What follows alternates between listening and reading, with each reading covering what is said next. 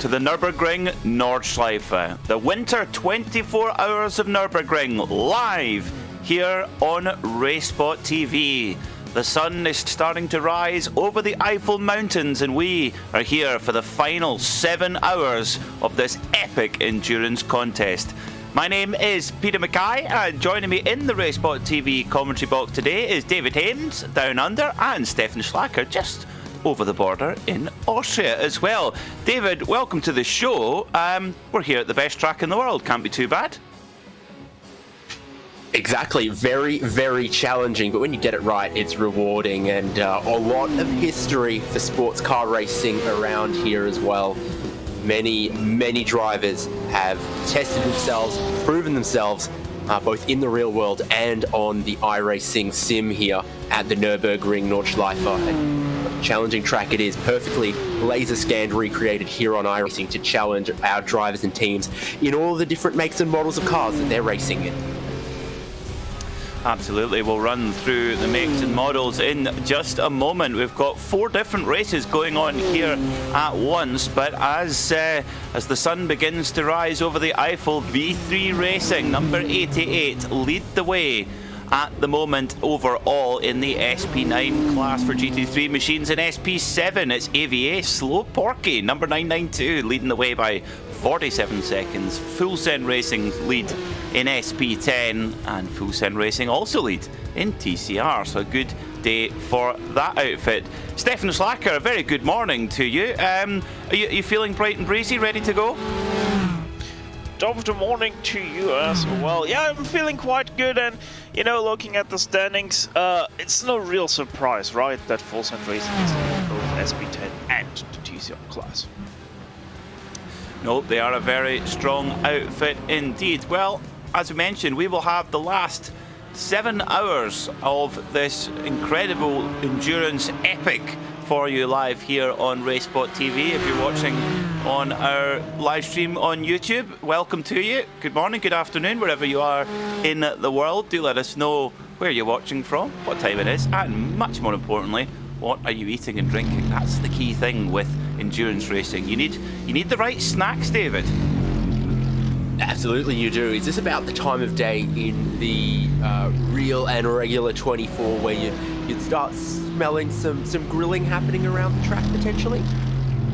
You would, yes, particularly at this at the latter part of the section, just coming through towards Ice Corner. Just before Ice Corner, you have Brunchen, where a lot of the fans gather there, and a lot of well, just about this time there'll be a lot of virtual hangovers for our for our fans on the track. But there's just nothing like going racing on the Nürburgring Nordschleife, 25 kilometers with the combined layout, using a little bit of the Grand Prix circuit as well. And it is, yeah, there's nothing quite like it. If you've never experienced it, well, get yourself on iRacing and have a go. It's exactly scanned as the real thing would be. You can relive the exploits of Kevin Estre, Raffaele Marciello, Nicky Thiem, Frank Stippler, and all these legends who have won here at the Nürburgring Nordschleife. Conditions at the moment pretty much perfect, with the visibility improving all the time with the sun coming up. 17 degrees in the air, 18 on the track. Stefan, that is absolutely spot on conditions for some fast lap times. Yeah, most definitely. With the track temperature still being this low, the marbles on the track aren't really that much affecting your grip right now.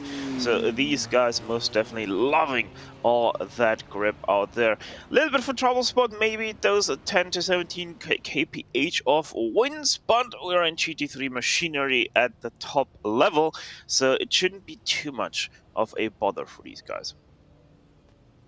No, shouldn't be. Of course, 500 horsepower or thereabouts in the GT3 class. So let's run through the races that we've got for you today out on the circuit. Let's start with SP9, the really exotic, fast stuff. SP9 is effectively the Nürburgring nomenclature for a FIA GT3 specification car. So these are racing cars that you'll see all around the world competing in the IMSA GTD Championship, in the World Challenge, and what used to be called the Blackburn Circuit. I think it's called Fanatec now. It's a change of sponsor, but Global GT3 competition, a very, very well subscribed class of racing, and we've got representation from BMW, Audi, Porsche and Mercedes. All of the big German marques are represented here. Quite sophisticated machines, good amount of aerodynamic grip from the big wings and splitters, etc. Traction control and ABS as well. So proper factory racing cars here from Germany's finest. In SP7, that's for Porsche Cup cars, the brand new Porsche 992 Cup car, which is an incredibly impressive machine. It's not a million miles away in pace to the SP9 GT3 cars. It's a little bit less sophistication on the electronic side. No traction control, no ABS. You are on your own. Does have a lot more aerodynamic performance than the previous model, but still down on aerodynamic performance to a full-blown GT3 car. But of course, when we get onto the drag strip of the Dottingerhof, well, that's where this 992 Cup machine is an absolute rocket. SP10, that is for FIA GT4 specification machines, much closer to their road-going brethren. You'll see the Porsche 718 Cayman GT4 Club Sport MR, to give it its full title, and also the BMW M4 as well. Very, very close to the, as I said, to the road-going example, just stripped out for racing, fitted with slick tyres, and just a little bit of change to the brakes and the suspension. But all of the driver aids goodies, you've got your traction control, stability control, and anti-lock braking as well. And finally, SP3T, we have the TCR machines, the touring cars, called, we've even given it the name TCR to, this of course is kind of the gold standard for touring car racing around the world now. There's only a few countries that step away from the formula of TCR, but here we've got the Audi RS3 LMS as well, a stalwart of Nürburgring competition.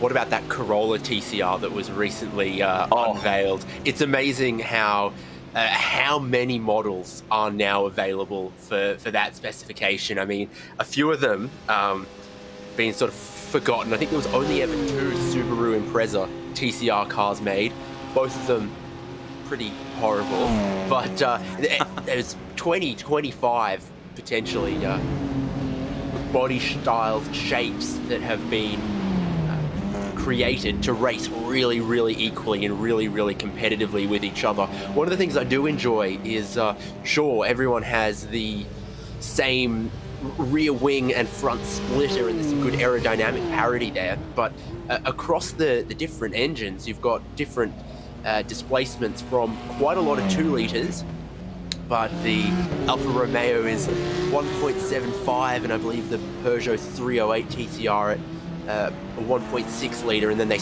all are balanced against each other to race very, very well. Yeah, I think that's been the real success factor of TCR, is that you look at the residual value of when you see the cars in the second-hand market, they're not far off what a new one would cost. So the demand is booming for that. Now, I think for TCR, for me, it would have to be the Alfa Romeo. I love the look of that Alfa Romeo. Steph, what would be your choice if you were going out with your gigantic wallet and buying a TCR car tomorrow? That would most definitely, no second thought or even needing a thought, the Honda Civic Type R. I just love to look at that car. It just flows so nicely, and it also sounds really great. So yeah, I'm currently in love with driving TCRs just because of that car. Yes, I have to echo your sentiment there. Of course, the Honda Civic Type R and the Hyundai Elantra have just arrived to the iRacing platform to join the Audi RS3 LMS TCR. and a very good addition it is. I have been having some great fun launching over the curbs of Not Kill in the little Honda. It's a wonderful piece of kit. David, what would your choice be? Whew. I'm always sort of interested by some of the ones that don't race in the TCR Australia Championship, the ones that we don't have here. I always thought what is it? Not a Volvo, it's that other one that's Cyan Racing. Oh, Lincoln Co. Yeah, what an interesting looking thing that is. I sometimes I look at it and I think, that's surprisingly good looking, and then if you keep looking, it gets uglier, and then a point past that, it gets... I don't know, it's definitely unique. It's not something that exists on the roads here, so it's not something that anyone's going to want to race here. But that's an interesting one that has been quite successful as well. As for ones that actually race in Australia, yeah, Civic could be good. Civic's a good-looking car. Or what's winning at the moment in TCR Australia? Maybe a Peugeot 308 or a Alfa Romeo. Yeah, you've spread your bets there, that's for sure. Well, of course, the Lincoln Co., the Chinese machine, been you're right, very successful. Of course, just won the World Championship with Jan Erlicher, the nephew of Ivan Muller. There's quite a racing dynasty there, but of course run by Cyan Racing, which that's where the sort of Volvo connection comes in as well, because I think it was Cyan that ran the Volvo Scandinavian touring cars. Steph, you back me up on that one? Well, yeah, I mean, obviously Lincoln Co., it is owned by the Chinese Geely, isn't it? Geely, there we go, Geely. Who also own Volvo. And yeah, it is also Volvo. It is situated between Geely and Volvo as kind of a place. So yeah, it's not surprising that obviously a team that once ran Volvos is now running the Lincoln Co. So yeah, it is an interesting car. It also drives interesting. Obviously on some other sims, it is actually available as a car. And yeah, I don't know. I most definitely see the benefits of running obviously more longer cars, just like Hyundai is doing. Obviously it gives you more stability, so it is unsurprising that it is such a successful car. Yeah, that's certainly been in of course, the British Touring Car Championship, who of course one of the championships that do not run TCR regulations. They're the saloon-shaped machines like the BMW 3 Series and the Infiniti Q50 have been very successful. Driver change going on for Red Falcon Sim Racing. Daniel Paul getting on board the number 169 machine. That car, David, looking in relatively good condition. Of course, here at the Nürburgring, just hitting the curbs can cause quite significant damage. We saw that in the digital Nürburgring Langstrecken series last weekend with the formerly race-leading Wolkenhof BMW getting a lot of damage from just hitting curbs. But that looks in remarkably good nick for nearly 18 hours of racing. Oh, it did until we got this angle. Side angle. Well, look, overall, you've got every panel on it. We've been racing more than 17 hours, racing through the dark. So if you emerge into the new day, I don't think it matters if every single panel is straight, so long as you've got them all on there. I wouldn't mind that scuffing in front of the rear left tyre. It's how much of the bumper appears to have been pushed in that front right. From dead on, dead straight with the car, it looks fine, but then from certain angles, it kind of looks like a chunk has been carved out.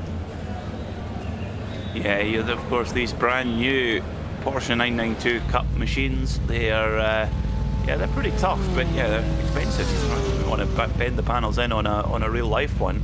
Apparently, when they first got delivered over to the United States, which is where they made their debut, the drivers were told, go easy because we do not have any more spare tubs. These are the first batch of cars. There is no backup for now, so don't bin them. So but of course here in the sim, not such a problem. Just a touch of a button away from a fresh €250,000 Porsche. So, Red Falcon Sim Racing back out on the circuit after full service, new driver, fuel and tyres. 4 sticky Michelin tyres.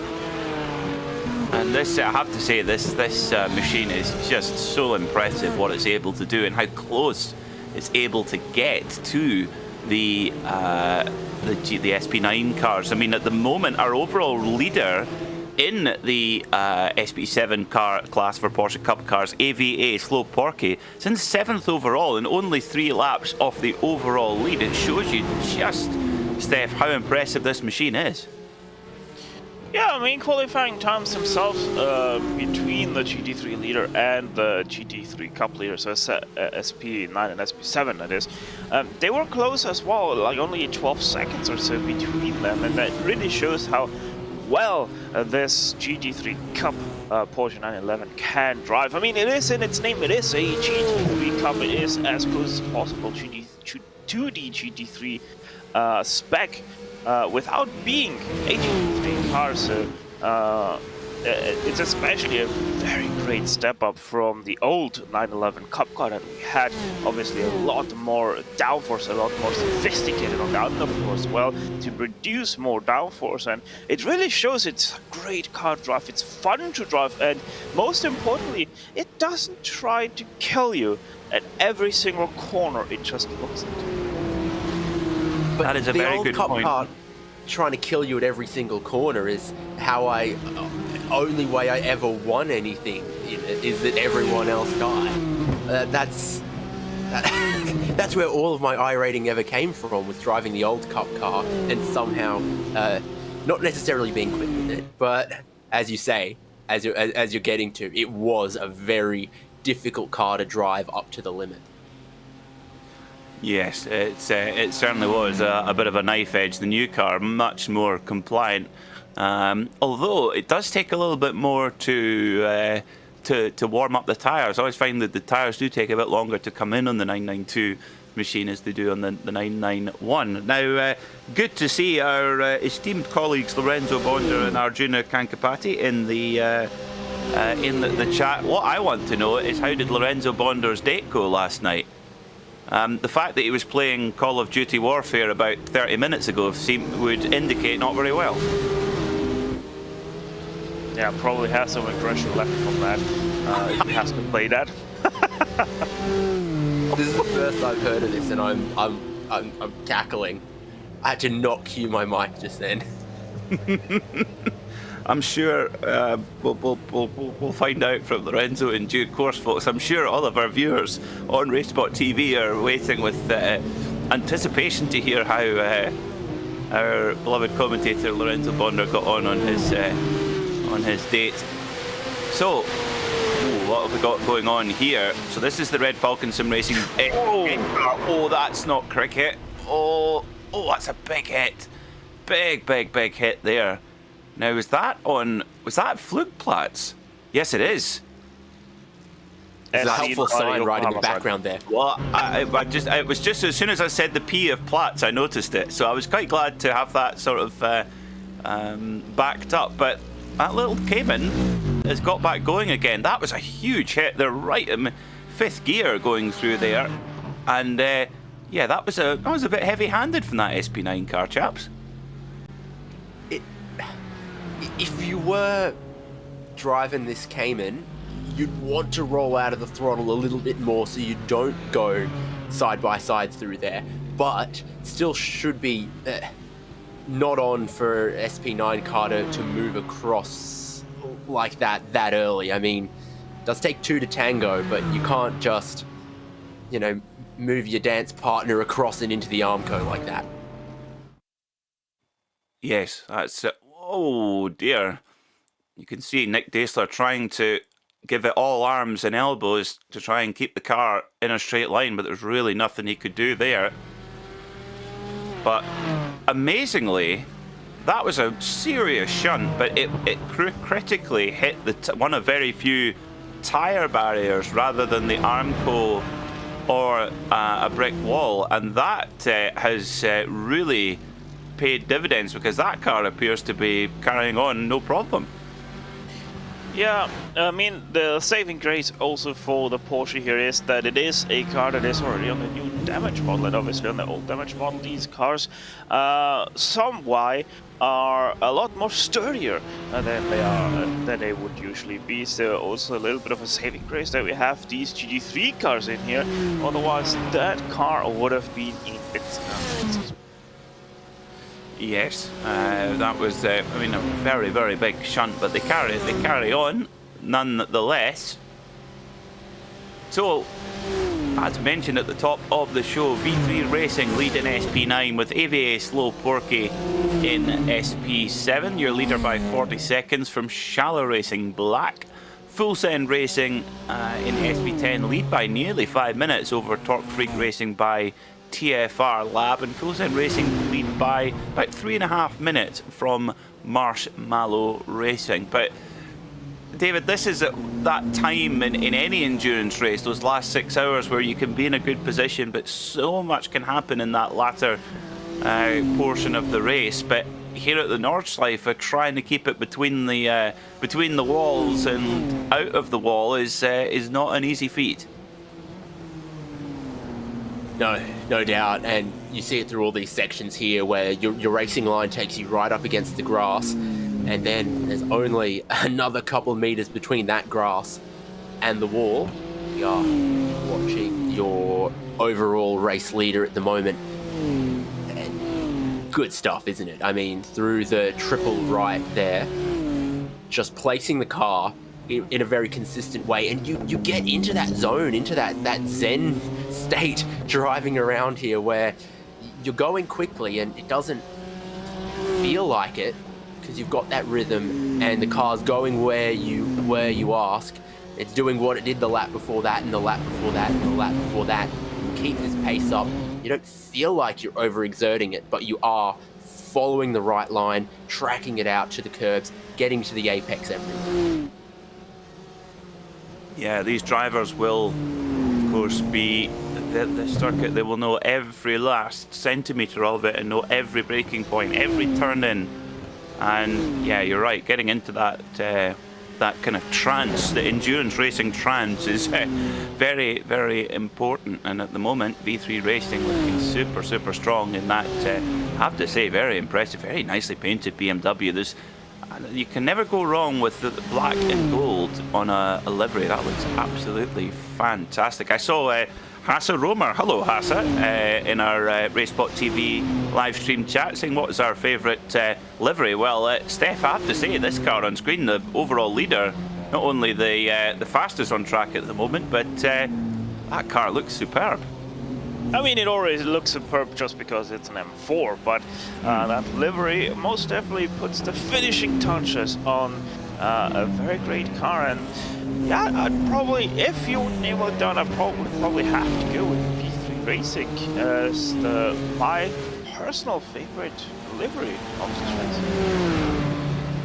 Again, all the accolades, leave something for somebody else as the car comes up to Hohe Acht, the highest point on the Nürburgring Nordschleife circuit. Just getting a little bit of traffic there with one of the TCR machines. That gets through no problem, heading down through Wipperman towards Esbach and Brünchen. And yeah, I love this part of the circuit, one of my favourites. Now through Brünchen, you can see on the left there the fans nursing their virtual hangovers. Then up towards a corner called Ice Curve, this left-hander here.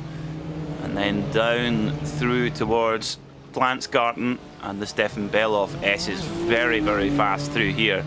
Up to top gear by the end of this swooping section. You go over the jump. Go on. What do you think of the livery for car number 47 though? Surely that looks pretty good. That's a pretty exciting one when we get to oh wow, Pablo Pork Smash. There's a lot going on there, isn't there? Goodness. That is from every angle there's something going on, yes indeed. Wow, it's like a comic book strip. Oh no, yeah, that's a very good contender. I like that. Two complete opposites. The V3 Racing, of course, are very understated, very suave, very sophisticated. Whereas this is just like, yeah, just lots of colour, lots of noise. I like that. That's very cool, actually. I do like the comic font style on the rear wing there, and every square millimeter has something going on. Yeah, that is you're getting your whoever did the paintwork, bravo on that one. Whoever's commissioned you to do that paintwork, they've certainly got their money's worth. Most definitely, but you know what? You have one problem with such a paint. It's not good to look at when it flies by you. You actually need to have it stationary to really have a good look at it. And you know, there's one problem with racing cars. They don't want to. Very true. Yes, very, very true indeed. They don't like being stationary or going slow either. Now, very important update. We need to interrupt this broadcast with very important information about Lorenzo Bonder's date last night. Says his date was fine. Part 2, maybe Monday. Tell you what, they sound like a keeper. That's just taking it steady, David.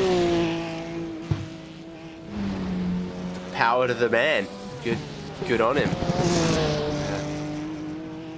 Don't know where you've found them, Lorenzo, but good work. Can I say, because if you want to keep bringing that one up, that topic up, by all means, good by me. But I just wanted to real quick roll back onto the livery chat. One of my favourite liveries of all time, those BMW art cars. I love the M6 one, where part of the livery was on the side, there was just a picture of the same car. I can't remember that one. That's so on the side of the BMW M6, they had a picture of the side of a BMW M6.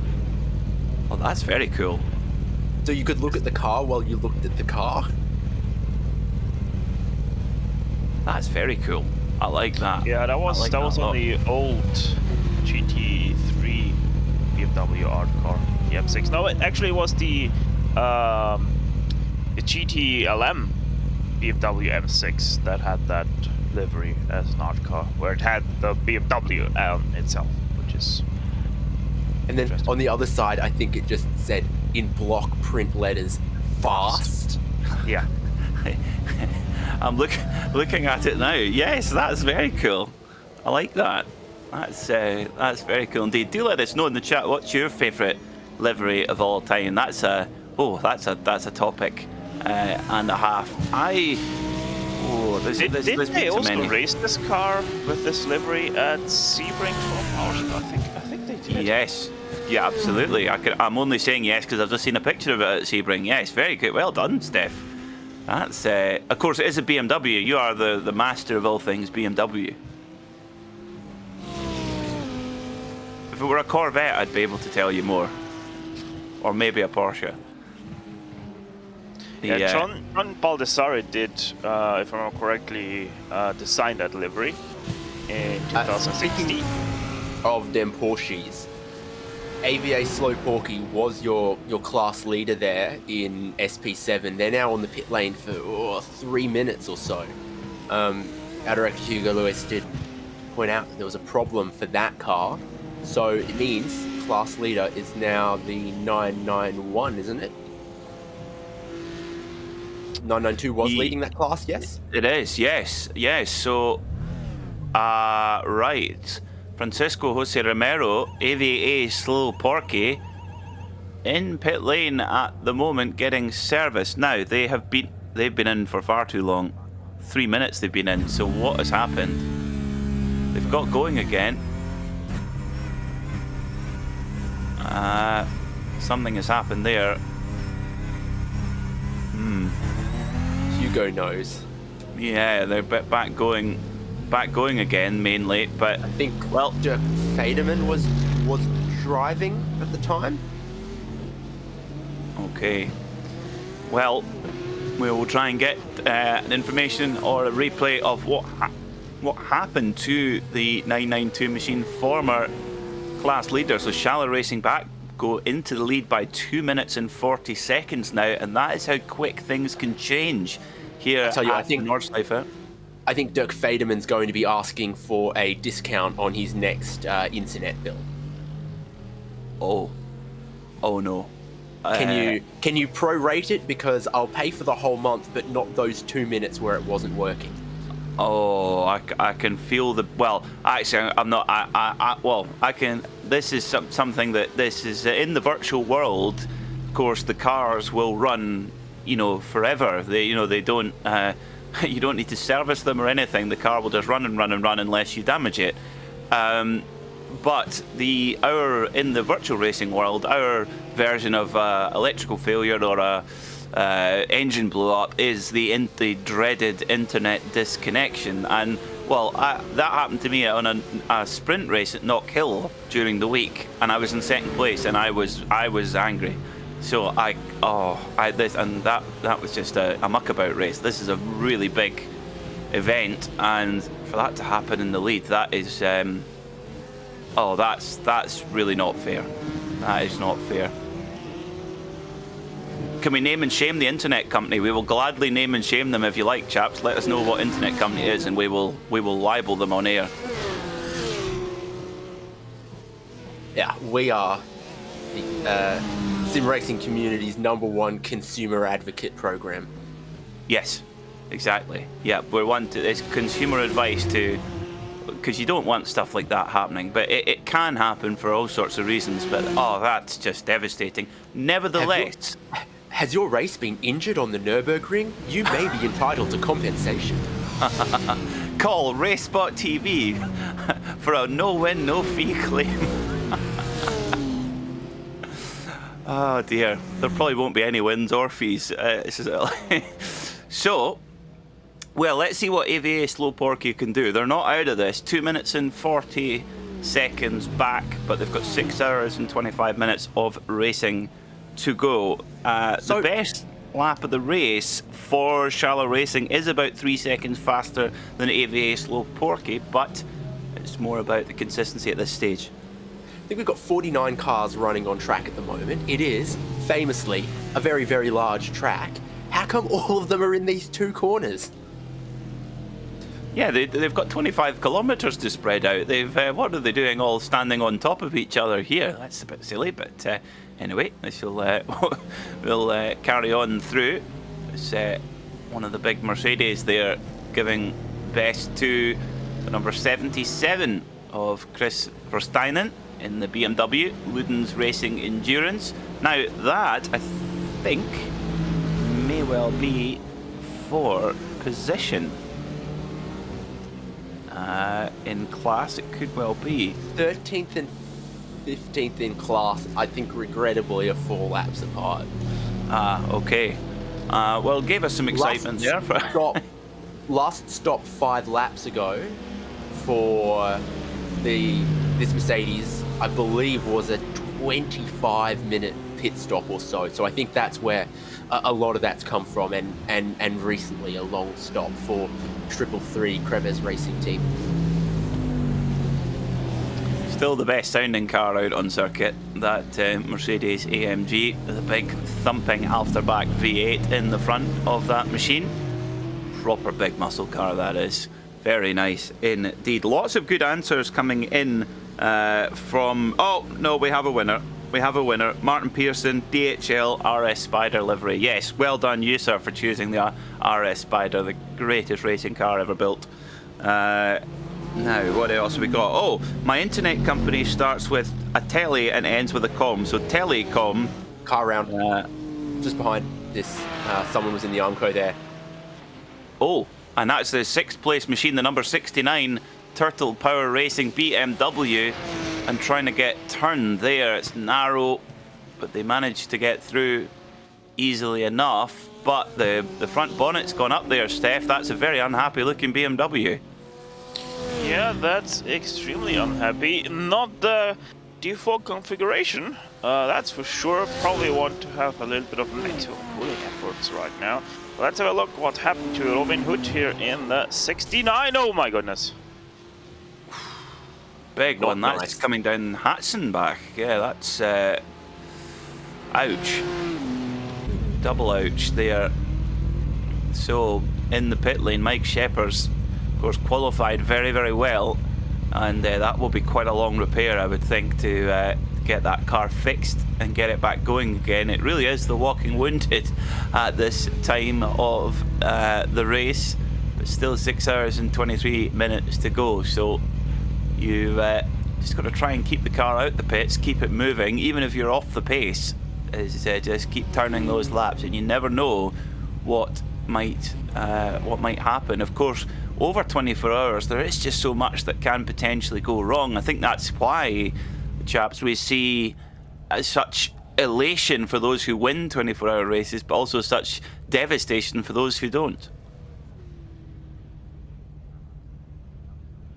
I mean, it's like climbing a mountain, isn't it? Why do people do that in the first place? Because they know it's tall and it's difficult. It's quite similar with these grand endurance races. Their pedigree and their prestige comes notably from the level of competition and the history and that, but it's difficult even if it was just you. It is that same feeling, you know, the desire to swim a long distance or climb a tall mountain. Absolutely, it's a very good analogy, actually. Question come in from Martin Pearson. Where does the Hatzenbach stop and Hocheichen begin? Well, Hatzenbach is basically the run from the Sabine Schmitz curve, which is the first left-hander of the Nordschleife. And then you head down the hill through that fast section. That's the Hatzenbach. And then Hocheichen is the just sort of right-left, my apologies, before you head on to the Kiddelbacher hole, which goes past the village of Kiddelbacher, and that's the flat-out run up towards Flugplatz. So I hope that answers your question. For those wanting to learn the Nürburgring corner names or get a perfect taxi ride, I can highly recommend the video on YouTube. If you type in Handstück Nürburgring BMW M3 GTR, it's a wonderful commentated lap, and how good was the livery on that M3 GTR? That's very cool. Yes, that very was cool. It was on the cover of a couple of video games, wasn't it? It was, yes. The M3 GTR, I'm pretty sure, was a star of more than one Gran Turismo game as well, I'm sure. So yes, does hold a place in the heart. I love it. It was a quick shift gearbox that you could keep the throttle in, but it was still, the gearbox itself was still in an H pattern. So it's rather than a sequential lever. So it was quite a unique machine, but a very successful car, of course. Winner of the 24 Hours of Nürburgring. And well, of course, 24 Hours of Nürburgring this year going the way of Porsche. Porsche winning in 2018 and 2021. And I have to be honest that this year's performance, although the race was shortened quite considerably because of fog through the night, the last few hours was some of the most tantalising motor racing I think I've ever seen. And Kevin Estra's performance, and indeed Michael Christensen's performance in those closing stages, was just spellbinding. And Manthey Racing taking their unprecedented 7th win at the 24 Hours of Nürburgring. No other team has been able to match that. Now we've got questions coming in thick and fast. Lorenzo Bonder clearly wants to move on from the discussion about his date. He's asking about what do we think of the new Porsche LMDH car, which of course photographs were released last night. Have either of you gentlemen seen pictures of this new machine? I've scrolled past the tweets and I haven't clicked in to see the pictures. All I know is light bar. Yes, that I did notice that as well. Steph, what about you? I have not seen that car yet. I didn't know that Porsche did release that, but I also was kind of occupied with a birthday party, so I'm currently scrolling through them, and I have to say I like it very much. I think it's very promising for the LMDH formula that there's going to be quite a lot of design language freedom with that. Well, a good example, if you look at the 992 Cup machine, you can see here on screen right now that very distinctive straight across the back of the car light bar. That will be on the new LMDH car on the front of it, with inspiration of the 956, which, of course, there is a Nürburgring connection there. The 956, back in 1983, Stefan Bellof set the immortal lap, the last ever Nürburgring 1,000 kilometers to be held on the Nordschleife. He set a lap time in qualifying of 6 minutes and 11 seconds. Imagine that in 1983. Unfortunately, had a spectacular accident in the race, but went on to win the first Nürburgring 1,000 kilometers on the GP circuit the year after. But that lap really is it is the immortal lap of the Nürburgring Nordschleife, and so very, very cool that the LMDH is going to be the Porsche LMDH is going to be a nice looking machine.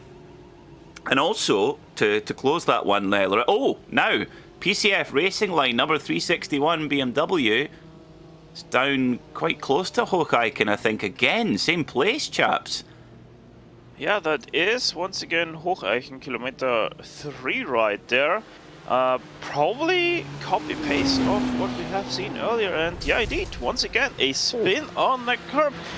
You know, if you ever take a ring lap with any of the many companies that offer that around the ring, they all will tell you one thing: stay off the curbs. Yes, they are certainly correct there. Stay off those curbs. Not only are they unsettling, but they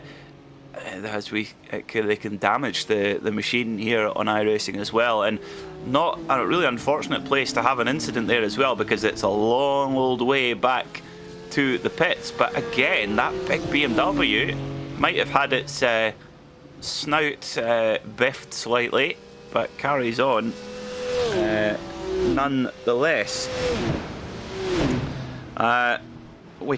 No need to talk about cricket, not because I necessarily care about the result, it's just it's an incredibly dull sport.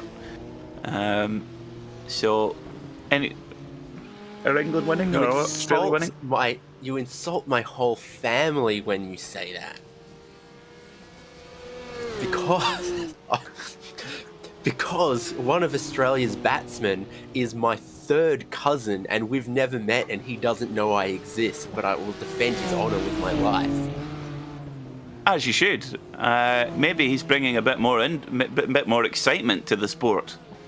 I'm sure he is. He's done well for Australia, I think, so far in this current match. That is yet more dramas here for FBP Racing. Hugo's going to queue up that replay, and that's at Arenberg. And classic Arenberg.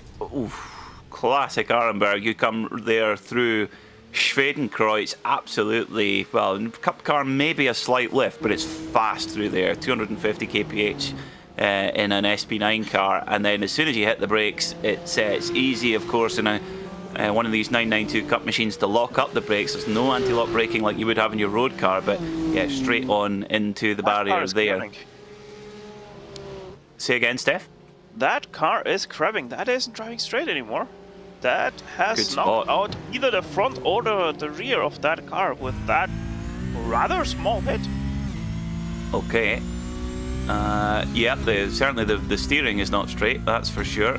So the number 914, Gilbert Gamaki of FBP Racing, has got a long old journey back to the pit lane, and yeah, he just can't get the power down going through Kellenhard here and down toward Versailles. Yeah, that car is very sick indeed. Ah, what a pity. And it doesn't take much. That's the Nürburgring. If you can just make the tiniest mistake, there is no gimmies, no hiding place. That is what makes it the circuit that it is. And there appears to have been, not just those last 10 or 15 minutes, a lot of cars firing into the scenery, but the drivers are bound to be absolutely exhausted by now. Of course, the drivers will take a kind of relay. They can do a maximum of 3.5 hours at the wheel, at which point they have to take, if they do anything over 2 hours continuously, they have to take a 2-hour rest. But nonetheless, a lot of the teams, you know, if some drivers, when they're not driving, they might be doing spotting for their colleagues as well. It's a proper test of endurance and stamina.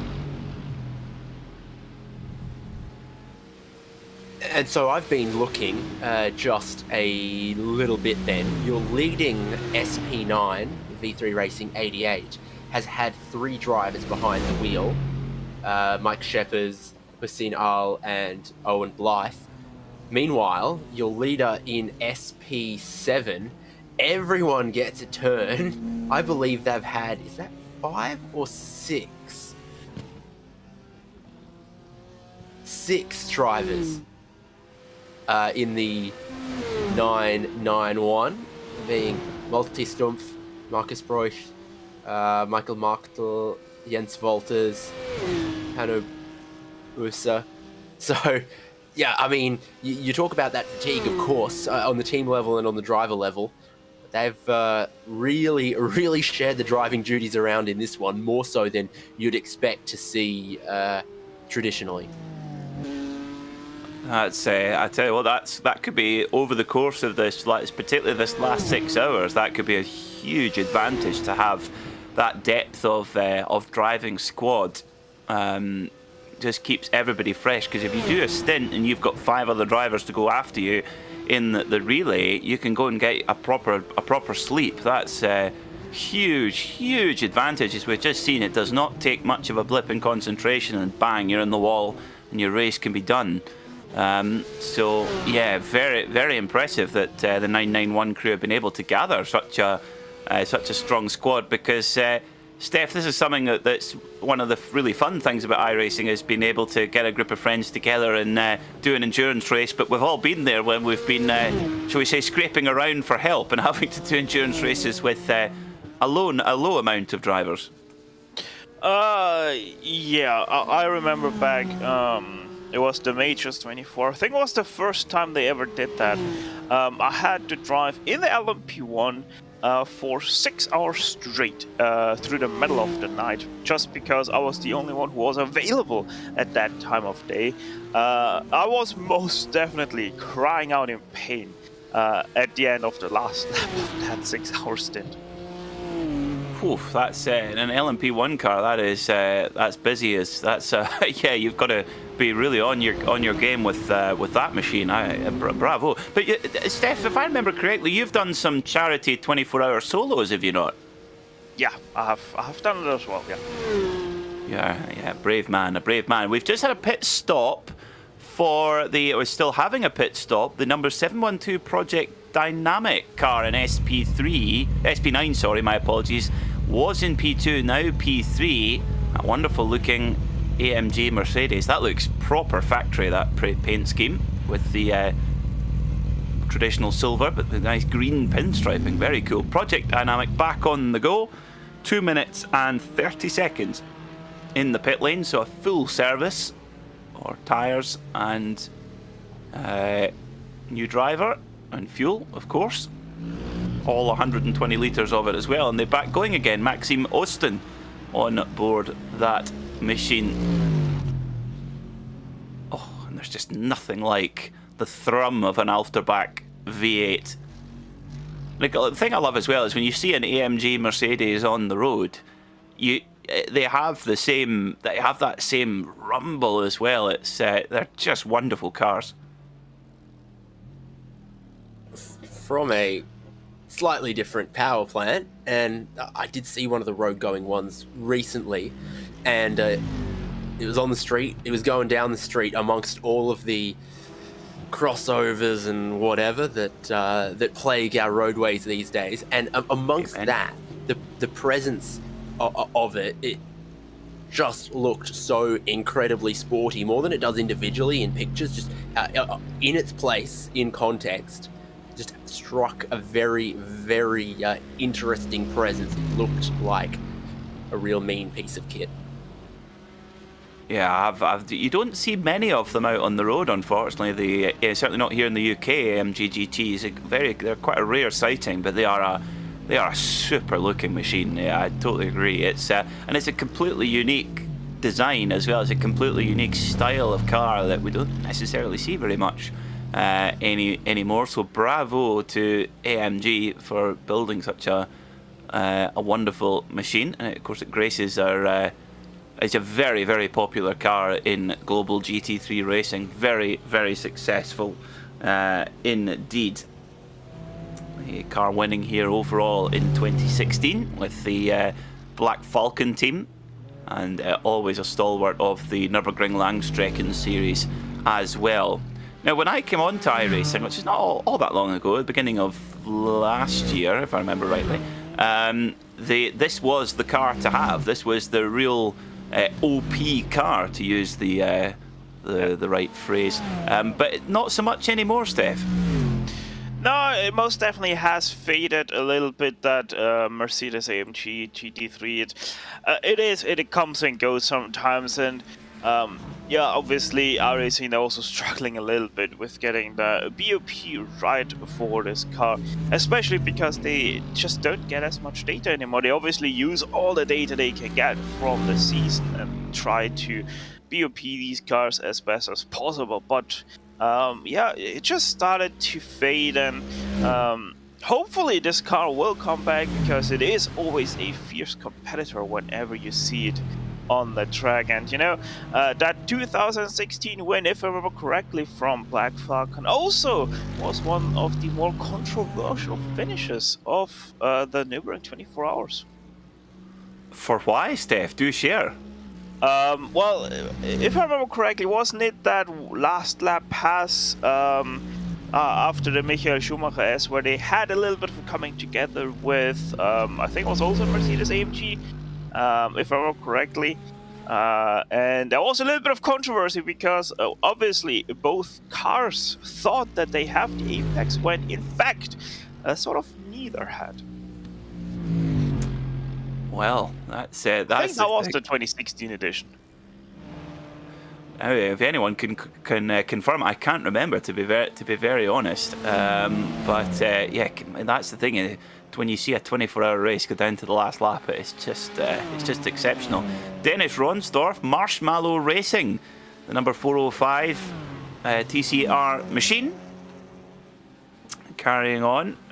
Full Send Racing still leading the way in TCR. Neil Butler driving that car at the moment. The gap about 3.5 minutes at the moment, but as we've seen, just one tiny little blip, one tiny little mistake, and it could flip on its head completely. So Marshmallow Racing carrying on, and I have to say, this Audi RS3 is just a super car to drive around here, around the Nürburgring Nordschleife. For whatever reason, I'm sure it wasn't really designed for this kind of circuit, really, principally, but it's kind of designed to be a jack of all trades, but it really does fit nicely to this track. Yeah, it's going all right around here, and I think again the TCR car doesn't seem to quite handle, you know, stop start, long straights, tight corners quite as well. You know, being, you know, front wheel drive, it can be a little cumbersome sometimes off of slow corners, and well, it's better on some of the tighter and the twisty stuff than the really long straights, because it's got enough horsepower to be fun and competitive, but it's not, you know, a power monster. You get segments around here, like through Wipperman and Brunchen and all of that section, sort of everywhere from the carousel to the Dodinghur, where you got to carry the momentum, got to flow the car, and that's where something like this TCR car with the wide stance and the upgraded aerodynamics can really perform well, and might not even notice its front wheel drive. Hello, Dan Draker in the YouTube chat here on RacespotTV. He says, nice that David Coulthard is commentating today. I'll take that as a compliment. It's David Coulthard, Mark Webber, and Alex Vers in the commentary, but no, it's not. It's Peter Mackay, David Haynes, and Stefan Schlacker taking you through the action. But I've had every Scottish racing driver. I've had Paul di Resta, I've had David Coulthard, Dario Franchitti, Alan McNish. Neither have the skill, the waistline, or the money of any of these particular gentlemen, unfortunately.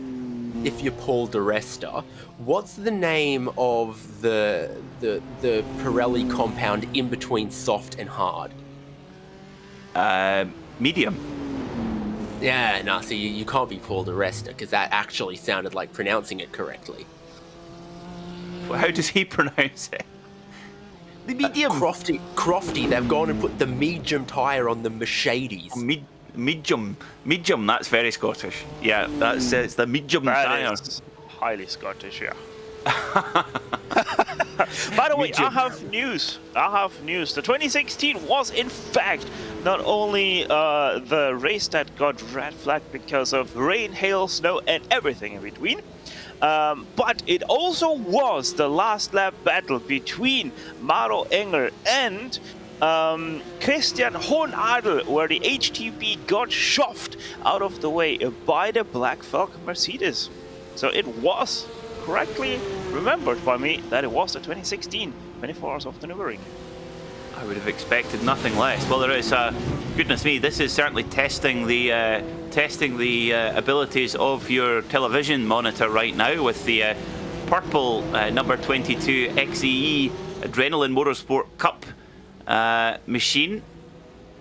Trying to keep tabs Pretty with sure the that SP9. next, by the way. Next, yes, it does. Thank you. Yes, in the Barney the Dinosaur purple as well, or Vimto can. Yeah, let's go with Vimto can. That's probably a bit more. That's going to cause less problems. As the Smash Racing Smash Pork just up ahead as well. That's in the SP9 class. Hello, Jack Werrell. Saying, I hear you may be joining my dad in the commentary box this year. Yes, I will. Anglesey. Myself and Mark Werrell going to Anglesey for the Classic Sports Car Club, so looking forward to that very much indeed. Just about to hit the 6 hours to go mark. 18 hours of racing. We're into the last quarter of the race in a minute and 40 seconds time. The moment V3 Racing lead the way in SP9.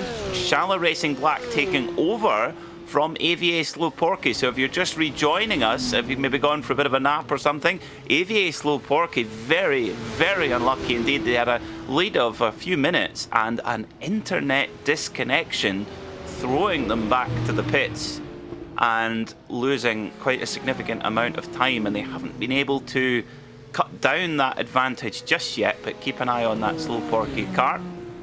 Full Send Racing in SP10, the most dominant, nearly 6 minutes to the good over Torque Freak Racing by TFR Lab.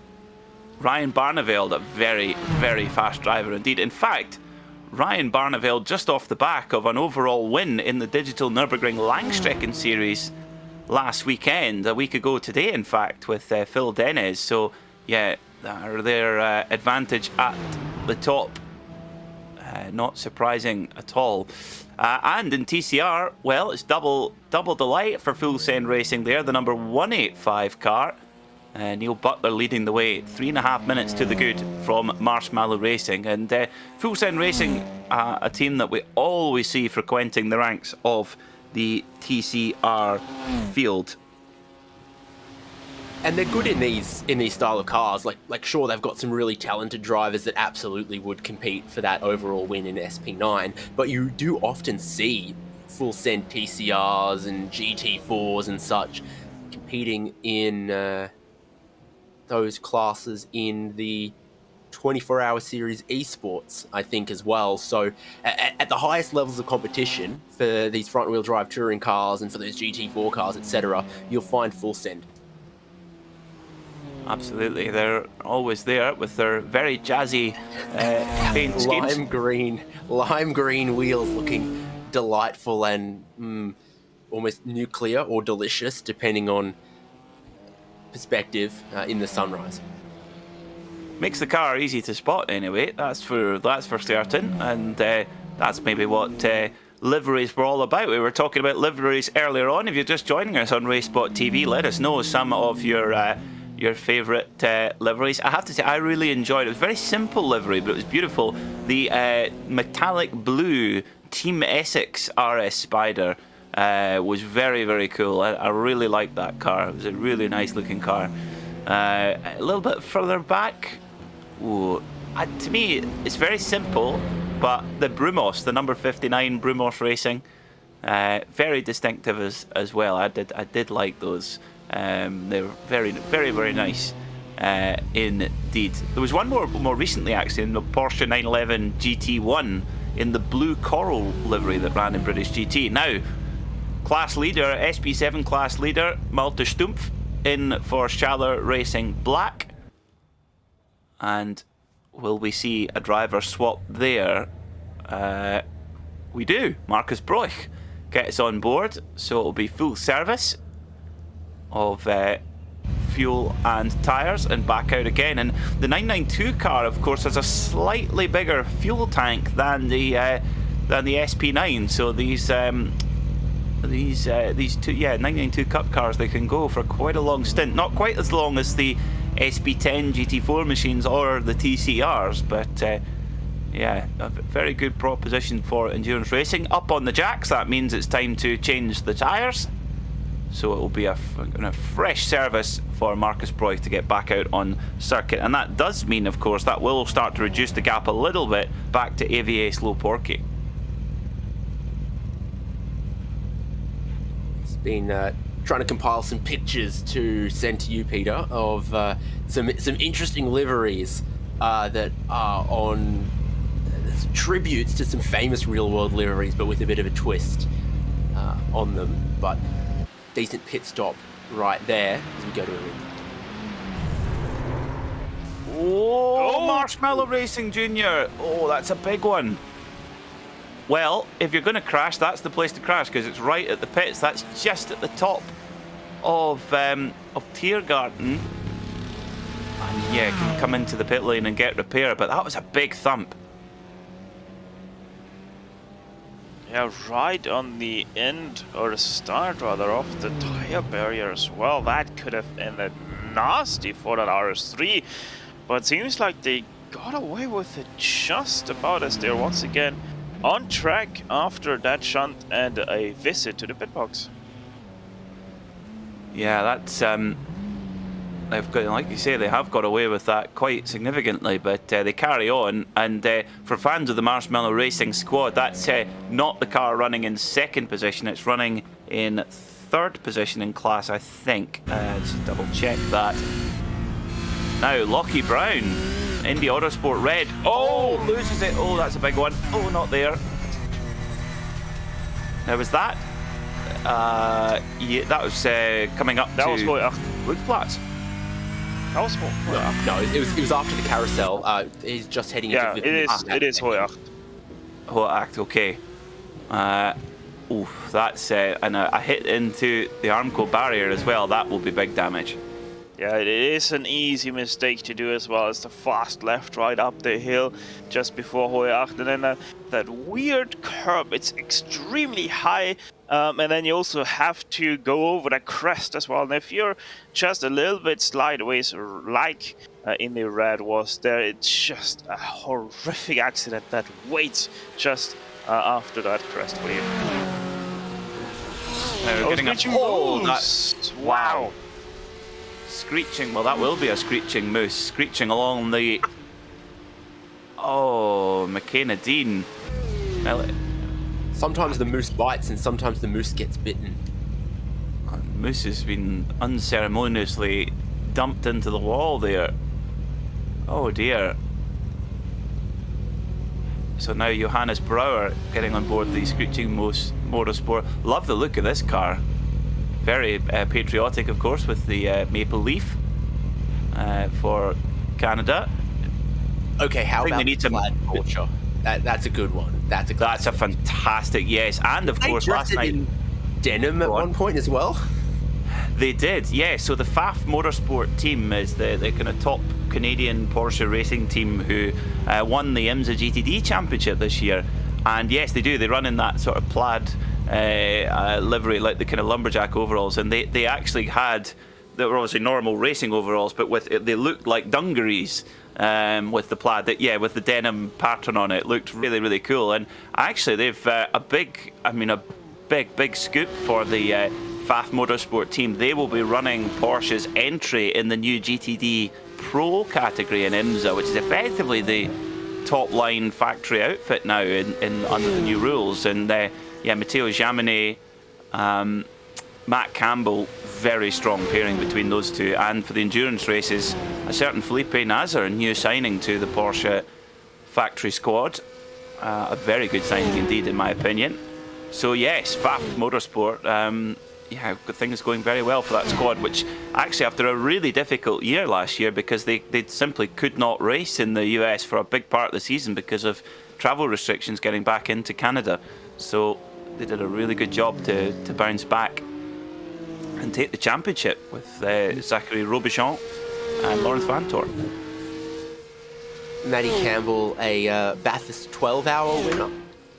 Best overtake I've ever seen, still. Oh, lives in my memory. Down the inside at Forest Elbow, late in the race. For me, he's one of the most impressive young drivers in GT racing, full stop. I think he's just a fantastic driver.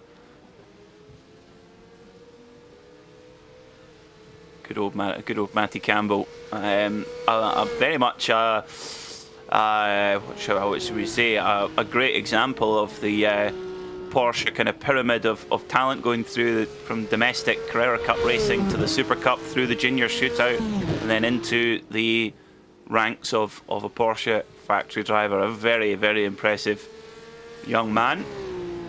Winner of the Sebring 12-hour this year, and a race at Road America where the most amazing fuel-saving effort to beat the factory Corvettes. It was a stunning race to watch. So we'll see how that FAF crew gets on. I always think the Canadian car should have sponsorship from Tim Hortons. That would be a cool livery, a Tim Hortons one. Yeah, I'm trying to think of some other Canadian things one can. Molson. What about the Strategic Maple Syrup Reserve? Yes. I would cheer for nationalised Strategic Maple Syrup Reserve racing.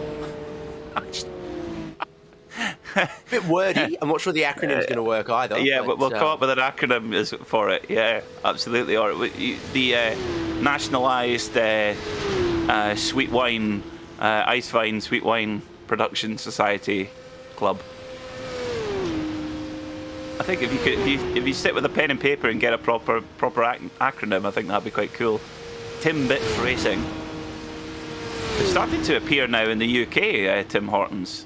I must be honest, I've not been to one yet, but I've been to them in Canada. Very cool. Have they reached Australia and Austria, chaps? No, but no. We must be next. Huh. I would think so. They're spreading their. Anything reaching Austria is a hard task just because of the Alps. So. Oh! Crunch! Smash! Bang!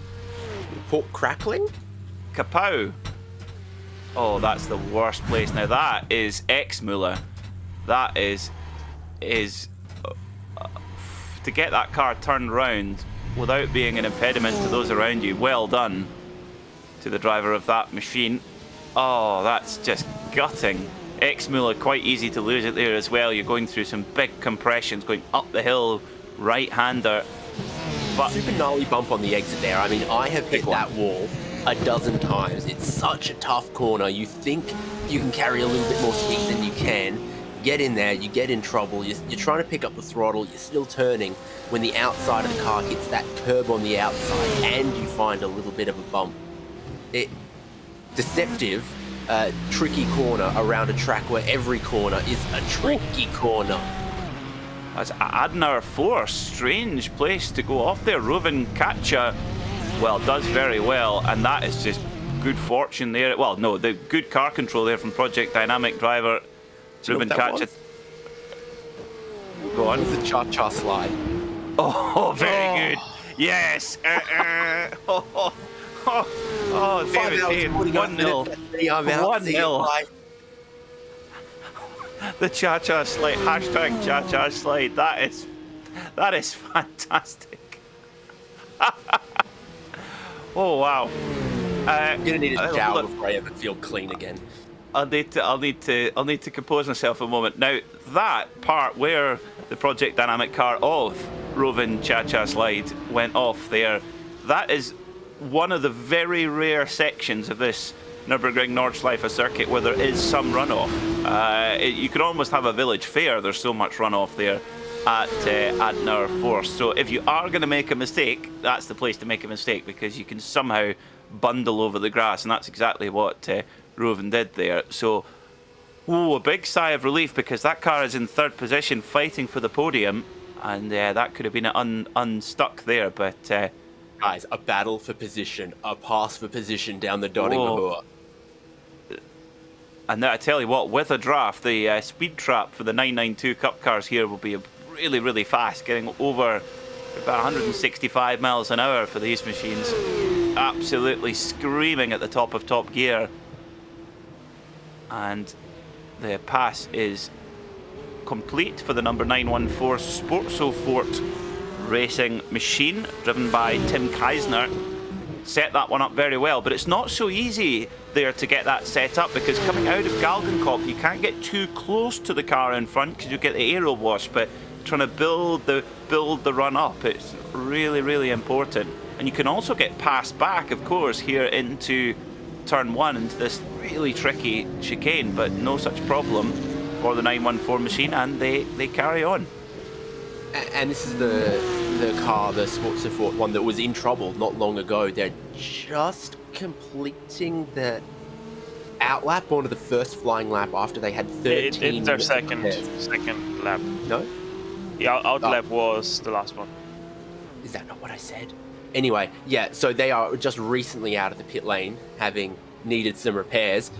Obviously done a good job in fixing that car, because that looked pretty good in a straight line, and obviously being driven pretty quick as well.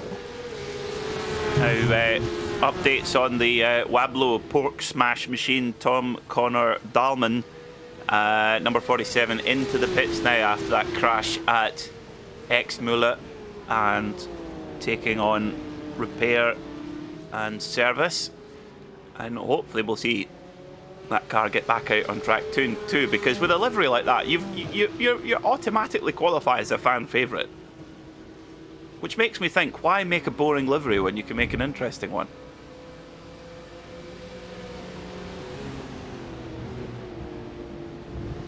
I mean, well, yeah. well, you know, there still is the point that being the fan favorite does not for your actual racing. So yeah, there is that, but obviously being the fan favorite always gives you that small boost that might push you on to greater things in the race. I think Frickadelli also is a means good you're example. more likely to get handed a beer in the paddock. Definitely. True. Definitely. Well, that was Frickadelli, of course, one of the teams based near the circuit here. Of course, team owned by Klaus Abelin, and the late great Sabine Schmitz, who of course had the opening corner of the Nordschleife named after her this year. She is so greatly missed here, well, in the world of racing and cars, but particularly here at her beloved Nürburgring Nordschleife. Of course, finished on the podium with her husband Klaus in the Nürburgring 24-hour, but an outright winner herself back in the days where she won it in a BMW 3 Series a couple of times. So we miss you, Sabina. But that car, the Frickadelli, of course, two sponsors, the Abelin Meatballs of Klaus Abelin, and also Fru beer from nearby Cologne. And yeah, that's. I remember speaking to Matteo Giamini, who's driven for the team many times, and he says you never go hungry or thirsty. You can always get something to eat in the team, and you can always get something to drink as well. If your stint's finished, he says you're never far away from a beer in the Frickadelli garage.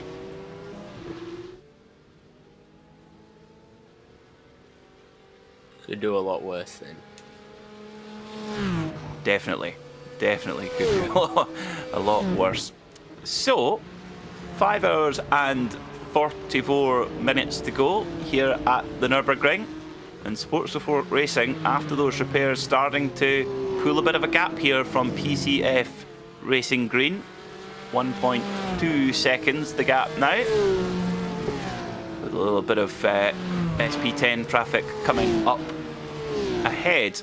Now that little SP10 car, the Porsche Cayman 718 GT4 MR, I'm pretty sure I missed one part of it, the CS, that's it, CS MR, Club Sport MR, that's what the CS stands for. That is actually a car that's, although it has a 3.8 litre flat six naturally aspirated engine in it, it is actually very good for the environment in the way that it's produced. It's the first production racing car to be made from natural fibre composite materials. The bodywork is natural fibre composite, so it's a new method of making racing cars that Porsche have pioneered. So not only are you helping the environment if you buy one of those cars, but if you crash it as well. Plus, whatever you do with it, you look stylish. Porsche already also relatively involved in the cutting edge of synthetic fuels, I think, as well. So all little helpful steps, and it does not at all interfere in the enjoyment or the performance of the vehicle. Most definitely. I think Porsche's work on this, I'm really excited by the prospect of this synthetic fuel. Effectively, you're recapturing CO2 and then combining it to then make more fuel. It's an extraordinary process, but designed to be about 85% less impactful to the environment than regular fuel, and it can be pumped into a normal combustion engine. I think that's the big thing, is that, you know, if you as we see Red Falcon Sim Racing going for a wee twirl, keep it out the barriers. Yes, they do. But yeah, without getting too political, of course, if you can avoid producing more and more and more product, as Christoph Peterson goes for a wee spin, just heading up to Sabine Schmidt's curve and a wee tap into the wall. Just rearrange that rear wing a tiny bit. Yeah, that's frustrating. That is very frustrating. But yes, if you can avoid making more and more and more cars, which obviously each car, the process of producing a car does obviously is pretty impactful to the environment, particularly if it's an electric car. If you can keep the current ones running using a more clean fuel, I think that's the answer. And I do believe that the fuel will be used in Porsche's racing cars in the very near future. And I believe in quite a few championships as well. WEC are going to be using a synthetic fuel produced by Total Energies. And also, I think it's coming in F1. You guys will know more about F1 than I do, but I think it's 2025? Is it when they're introducing yeah, it? 2024, 2025. One of those two, they want to use synthetic fuels in Formula 1, yeah. Definitely some talks at the moment around like the future of the engine formula for Formula 1, and some of that is definitely centered around the type of fuel.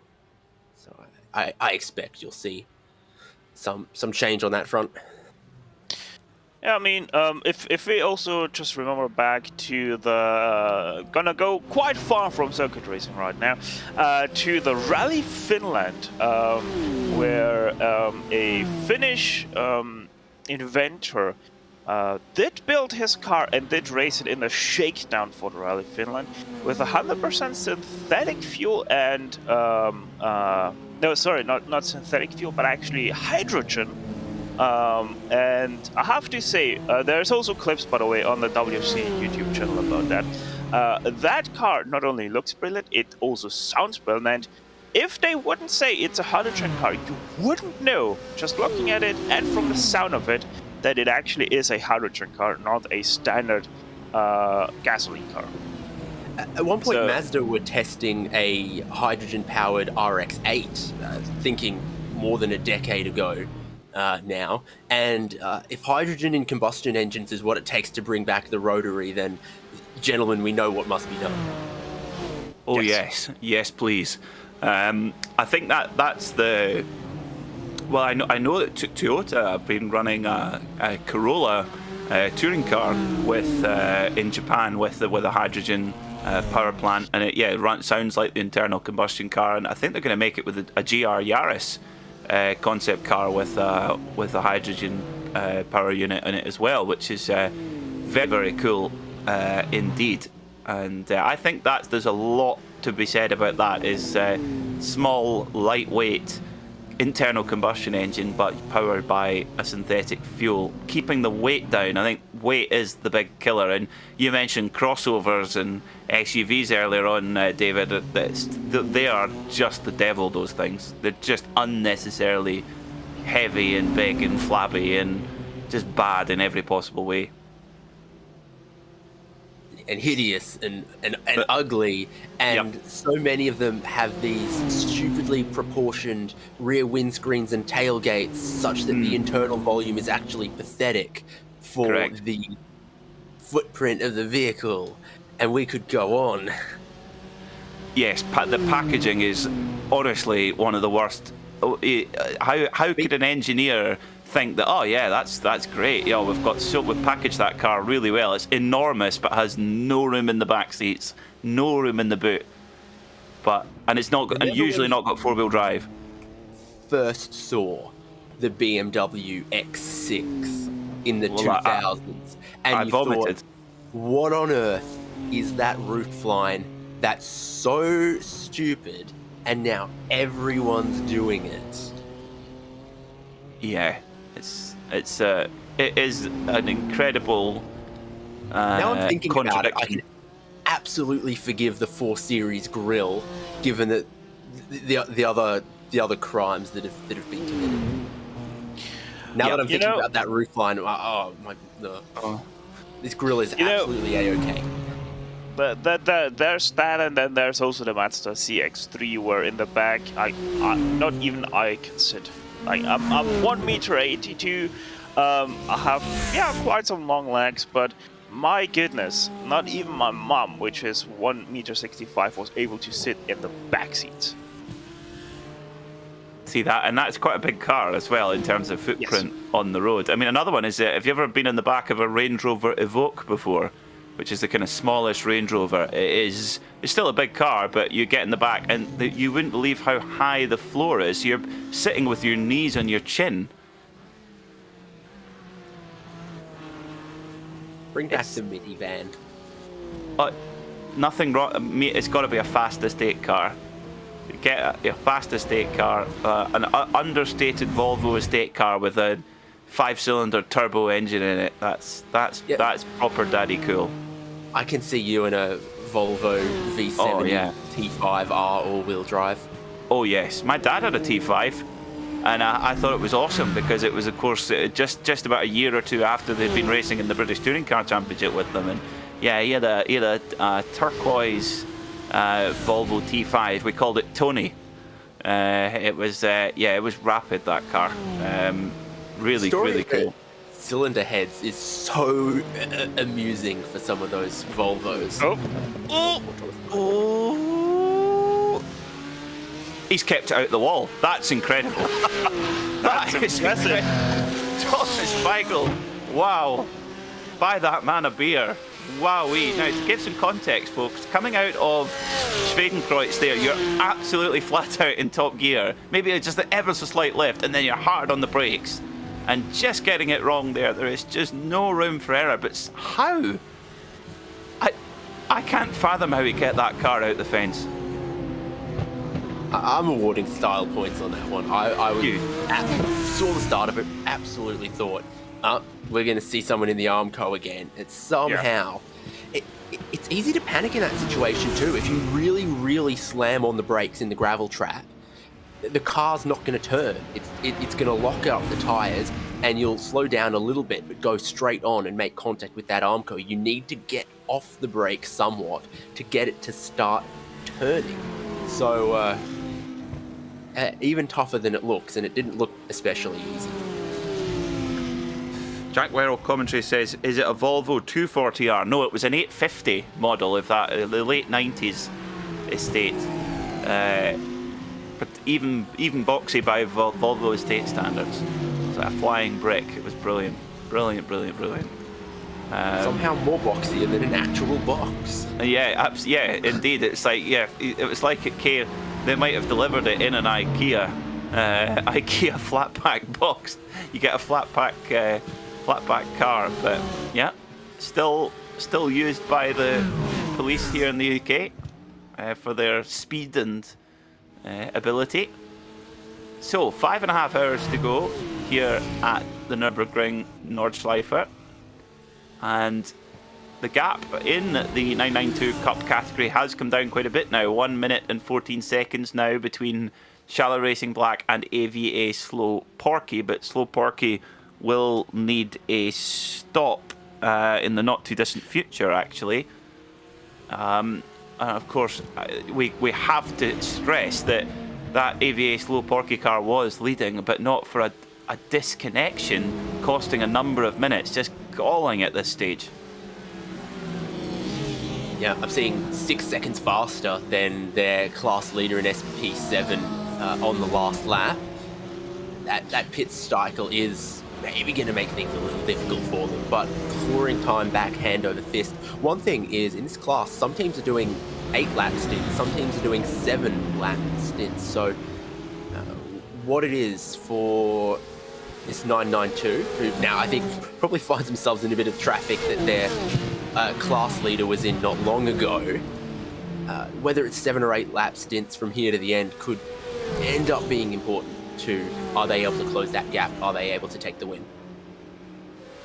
By the way, I'm very much liking that we have once again returned to racing from talking about the inferior Swedish car maker brand.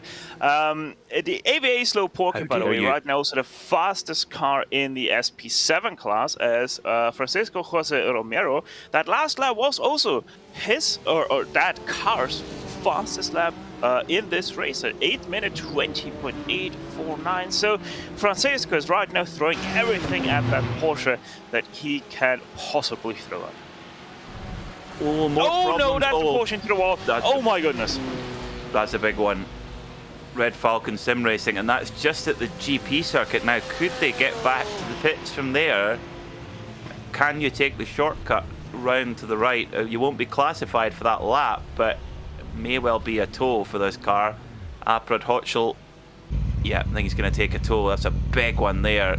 It had a spin earlier on, so it's two errors in quite quick succession, and that is a very unhappy looking 718 Cayman. But as we said, you've got to replace the panels. They are made in the most ethically sensitive way possible.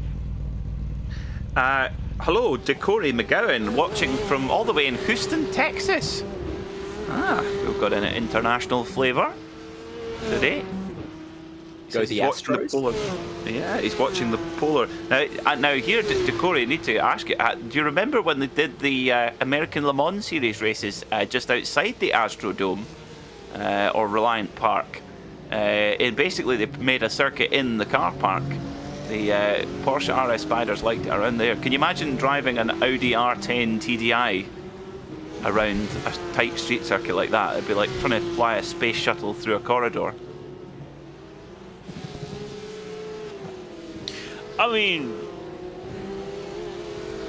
America is quite interesting sometimes with their choice of places where to put racing tracks. Like, especially if we think back F1, we had the Caesars Palace Grand Prix, which also was in the car park. But yeah, it's sometimes a little bit interesting how these guys can drive on such a small track and still be that blazingly fast.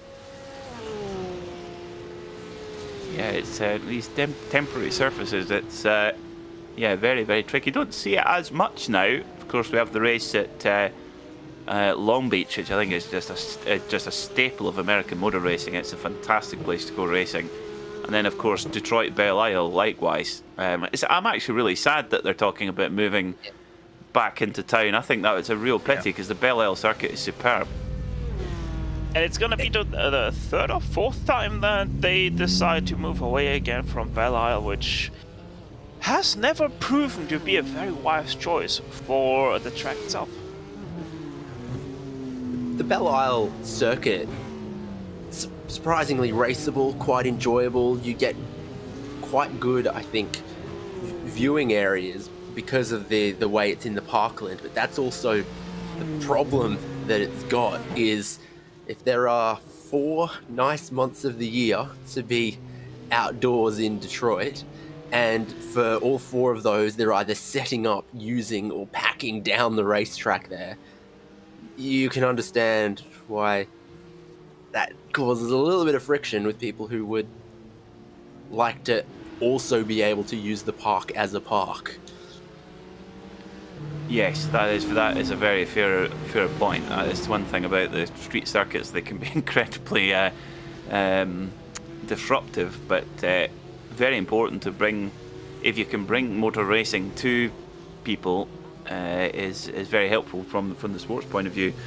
Manny Correa, hello Manny Correa, watching from Orlando, Florida. So a lot of stateside viewers today. Goodness me, it's early doors in Orlando. It's 4 o'clock in the morning. So big points to you, Manny. Love travelling to your wonderful state. Went to Daytona about coming up for 2 years ago. Wonderful, wonderful, wonderful facility.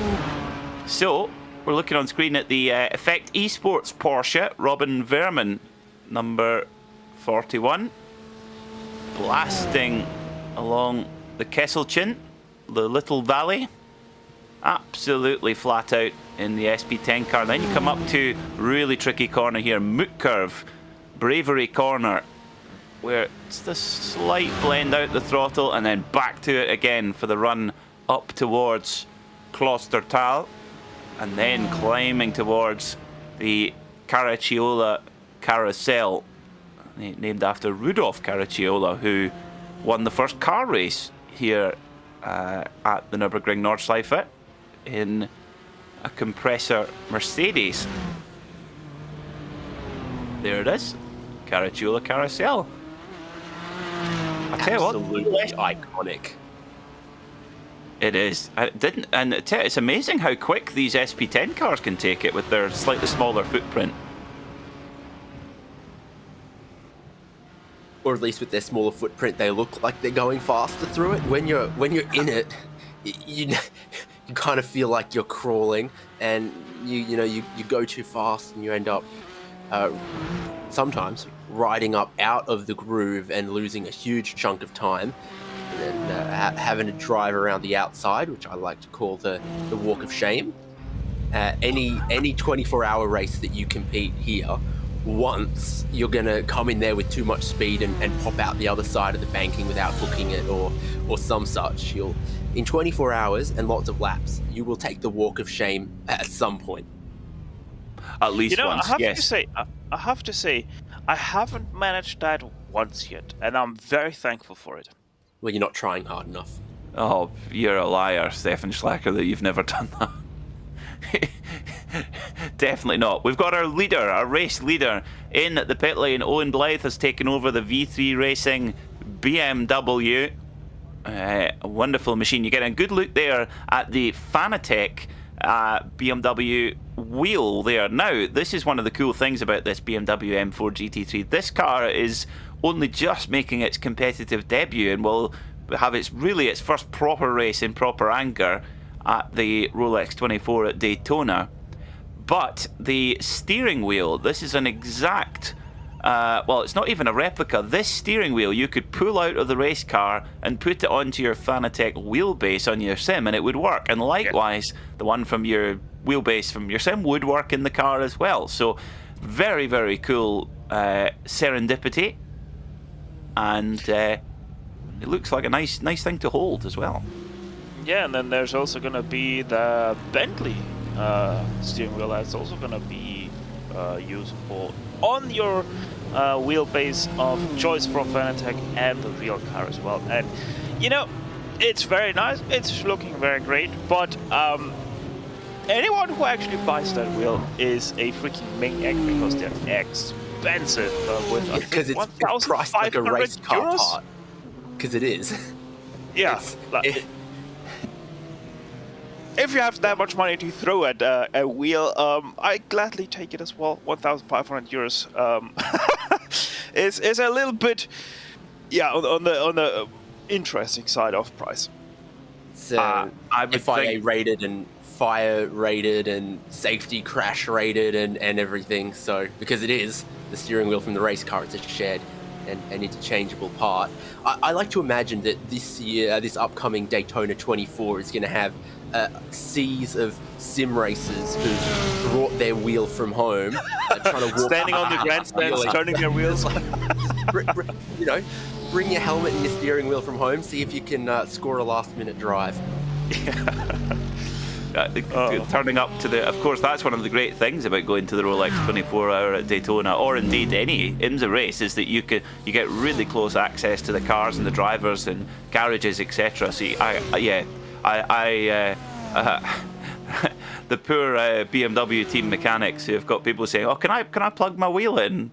But I would think, I mean, to be honest, for that 1,500 euros, honestly, I would think that there isn't a great deal of profit margin in that, because that there is for a proper GT3 steering wheel, I would think that there would be more cost than that involved. But you're right, Steph. In the context of sim racing wheels, that's a huge amount of money.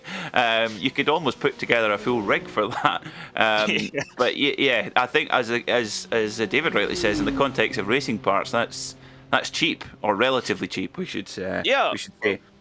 In the context of just a racing car, it is most definitely cheap, but in the context of sim racing, it is most definitely expensive, you know.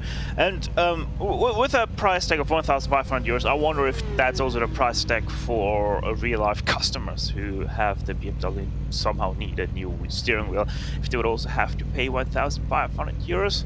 That most definitely would probably then fall in the category of Saab, which obviously isn't a car maker anymore. That, by the way, is the superior of the two Swedish. I did mean Koenigsegg. And, you know, those cars were always so sophisticated and so well built that every single car Saab ever made was sold at a loss. And that's why ultimately they went bankrupt. I'd say I'm a big fan of the Volvo's. Most comfortable car you'll ever sit in. It's unbelievably... Definitely not. If you have ever sat in a Saab, that thing is incredible. Do you guys know the Johnny Cash song "One Piece at a Time"? I'm just imagining, you know, now you've got sim racers with their BMW M4 GT3 steering wheels. They'll just be hanging out to, you know, nick some other pieces and then eventually assemble their own GT3 at home. Like a big Lego kit and a massive Lego Technic kit, and their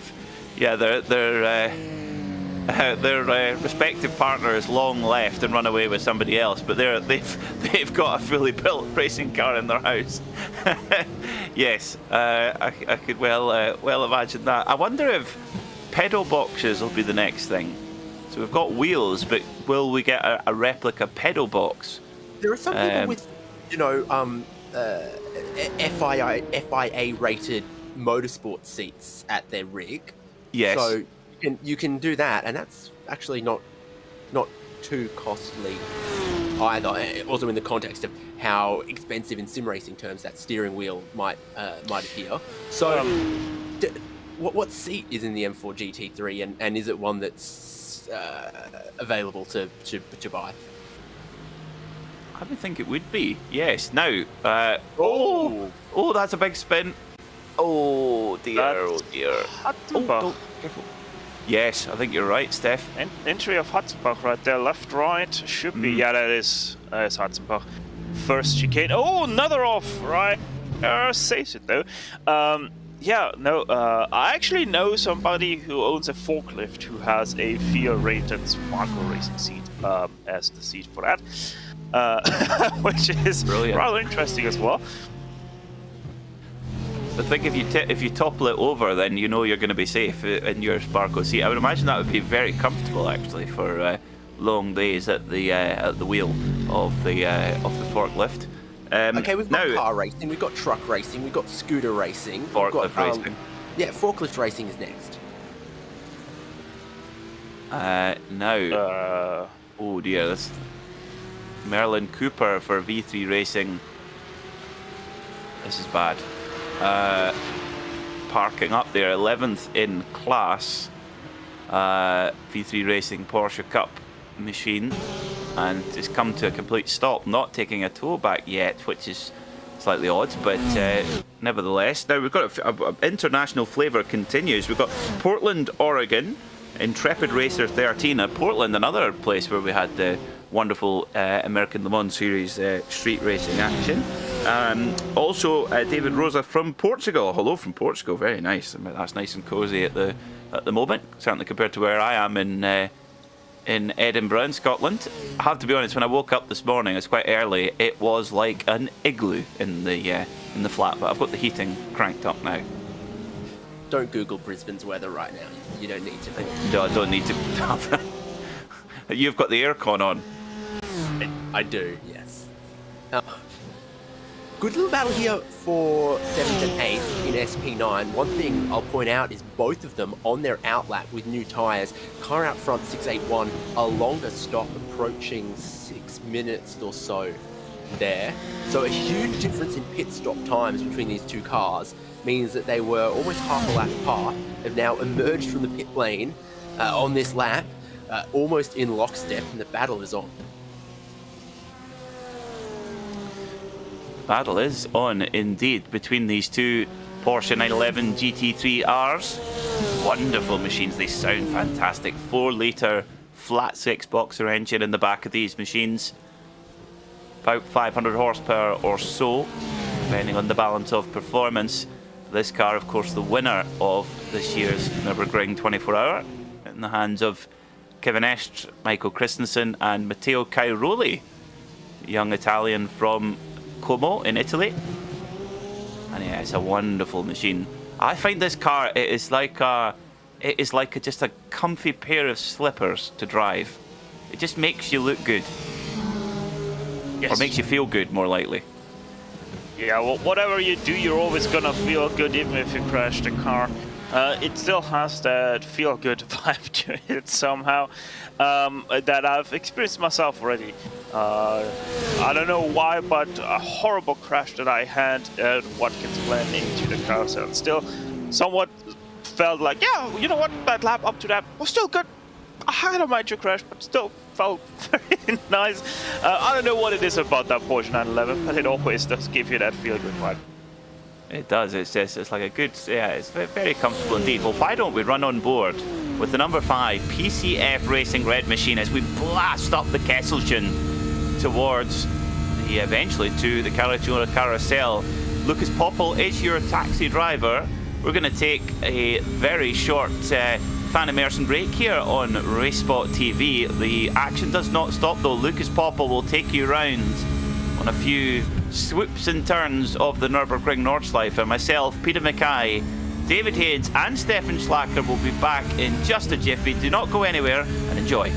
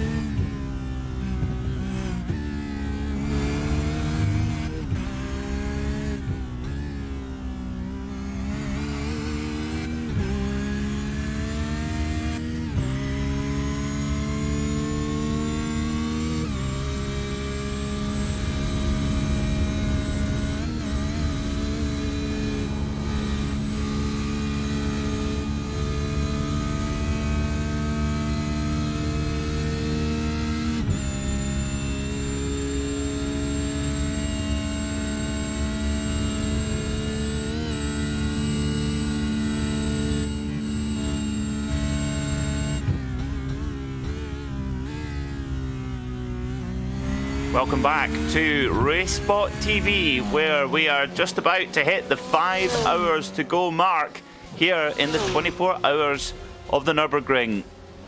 My name is Peter Mackay, and joining me in the commentary box for the run to the flag is David Haynes down under in Australia and Stefan Schlacker in the beautiful Austrian mountains.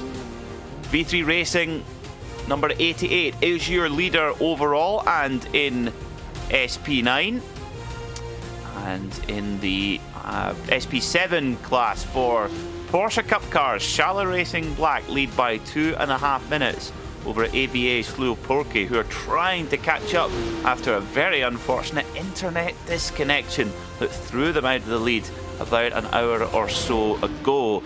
In the SP10 and TCR class, well, it's big smiles down at Full Send Racing, the number 85 Porsche leading by a quite colossal margin, 6.5 minutes now over Torque Freak Racing in SP10, and Full Send Racing 185 in TCR leading by 3.5 minutes over Marshmallow Racing as well. So a good day at the office so far for Full Send Racing, but here at the Nordschleife it can bite at any moment. And Steph, since we came on air a couple of hours ago, there has been a huge amount of attrition, but it wouldn't be the Nordschleife otherwise.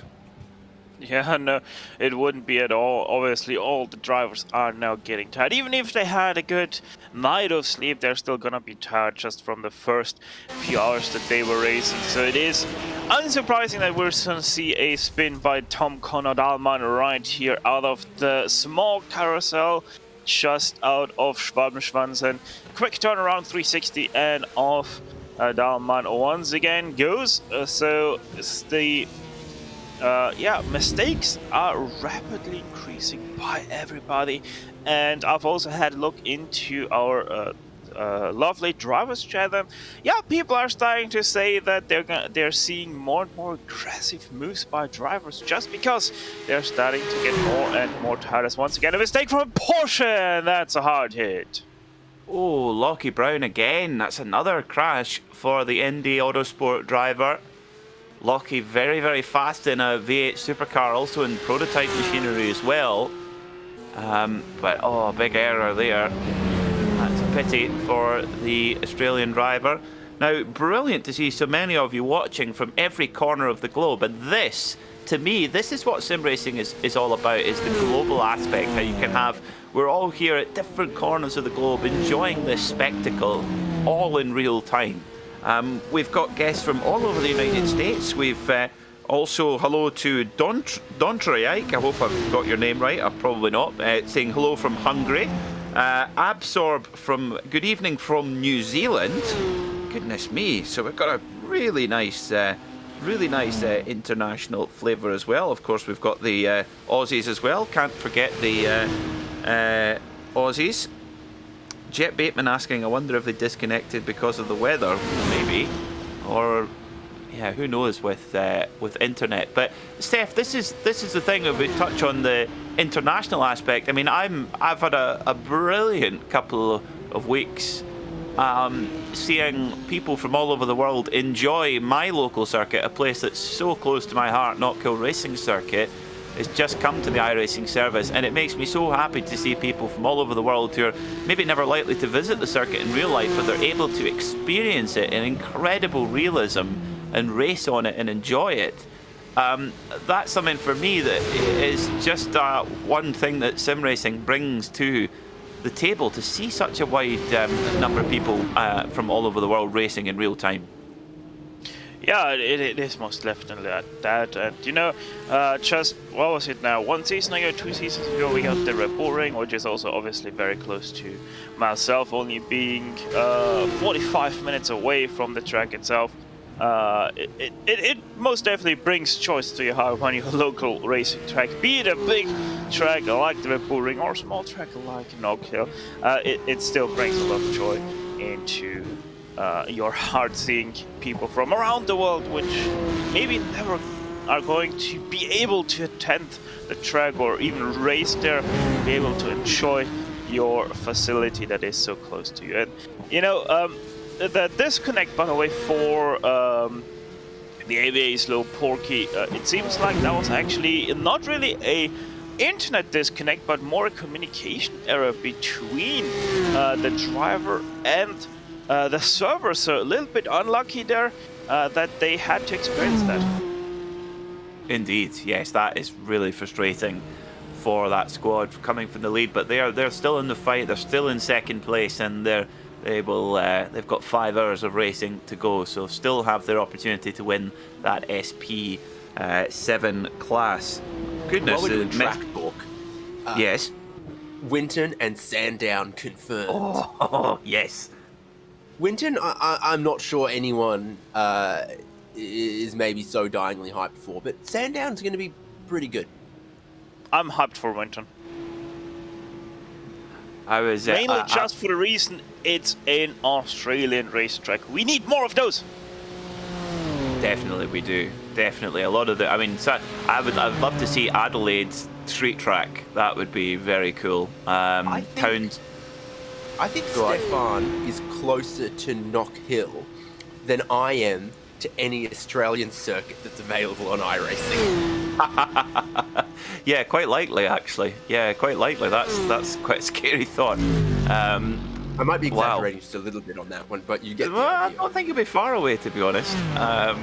Don't think you'll be far away, because of course Oran Park doesn't exist anymore. This is another thing as well. If tracks die, it's good to have them preserved in the medium of the virtual world. I think that's one of the reasons many people are were pushing for Sandown, even though there's no confirmation. No one expects it to be us. Oh no, that's very sad, because I think Sandown's a fantastic circuit. Townsville, I think Newcastle. I love the street circuit in Newcastle. I think that's so cool. But of course, street circuits do require a heck of a lot of work with all the detail. So we'll keep our fingers crossed. Surface Paradise. Yeah. I reckon that. Even its current iteration, the shorter version, not what kart and IndyCar raced at. I think it's quite a good circuit. Oh yes. Not dissimilar to Long Beach in some ways, I think, with lots of buildings around beside the coast. I like that. Now, Steph, you'll like this. Of course, the Austrian circuit that was at Zeltweg. This week I've been reading Innes Ireland's autobiography called All Arms and Elbows, and it's he was a Scottish racing driver in the 1950s and 1960s, and was the first Scotsman to win an F1 Championship Grand Prix at Watkins Glen 60 years ago this year, actually. And his autobiography is hilarious. I could thoroughly recommend reading it. It's very funny of some of the stuff that they got up to. But he set the lap record at Zeltweg in a Ford GT40, but he unfortunately had to stop in the race. He did crash a lot, did Innes. But the one thing he mentioned, Steph, and I wonder if you'll be able to back this up, was the local hospitality in that area was particularly legendary at the time. I mean, yes, and to some extent it still is. It is that, homegrown feeling. It's what we call it in German, urig is what it is. It's that down to earth still, and it always will stay like that. And I know a lot of people are against the Nürburgring for many various reasons. Obviously, it is a racing circuit, so naturally people will always be against it. But what Dietrich Mateschitz has done for the whole of Murtal, which is the whole region there that Spielberg is within, the tourism that they once again got from the racetrack and everything it's just legendary. There's a lot of thanks for it throughout the country of Austria as well, and it always will stay one of the great hospitalities that the Nürburgring is, and the whole region.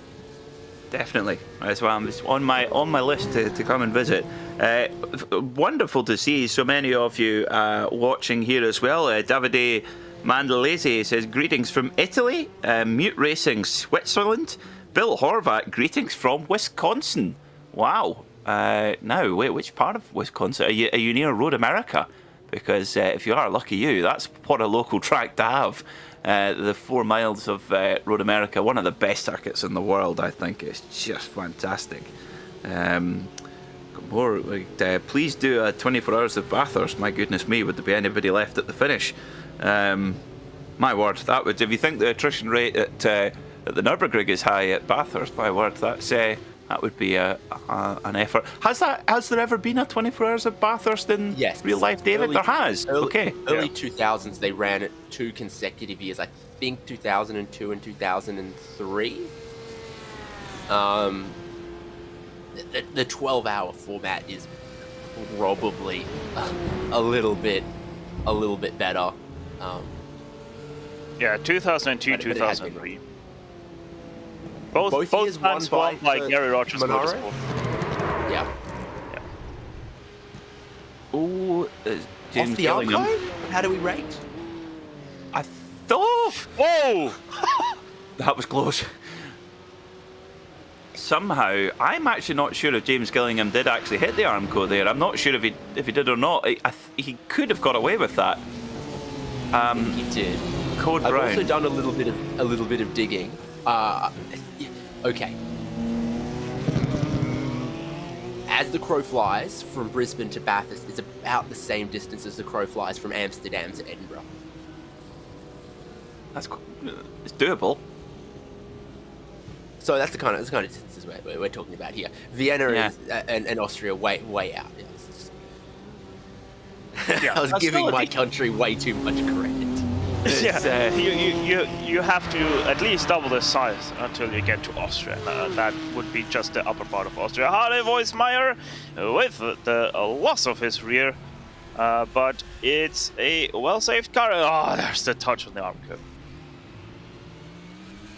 Yeah, that's I think it's gone the run down through Flantsgarten and just gets going again. One thing I'm noticing, gents, is just how well, if there is an incident on track, the drivers are making special efforts to make sure they're checking their relative check there's not a car coming, to make sure that they're okay to turn around, because obviously a lot of the time it's very narrow and very easy to block the road. So, oh my word, that's a big one. Graves Racing Team, that's... Oh, I'm trying to pick out where that is, I think. That's once again... Is that Beloff S's? Yeah, that is Flantsgarten once again. Yeah.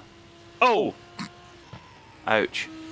What's the best moment? Come on, Matthias, don't let me down here. Don't let me down. Contemplating life choices right there. But no, what he's doing here is doing exactly the right thing, sitting there and waiting, keeping the car still. And another hit. Oh no. Keeping the car still and then allowing everyone to come through. That's very honourable. Now, this is exactly what I'm talking about. The amount of times we see it in virtual racing where people just whack it into reverse and just reverse into the path of another car. They're not doing that. There's some great discipline amongst the drivers here. Yeah, they're doing a very great job with being patient. There's nothing better than after a crash being patient, waiting for an opening and safely rejoin the racing once again, because not only if you're not patient, you might ruin your own race even more, but on top of that, you're also going to ruin the race of somebody else. And that's one of the worst things you can do after already having your race ruined, to ruin somebody else's race as well, just because you weren't able to wait those 2 more seconds. Yes, absolutely.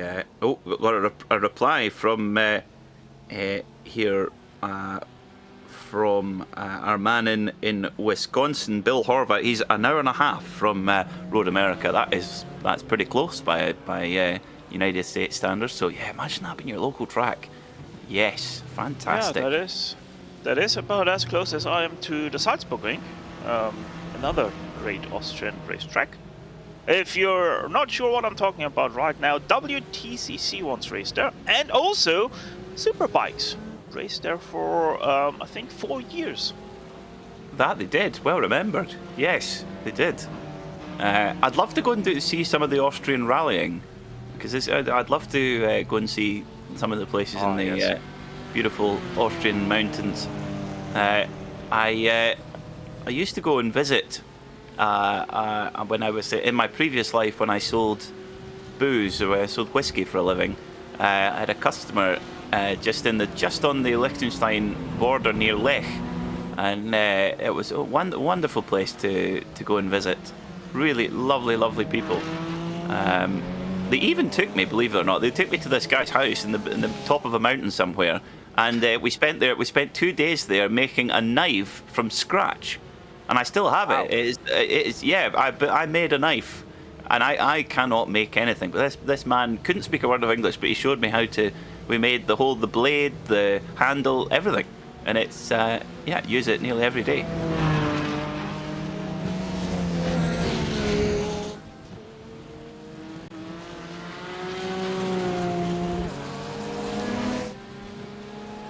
Actually, since you were talking about the rallies in Austria, we actually do have quite a lot as well. Obviously, one of the internationally most notable rally is the Jena Rally, which is in Upper Austria. A lot of European Rally Championship drivers actually take part in that as well, because it was once on the brink of nearly going into the calendar of the ERC as well, just because it is such a big championship. And also, I myself, in my region here in the Lavantal, we have our Lavantal Rally as well, which normally is always in, I think, the month of May, if I remember correctly, but for the past 2 years, no show, no go, just because it would not be feasible to do any rallying in the middle of a highly populated area. Of course, one of the Porsche factory drivers, Richard Leitz, he's a very keen rally driver. He's got a bit of a collection of rally cars which that Austrian he competes with. Say again, sorry? Which Austrian isn't very keen on rally? Well, you know, it seems to be a thing about Porsche factory drivers as well, because, or at least former. I mean, Timo Bernhard, former Porsche factory driver, but Porsche brand ambassador, he loves rallying, and the reason why his team is called Team 75 is because his father started rallying back in 1975, and that was when the family started in motorsport. And they still compete. They have a Polo R5 car that they compete with. But Roman Dumas as well, who I think is the most versatile driver in the world, does Pikes Peak rallying. He's the RGT champion of 2017, but of course Le Mans winner, Nürburgring winner, etc, etc. So yeah, there must be something about the drivers that the Porsche choose. Now, ploughing the field, that's a great team name. Michael Bollerts gets it up onto 2 wheels through Flugplatz, and back on the power for the run down towards Schwedenkreuz in that Porsche Cup machine. They are sitting 7th in class at the moment, just a couple of laps off their class leader. But ploughing the field, that is a cool name. We do have an M4 in the field. Steph, that'll make you happy. The M4 GT4, I should say more accurately. Not as popular for some reason as the little Porsche, but good to have that M4 GT4 in the field. Yeah, I mean, the reason is quite easily visible. That M4 is such a stable car, if I can get it out. It also loves to understeer a little bit, and obviously the Porsche much more nimble, much more lively on the rear than that BMW M4. It just is the preferred car, even though it is horrible over jumps, curbs, and everything in between. It is just like that. It is a handful to drive, but that Porsche is just so much quicker because of all the rotation that you need here at the Nürburgring, that the M4 is inferior, but it always is great to see that M4 to show its horses around the track. I can reliably report that the road version of the BMW M4 that this car is very close to, with the exception of a few suspension and brake parts, and of course being stripped out for racing, it is an absolute missile on the road. It is so fast. But because it's a turbocharged car, it's a straight 6 engine with twin turbocharging, it's leery. When of course here in Scotland on the our highways, the track temperature of our roads is usually pretty low, and the circuits, the track is used, or the road is normally very wet. And I can report that an M4 trying to put the power down in one of those cars, it can get a little bit tasty when you ask for the power, because it sort of delivers it in quite a spiky way. You've got to be on your game with that car. So 4 hours and 49 minutes to go here at the Nürburgring Nordschleife. The sun beginning to rise over the Kesselchen, shining down on the circuit there. And this is that weary point of an endurance race of just trying to get that car to the finish. But of course, David, there's lots of guys who don't have time to think about the tiredness because they're embroiled in battles for position. Yeah, I think one of the places that we're definitely going to be watching from here into the end is that SP7, because the 992 has had quite a fair bit of overspeed and very consistent fast pace. 991 is on the pit lane right now.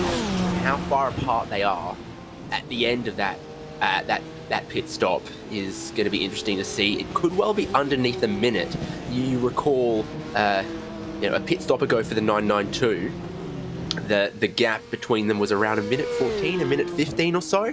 So we're going to get another good picture as to how much closer things might be shaping up for that lead battle in that class. Yeah, I think for the 992 squad, of course, former leader, so they do have pace, but they've just got to keep the 991 under pressure and hope that they maybe make some sort of error. It would not take much. Yep. Last lap for the 992, 8 minute 21.8. Only a second around this monstrosity giant track. Only a second away from the fastest lap that they have set. So they're right on their pace as well last lap around. That's very important. Very, very important indeed. Good spot especially when the cars are usually a little bit past their best by this point in the day. And this point in the race, I should say. Usually carrying some sort of battle scars. And the driver's usually a little bit on the weary side as well. However, going against that is, of course, that the track temperature, the track conditions right now are pretty much ideal. Nice cool temperature that keeps the track nice and grippy. When the track gets excessively hot, that's when it starts to get slippy. But right now the track conditions are pretty perfect and good for tyre wear as well. The tyres really do get a battering around here around the Nürburgring. Lots of fast corners, lots of long radius corners as well. And yeah, they certainly ask a lot of it. The thing that I love about racing at the Nürburgring, which we see in the Nürburgring Langstrecken series and at the 24-hour as well, is the open tyre formula. It's very, very rare these days to see an open tyre formula, and we see obviously Falcon, Michelin, Pirelli in there. I've got a few cars, Yokohama and the Volkenhorst cars, and each, I think in this year's 24-hour we had 3 tyre manufacturers in the top 10. Which was really, really cool to see. And of course, what better place to develop your tyres than here? And some cars that run on Gitti tyres? Yes, yes they do. Yes, indeed. Hankook as well. The pole setter was set on a Hankook tyre.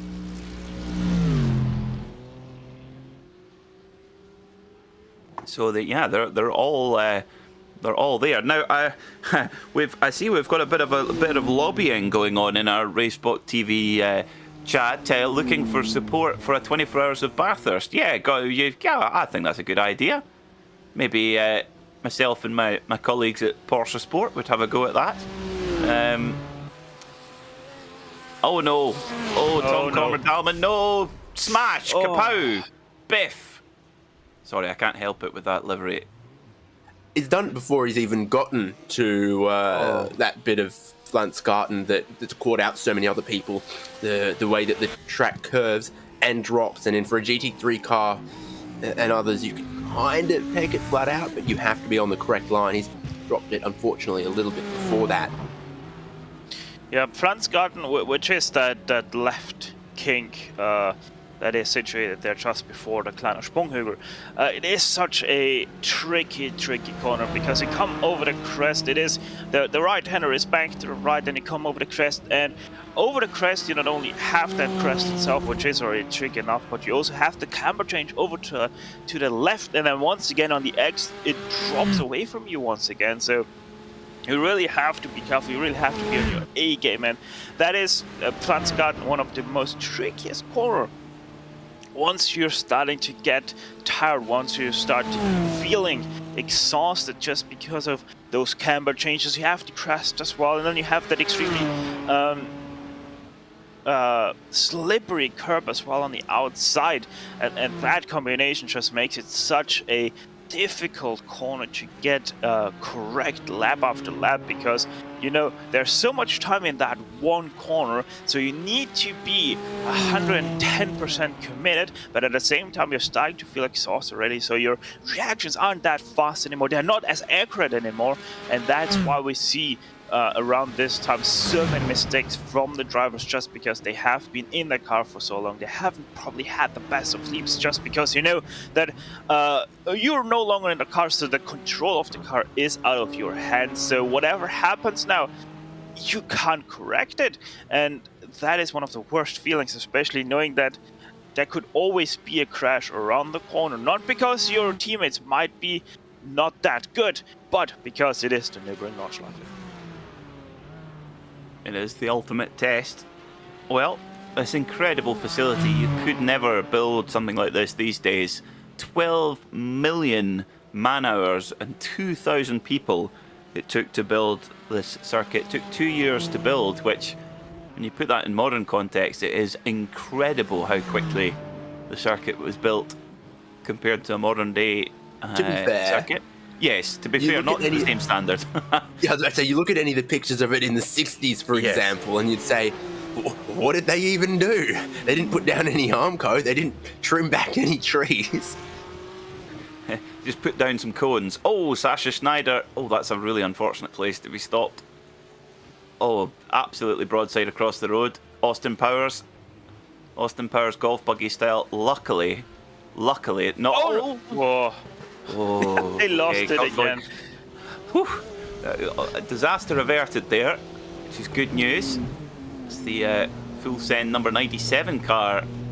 Now, just a lap down from our race leading V3 Racing number 88 machine. So it's a BMW 1.2 at the moment.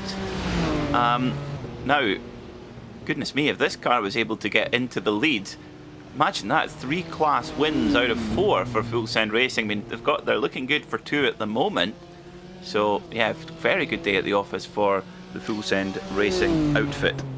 Yeah, and it once again shows what we were saying earlier. Full Send Racing, you might only know them as GT4 and TCR Racing team, but they most definitely have the drivers in the classes of the GT3 as well to be there, to be able to compete for class wins in that category as well. So Full Send Racing, they might only be seen most of the times in the smaller categories, but they most definitely have the means and the power as well to be there when it counts in the bigger classes as well.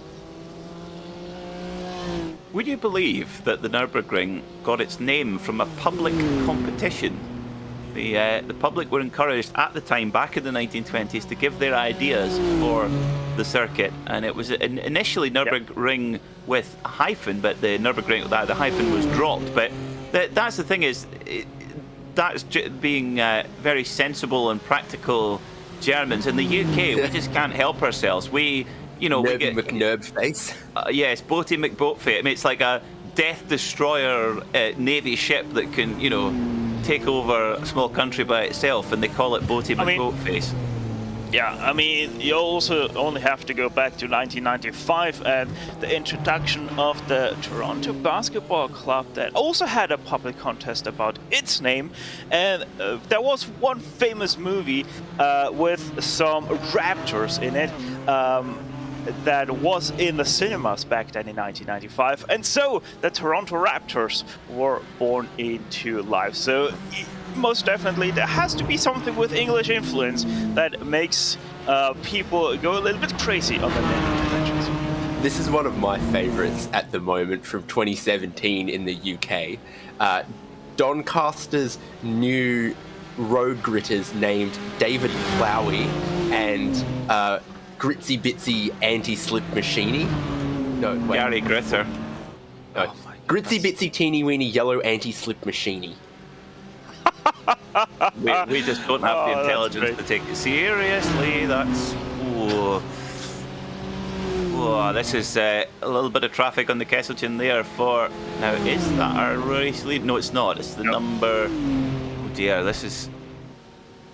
That's 69.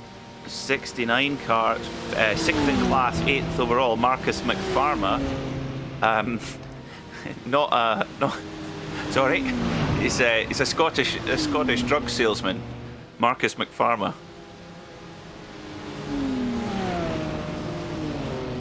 Good thing he's not driving the big M8 because I've heard a lot about this big farmer. Oh, That's the problem. The rear giving way. Whoa. Cass Brinkhausen for Snorlax Racing. Well, he's maybe snoring there under the brakes. Just loses it ever so slightly, but back going again. Managed to carry on without too much problem, but 4th in the SP10 class for GT4 cars. So in with a possibility of a run for a podium. Yeah, about 2.5 minutes off the podium at the moment, but not out with the realms of possibility. It shouldn't be long before we see the AVA slow porky machine of Francisco Jose Romero, the 992, coming in. At the moment,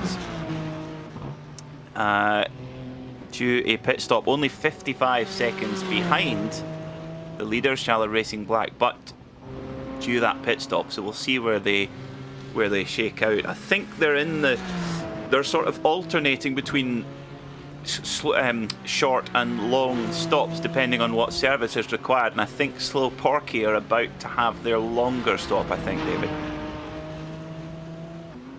Sorry, I'm still looking at silly names of...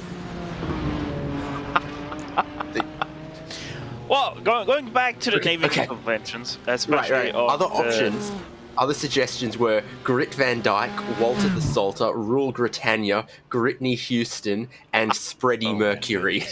Gritney Spears. Spready Mercury. Oh my goodness. Well, we've most definitely lost our other two public commentators. can't be trusted, and democracy was a mistake. Yeah, it's not a flawless ideology. Deary me. Sorry, what was the pit stop question? Was it about SP7? Yes, I think am I right in saying that AVA Slow Porky are coming up for their slightly longer stop, where they'll likely need, tyres, fuel, driver change, etc. Whereas Shallow Racing Black have just done their slightly, they've got their long one out the way. So the gap might be back up again when they come into the pits.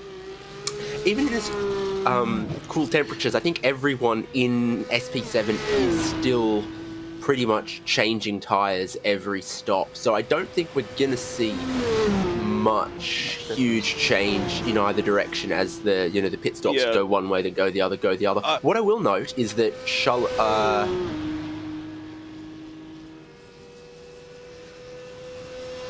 Racing Black did 8 laps to their stint again. So everyone's now looking to reduce the number of pit stops to the end. You can start to count backwards from here in the final, 6 hours or so of the race and go, hang on, we're going to need an extra stop if we don't stretch out a stint or two here. Yeah, Francisco Jose Romero is doing 9 laps to the stint in the SP7 class, so he is continuing to dig into the gap of the 991. Obviously, it is now well down below the 1 minute mark. Remember, when Francisco took over, the gap was over 1.5 minutes. I think it was 1:35, if I remember correctly, between the AVA and the Shallow Racing Black. So most definitely, Slow Porky is not that slow at all right now. Definitely not a Slow Porky. Definitely a quick ping. Porky, I would say, if such a thing existed.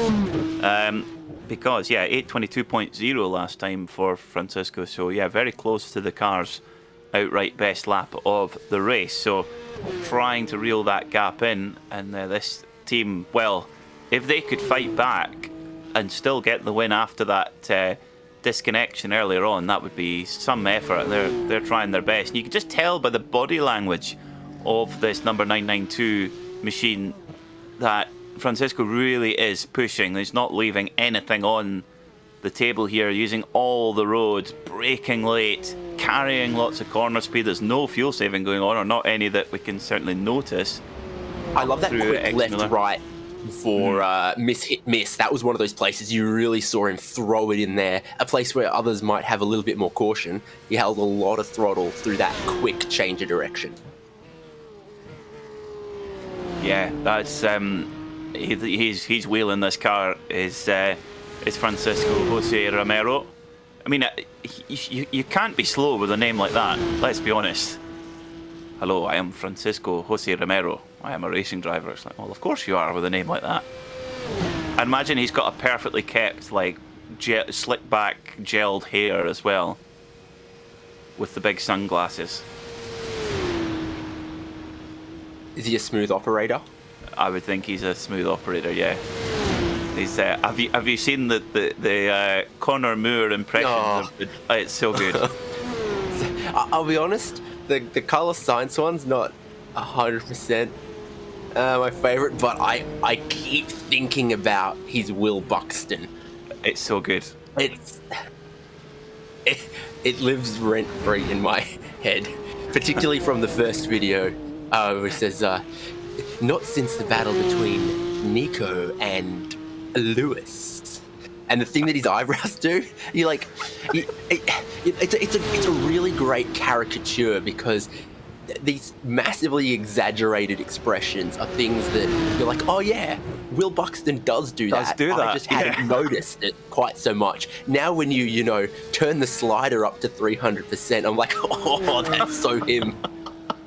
It's like a painted caricature takes all of the small features of someone's face and blows them out of proportion. He kind of does that to the expressions and mannerisms and accent of those people. So I don't know, the Will Buxton one I find really funny. It was very good. He's like, this might be the most exciting championship we've had in years. I love the Carlos Sainz one. It's like, hello, I'm Carlos Sainz, and I'm a driver with Ferrari. I think it's been a pretty good year, but if not, I'll still be a smooth operator. Yeah, it's quite good. It's quite good. In fact, there was some other big social media account or something, with his permission, re-uploaded it in a different order and chopped out the Will Buxton bit.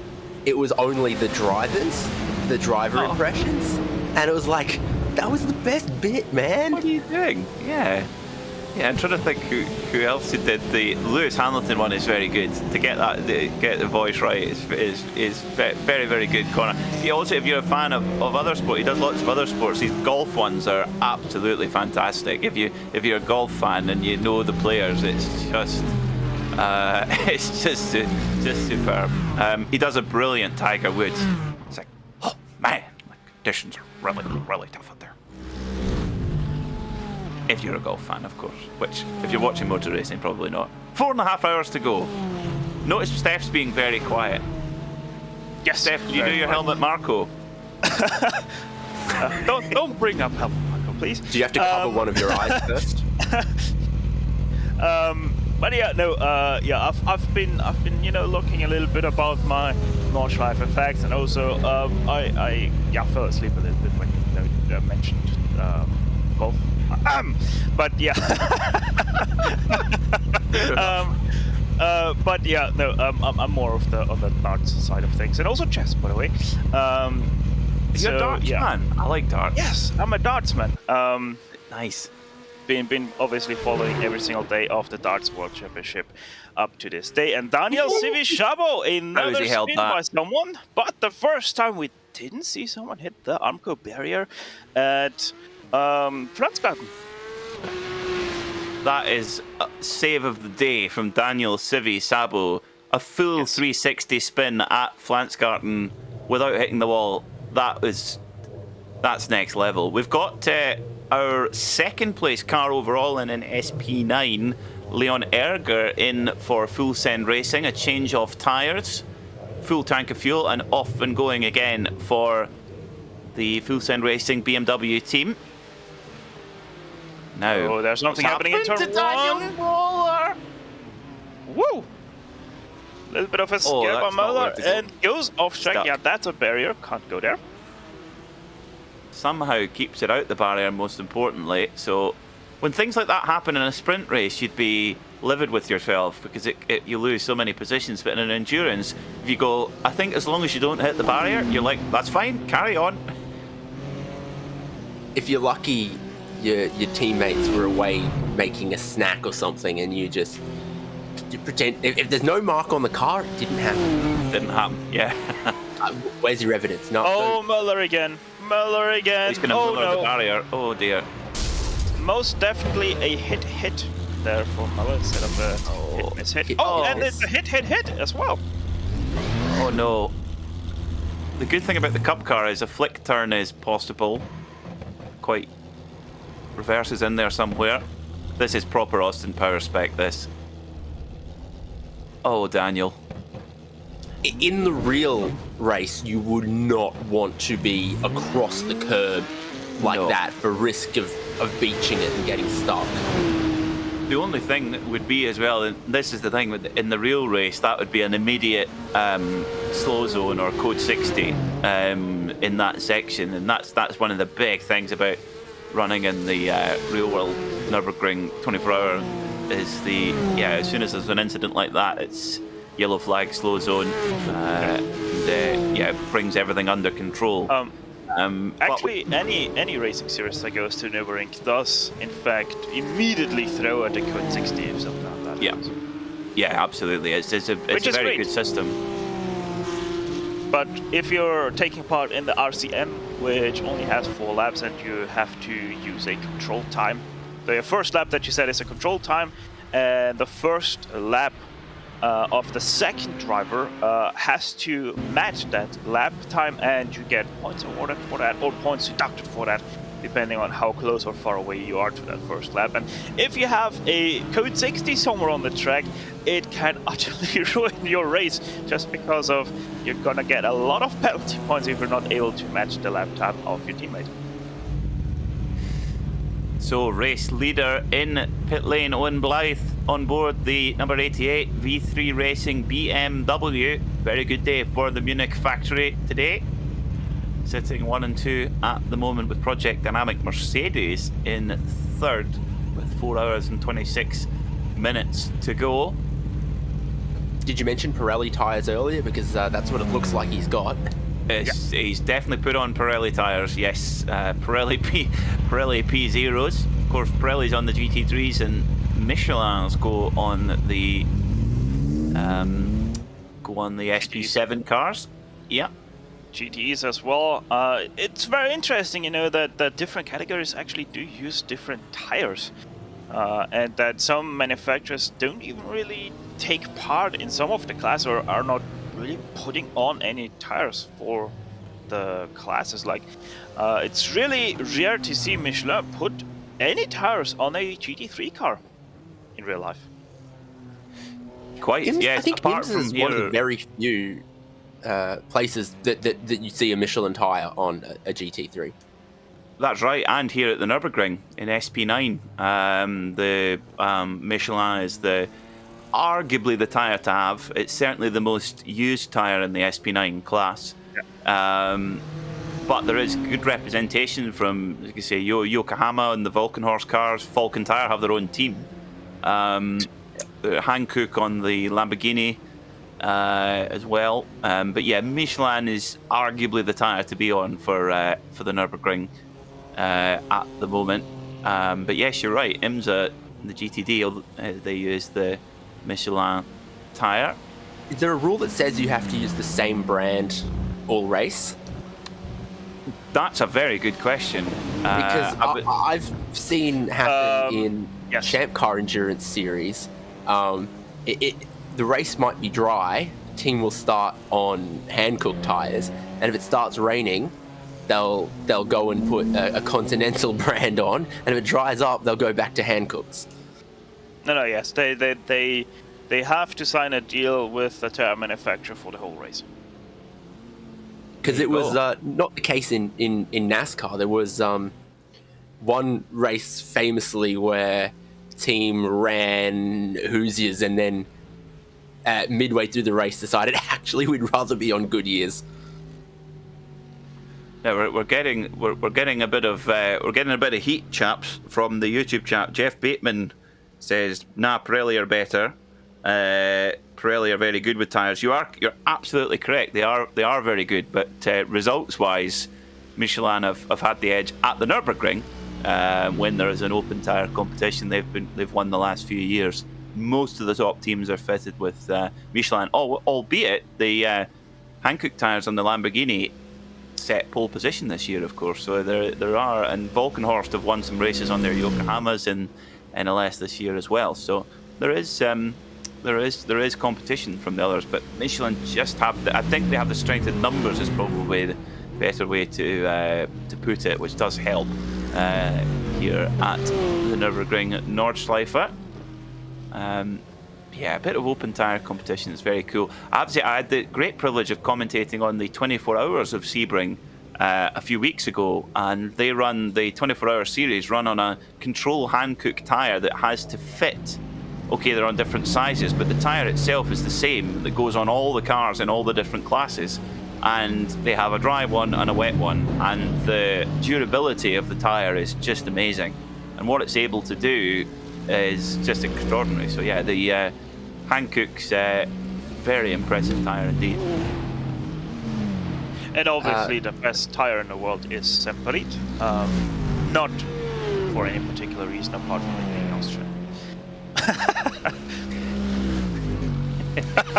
I love the national pride. I mean, that's good. You know, actually, Semperit is much more known in the world of I forgot the English name. Give me 2 seconds. Escalator. There we go. Because every second handrail of an escalator is actually made by Semperit, and that's every second in the world is made by Semperit. And one of the chaps that won the was in the winning car of his name escapes me right now, which is terrible. Michael, is it Mike Allemeyer? I can't remember. Anyway, it was the Winkelhock car that won the 24 Hours of Sebring. Is a very big. He's got a business in Austria making gondolas and cable cars, and does a bit of amateur racing for fun. And he provided the Russia with 40 of them for the Sochi Olympics. So another Austrian success story.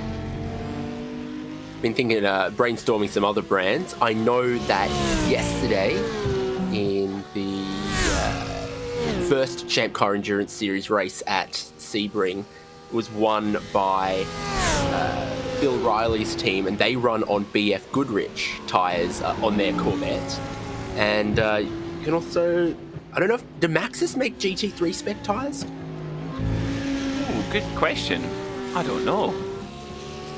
They make race tyres of some sorts. They do. That's a very good question. If anyone could let us know if Maxxis do. Toyo is another one, of course. They had a car. MRF make tyres, and not everyone's pleased about that. Yes, MRF is the Indian manufacturer. They've actually had a lot of success in the European Rally Championship this year with their own tyre. I think their single-seater tyres aren't bad. I didn't know that. Oh, there you go. So, don't they sponsor what's effectively like Indian Formula 4 or something? The MRF Challenge? There's probably. Some entry-level single-seater competition there. We have in the BMW Compact Cup here in the UK, we have Nankang tyres. That are the sort of budget tyre that supply the championship. Also the Citroen C1 Cup, they run on a Nankang It's almost like a bicycle tyre. It's so small. So there you go. So I think we've probably fitted in almost every. No, I can think of one more. Go on. The Holden HQ Championship in Australia, which is for these 1970s cars, they run on a Kenda tyre. And I've never seen anyone on the road with that brand of tyre, but I've seen it at many bike shops. Yeah, well, it may be a reason for that. I had Continental tyres on my bicycle before it got stolen. Maybe if I put worse tyres on it. Maybe if I put worse tyres on it, no one would have stolen it. Maybe they stole it for the tyres. They've taken the bike's dumped somewhere. They just took the tyres off it. They were good puncture-proof ones too, with Kevlar.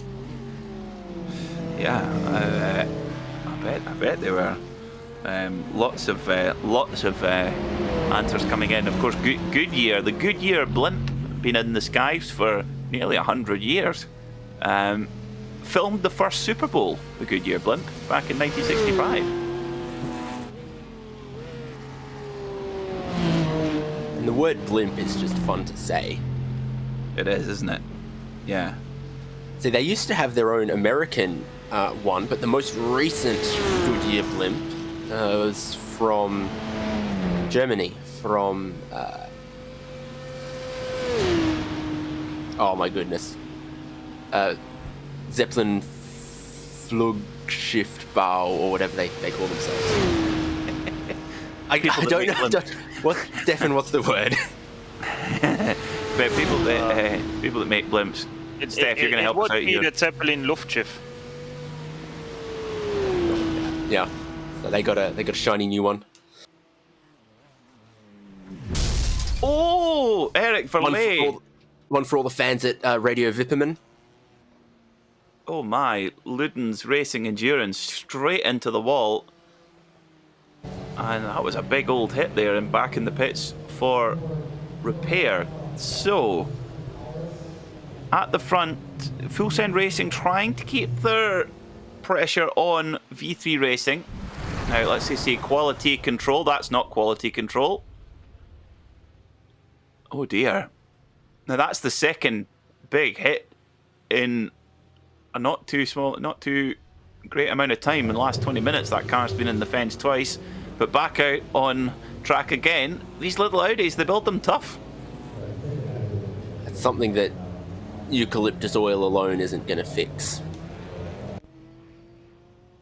Oh, that's cute. D&D. Who are D&D, I wonder? Deirdre and... me. Deirdre and David. There you go. Oh, George Simmons loses it for .exe. Whoa, that was close. That's a rare mistake. Off at Boneichen. Yes, yeah, absolutely. George Simmons, that's a very rare mistake indeed. A very, very top-level driver in a TCR machine. Just shows you how tough it is at this stage. And oh, the misery continues for .exe as their Porsche Cup car. Matthew Briggs. Stop. Yeah, just keeps it out the barrier just about. Now, of course, for those regular viewers of RacespotTV, you might remember we did the when, of course, earlier in the summer when the Eifel region was hit with terrible floods and a lot of damage. We did a charity event here called the 6 Hours of the Eifel to raise funds for victims of those floods, and it basically turned into a massive bidding war that you could pay to have a drive. Oh, is Matthew Briggs off again? Oh, trying to get himself into the pit box. It is, but he's decided not to bother and carry onto the Nordschleife after all. And now he's skidding. Oh my goodness me, this is going badly. What a lap to forget for Matthew Briggs. Makes me wonder if he has some issues with his wheel and Need for Speed specification wall riding on that one. Yeah, that was yeah, like a skateboard. Yeah. I remember Dan Harper did that up at Hoa Act in qualifying for NLS 5, and yeah, had a similar reaction, but that was through the Armco. So, but yes, coming back to the Eiffel 6 hours, you could pay for a driver to do a drive-through penalty. You could pay to name a corner how you wished. You could pay to get a commentator to sing. You could do all sorts. And George, someone, now I can't remember who it was it Mala or was it VCO that paid to rename the entire circuit, the Nürburgring GP circuit, to call it the George Simmons Ring? So in theory, this is George's home race. Yeah, it was Male that did pay for that, I think. But they only paid enough to have it the 2/3 George Simmons Ring. Then it was the Finnish outing who paid for the rest of the track. So we had a whole a 4-page worth of text to say when we were entering the track. And of course, this was the time when Lewis Hamilton, well, Lewis and Max had their incident at Silverstone, and of course we all know what happened there. And it was about 2 or 3 days afterwards, and the fallout was still very much happening. And somebody, I think it might have been Mala again, that paid to rename Red Bull Racing, because there was a Red Bull esports car in the race, rename Red Bull Racing to Salty Spice Racing, which I found highly amusing. Yeah, that was either Male or BS Competition, one of those two. I think it was BS, you're right, it was BS Competition, yeah. Absolutely. But BS Competition also gave us the great Sabrina. So, yeah, no, that was most definitely one of the more fun events that we did in this year. That was very fun. There was a lot of laughs, a lot of laps. Oh yeah, somebody, I think it was VCO again that paid, I think it was Florian Asper who paid to rename me Nick Carter from the Backstreet Boys. It did all get very silly, but the more silly it got, the more money we raised, so I was quite happy. Plus, you had to finally admit that the M8 is better than the Corvette. That was also I did, very nice. All in the name of charity. The embarrassing things you have to do for charity. Well, we're not far away from the final 4 hours of this motor race. And look at this on track. Just 1.4 seconds separates second position Full Send Racing BMW from number 712 Milan Takens in the Mercedes AMG GT3. Now, last time around, Milan Takens was 3 seconds a lap quicker than Leon Erger in the BMW. So we might see that Project Dynamic Mercedes get even closer over the next lap or two. Also, by the way, AVA Slow Porky, the 992, just came out of pit lane. Dan Garcia now behind the wheel of that Porsche. And the final flying lap before that pit stop was a fastest lap of the race for that car, not overall and not for the class, but for Slow Porky, 8:19.9 from Francisco Jose Romero. I'd actually get worried and quite scared if that SP7 car would be able to outpace SP9 around here. Yes. That's a scary thought. To say it. I saw a video of endurance race Daytona where a LMP3 was outpacing a DPI based on the driver pace. Well, see, the thing is, which is also the reason why I really love that IMSA decided to no longer go for the LMP3s, is for the single reason that that LMP3 it's a very fast car in the right hands, but in the wrong hands it's a very slow car, and we have most definitely seen our fair share on the Daytona 24 hours that those LMP3s, they should continue to be in something like the ELMS instead of those big events like the Totally agree for a change with Steph. I think it's getting in the way, I think. But now already, look at this. The Project Dynamic Mercedes of Milan Tekens is now putting severe pressure on Leon Erger for second position. Now, strategy-wise, they're not miles apart. Milan Tekens is on, he's done 5 laps on this stint, whereas Leon Erger has just done 3, so Milan Tekens will need to come into the pits before, but we're not a million miles away on strategy at the moment, and it will be tight actually to see. It might come down to, this battle might come down to who needs to, if one team need to take one more stop, because as you can see, it's just a matter of, well, about a cigarette packet's worth of gap between them after nearly 20 hours of racing. Amazing stuff. And they are on the same age of tyres as well. So in SP9 here, they are double stinting tyres, which is not what I'm seeing happening in, for the most part, in SP7.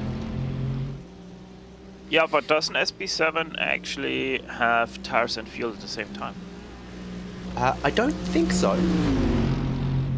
I'm not sure right now. The total pit stop times are still over a minute. It's so separate, okay. I think just the drop off with the tyres for that 992 is just more significant than it works out that it's better to take the tyres. That's right. Yeah, it's GT3 cars with their traction control and their ABS, I think, deal with the old tyres a little better as well. I was doing an endurance race yesterday in the Cup car, where we were the only car in our class, and we were racing against all GT3 machines and trying to get an overall result. And we got our we got up there. So Project Dynamic up into second. Okay, that's a pretty hairy place to do it there, up into Moot Curve. But will Milan Tekens be able to pull away now? I think he maybe will, based on the pace so far. But Leon Ergen, oh, the walk of shame. Walk of shame. You do the walk of shame. Do do do. Or alternatively, it's round the outside. Oh yes, the Slim Shady. That's what they call the trailer park girl. Still held on no, to that would be place. if two of them go. That's the 2 trailer park girls.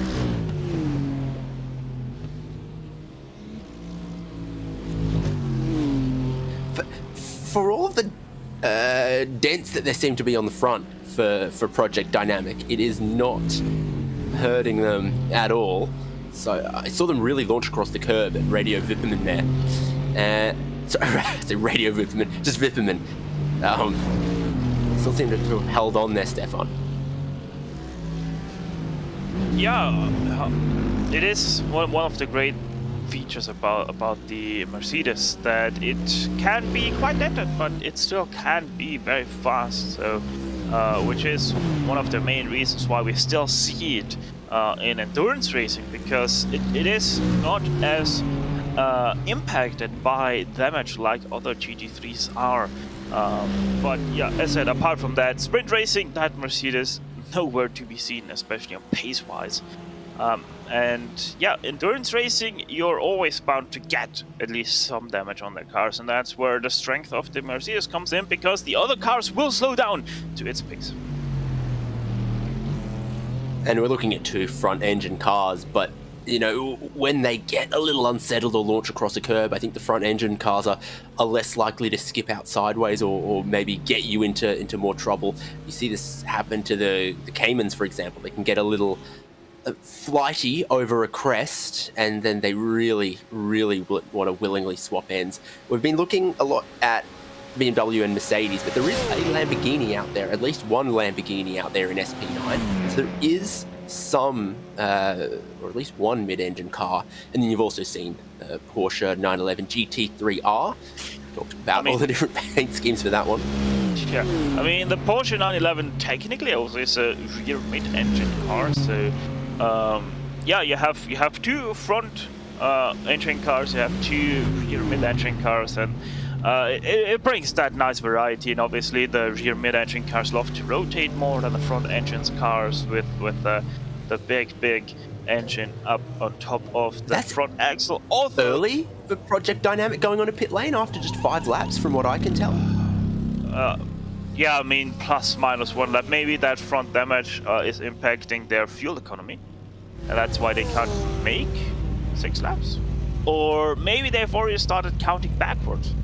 Now that they're in pit lane, I can't see the data I quite wanted about whether maybe they called time on the second stint of the tyres a little bit earlier to try to get an undercut, potentially. And looking at that clock, 4 hours, 4 minutes to go, if you can go just over an hour on all the remaining stints, this is a good time to open up that pit window to get to the end. If you want to stop 4 hours to go, 3 hours to go, 2 hours to go, 1 hour to go. Yeah, like that's what I'm expecting right now from these guys, that they have started to count backwards from the finish, and they decided that it's a great time to stop. They're also taking a little bit of repairs. We were able to see that engine, that hood did plop back a little bit. And no tires for Milan Tikans. Now, I thought that was going to be likely when we saw him stay in, that it was going to be a fuel and no tire stop, based on, you know, 1 hour stint lengths or so and double stinting the tires. I think almost every driver in SP9 is going to want to do a double stint, then give it to their teammate, and you'll see drivers spend about 2 hours because that matches up with the tire performance and the tire strategy. And you know, I'm honestly thinking that Milan Tikans, I mean, he did 6 laps in that stint. That he is a little bit more impacted than the others by damage that he's carrying around, and that's why he's not able to make that extra lap that everybody else in his team was able to do. So yeah, either way, a little bit strange. Maybe they're started to back count a little bit with 4 hours and 4 minutes to go. Either way though, 3rd place now. We have lost this battle for 2nd, but Forza Racing, I think they're not too far away either from their pit stop. Oh, and we just had a crash in Hatzenbach. I see there's some yellow flags out there. Who is that? The 406 involved in that? Marshmallow Racing Jr. What Here we go from there? TCR. Oh my goodness! Well, definitely fair to say that they got helped there by Albrecht Liebenauer. Liebenauer, yeah. I mean, the track changed direction a couple times. A little bit of a miscommunication here, looking to the left, but just a little bit too late. Not a whole lot of overlap before the apex at the corner there. Yeah, that normally isn't really a section of track where you want to go for any overtakes, because that's always the danger that something like that can happen, because you're looking from apex to apex. There's no real time to check your black box or your mirrors to see if there's a car coming up. You would typically expect a faster car to wait there until there's a short stretch before the right left, and then after that, a giant long run towards Flugplatz where a GT3 can blow by very easily. Yeah, and especially you also aren't losing a lot of time right there, because no matter what car you drive, you're all driving pretty much at the same speed through that section, because it is just that one corner after another. So yeah, maybe a little bit aggressive, but at least not too much harm was done to that 406. Look perfect on the front left, but there are a lot of cars that for a lot of hours have looked a little like that.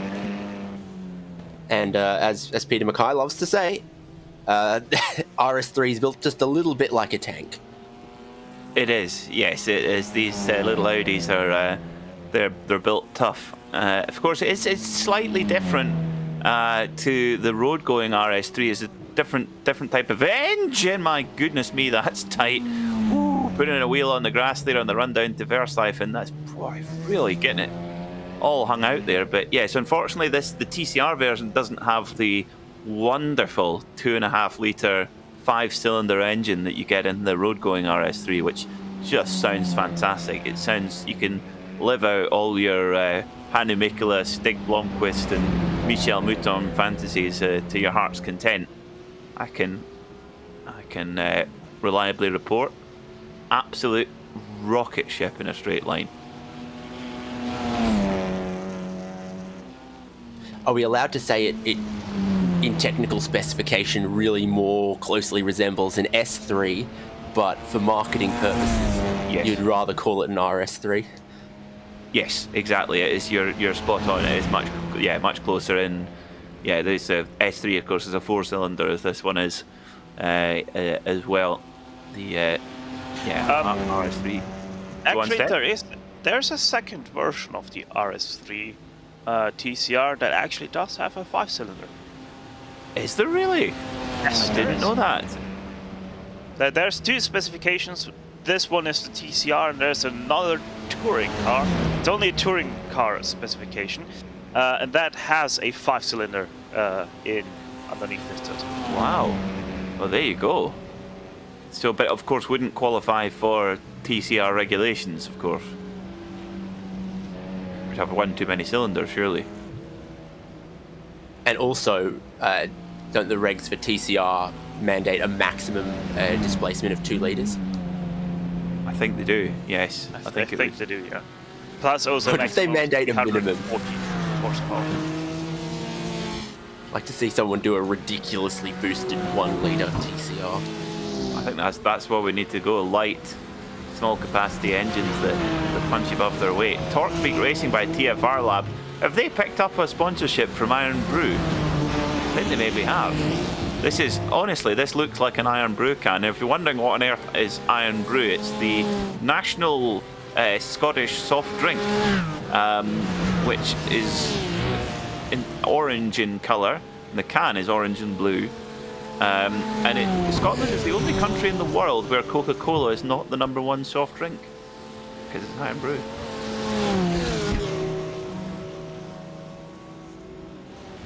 I've heard other people suggest that about this this TFR livery. Maybe they've taken some inspiration. Yeah, it's the new Iron Brew Honeycomb edition. With the I like it though. The Torque Freak Racing guys always have very cool looking cars. They've their painter is whoever it is a real artist. And at the moment, the car running very strong at the moment. Tim Klesson's at the wheel in 2nd position, and they are quite a bit far back from the Full Send Racing car number 185. Which at the moment, I'm trying to pick where it is in where it is. 185 or 85? 85 is the no, I'm getting myself mixed up. Yes, 85 is the SP10 car. There's quite a gap between those two. About not a whole lap minutes. anymore, according to our graphic at 8 minutes 52. Yeah, it's getting close to that anyway, but they're still in the game, and that's what that's the main thing. And if they can run clean, you never know what the Tim Klesson's. And yeah, the gap in TCR, Full Send Racing, also leading in that class by 4 minutes. Oliver Ackerman on board that machine. Another very quick driver in a TCR car. Put Full Send Racing in 2nd position in SP9 as well, so it's been a super day at the office for that crew. Fraser Smith at the wheel of the leading SP10 car for Full Send Racing. Normally we see Fraser in the TCRs, but in the SP10 today, driving very well indeed. Now Fraser works for one of the car auction companies here in the UK called The Market. Some very cool machines on that website. Whenever I always have a peek on to see what cars I can't afford. Just like everybody else does. I was browsing the listings of a yacht broker in the last week, looking at what yachts are for sale in Brisbane, talking about looking at things that you absolutely cannot even afford at all. Yeah, there's. Do you think he knows he's on TV? I think he maybe does. Hello, Fraser. He's flashing his way down. If they've locked you into the driver's seat and you can't get out. Yeah. Send help. Send Iron Brew. Keep me going. Blast down the Dottinger hole and then up towards Antonius Bucher. And after St. Anthony, and then Tiergarten was named in honour of animals lost in warfare. At that part of the that's where they honour the passing of those animals as Fraser Smith comes into pit lane. I think he was maybe signalling he was coming into pit lane, or maybe he was let's say he was signalling to us. Maybe he was discussing with his team what strategy they're going to take, who's driving the next stint, and push to talk in his headlight flasher the same. Quite possibly.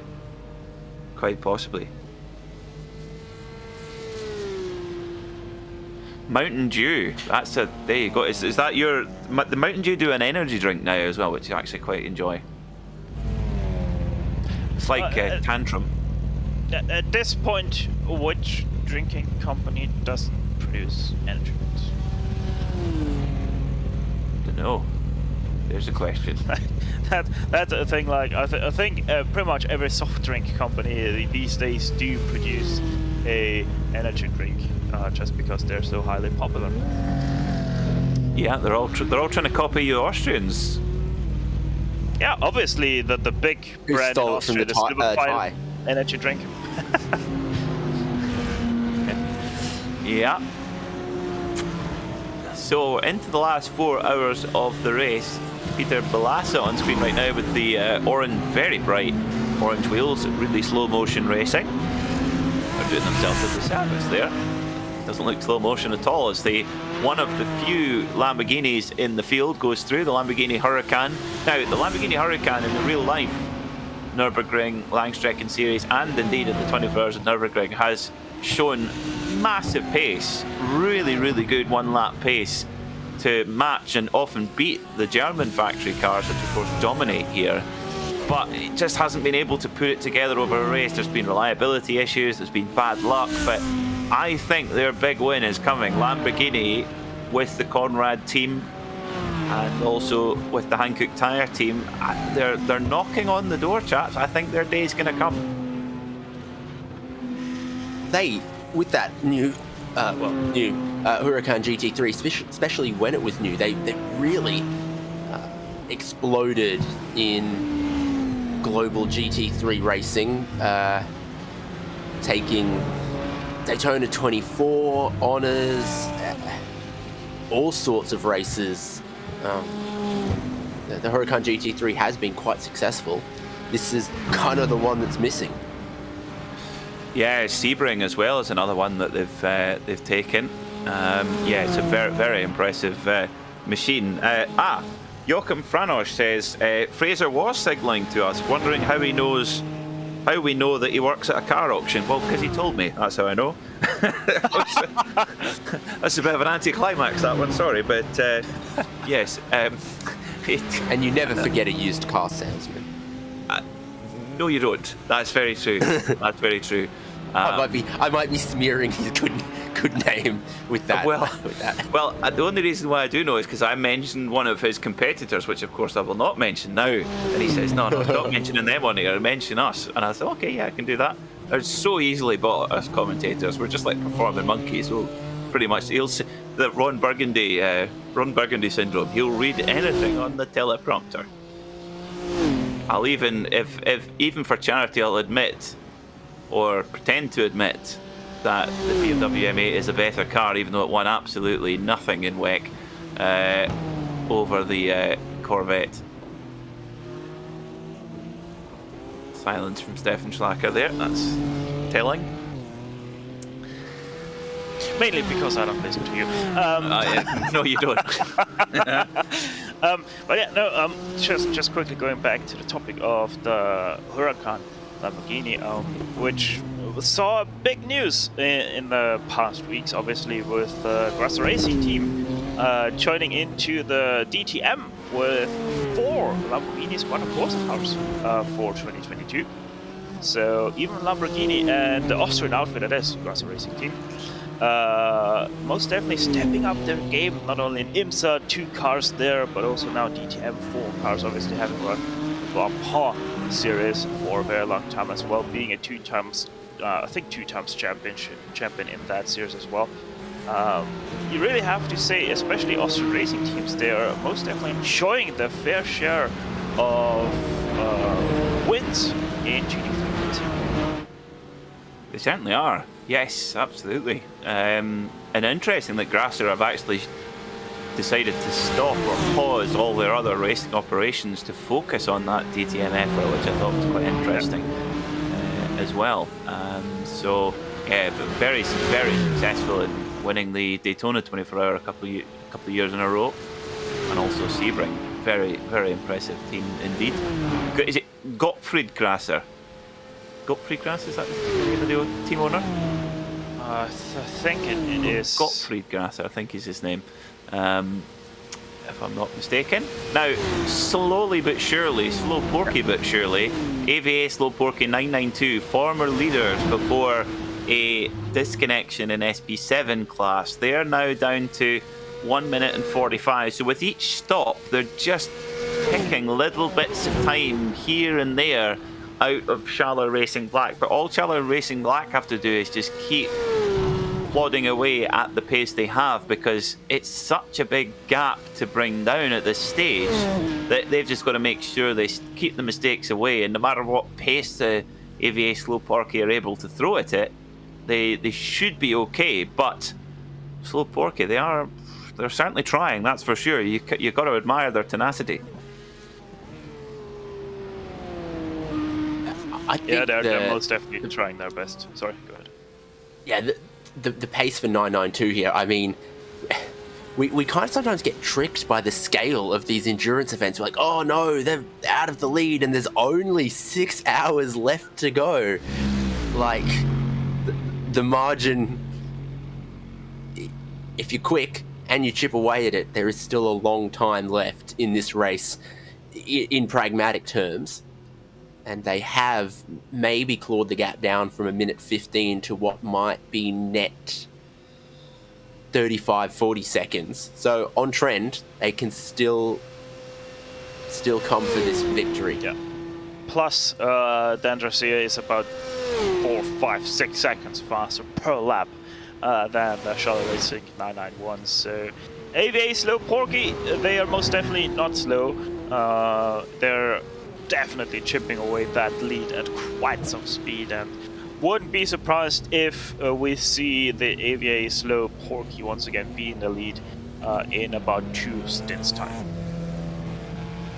Yes, yeah, they're certainly cutting the gap down. Another 823, 2 823s in a row for Dandresia, so he's really pushing. So they've clearly got the depth in their driver squad, have the AVA Slow Porky team. And yeah, pushing on in that 992 car. And I have to say, yes, you go quicker in the GT3s, but there's nothing like the feel and the sensation of driving this 992 Cup car. You've got that lovely balance of the... Oh, someone, yeah, ground to a halt there. It's odd. But yes, just the dynamics of this car, it's got such a lovely feel to it. It's a real driver's machine, so when you've got to push, it's a wonderful piece of kit to drive.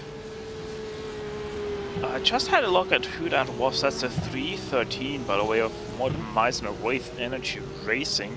That's one of the most interesting incidents I've ever seen for that 313. I don't know if we can get that. Oh no, poor Matthew. But Matthew breaks another incident. He's having a terrible day at the offices. Matthew Briggs, what a shame. It's just sometimes you get these days in racing where just things do not go your way at all, and the mistakes often breed mistakes as well, and it just saps away at the confidence, and this is not a circuit to have your confidence taken away.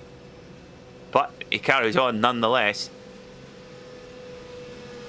And he certainly used up most of his 9 lives in this stint, that's for sure. The fact the car is still going, it's been skittling off the barrier more than once. Now, Mr. Save himself, Daniel Civi Sabo. Oh, Biff. Did you see that hop from the rear as it slid out of the groove? It looks like, have you ever seen cars with, you know, like a busted shock absorber or something? Yeah. And they keep bouncing like that? It really, really looked like that. I'm not aware of that being a failure that happens or is simulated on iRacing, but yeah, you see a whole lot of attitude and body roll out of this new Porsche Cup car, and that was an example of it. Yeah, it definitely gives you it gives you a bit more warning, and yeah, just gets away from Daniel Civi Sabo there. You had sound effects for a crash earlier, so I would have said that one sounded like boinga boinga boinga crash. Boing. Sort of like a dial-up modem.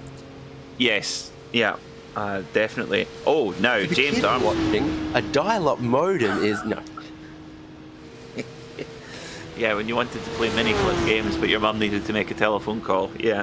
I'm personally attacked by that. Yeah. James Armstrong has come out, absolutely hit the nail on the head. He says LMP1 on the Nordschleife is the best. Absolutely agree.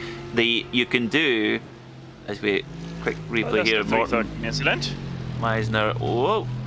So he goes for a spin here. Slides all the way down, and returning the track, it's gonna be more troubles for Meissner on the 313, which makes me believe that he had some sort of issue, because on the throttle and another spin. Yeah, very strange one there for Morten Meissner. Very strange Talking indeed. about that LMP1 around here, I've seen several videos of many people have rather gleefully attempted to take that Mercedes AMG W12 around here, and the absolutely freakishly ridiculous lap times that it sets. More problems after that. So 2, now 3 spins there.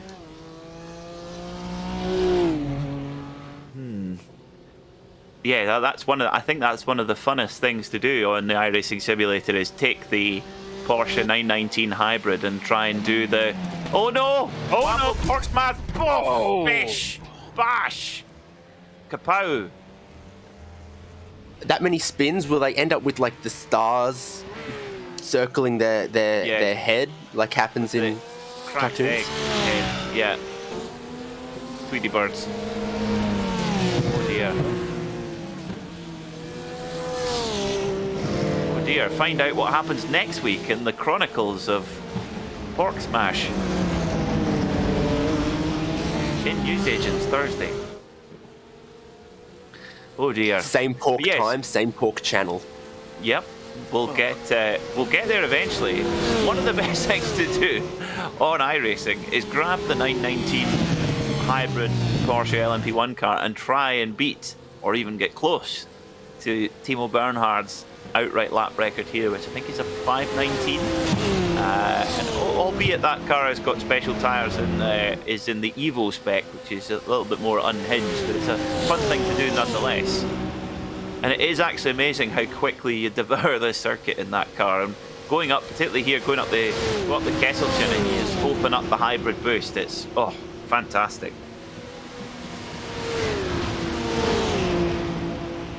So yeah, most definitely this track continues to show its teeth now. We're well within the 4 hours to go mark here. And you know that the first name this track was built as was the first mountain and racing test facility, which would translate to German erste Gebirgsrenn- und Teststrecke. Prüfungsstrecke, actually. That was the name that it was built to, the Nordschleife. And then obviously it got connected to the Südschleife. And yeah, the Nürburgring name was born. There you go. proper historic and iconic facilities. 150,000 spectators came to the opening meeting, which was actually a motorcycle race, the 18th of June 1927. Motorbike racing, and the next day the first car race, won by Rudolf Caracciola. That panorama Bathurst was originally for motorcycle racing. What? That's a scary thought. Yeah, eventually they were like, you know what, let's not do that anymore. So yeah, this is a bit mad. The well, actually, the proposed cost of the Nürburgring Nordschleife was 1.8 million Reichsmarks. It actually cost 14 million. Well, the actual building of the track was 8.1 million Reichsmark. And then obviously in, what was it, 1932, they built the first fences on the track. And then, was it 1970, I think, they once again improved the safety of the track with another 17 million Reichsmarks, or D-Mark rather, back then. And yeah, by the way, 8.1 million Reichsmark, that would be 30 million euros in 2021. You could maybe, well, you couldn't build very much for that nowadays in racing circuit terms. It's no wonder that not many new racing tracks get built nowadays. That's probably how much it cost Yas Marina just to re-profile that corner. I mean, you know, you say that, and then there's Saudi Arabia, which builds a city track in Jeddah, and then halfway through building that track decides, you know what, that's actually not a good location for the track. Let's build another track outside of the city. Yeah, that's, by the way, the story why Jeddah only has a 3-year contract with Formula 1. Because afterwards, we're going to go to a permanent circuit. That's just outside the city. 3 years too long. We shouldn't be racing there, and we shouldn't be racing on a circuit like that as well. It's colossally dangerous, in my opinion. But, you know, dollar bills, y'all. Cash is king, said someone. Yeah, absolutely true. Yeah. Speaking of, actually, what that comment was initially in relation to was why the F1 teams ever travelled to Melbourne at the start of 2020. I saw someone today wearing a Australian Grand Prix 2020 t-shirt. Wow. Now, obviously, all the t-shirts, all the merchandise got printed, and then the race ended up not happening on about 48 hours notice. But I was like, that's cool, because I've got an Australian Grand Prix 2020 coffee mug that I bought because it was, you know, 80% off because it was for a race that never ended up happening. So yeah, there's a whole bunch of merchandise floating around out there for an F1 race that never happened. And I guess the gentleman in question got his t-shirt at TK Maxx, probably. I would imagine. I don't know. There's probably also a bunch of t-shirts out there that say Lewis Hamilton World Champion 2021. Oh, they were incinerated immediately, I would think. They were a couple minutes away from being needed. They were that close. Oh dear, they're like, don't put them in the chopper just yet. Owen Blythe is in the pit lane, our outright leader for V3 Racing BMW, a full splash of fuel and 4 new Pirelli tyres, with the pork smash machine just in the background there, getting filled up with fuel. Glug glug glug glug glug glug glug glug glug, to do the cartoon sound effects. I love the fact that we have a comic book car. We can make comic book comments about it.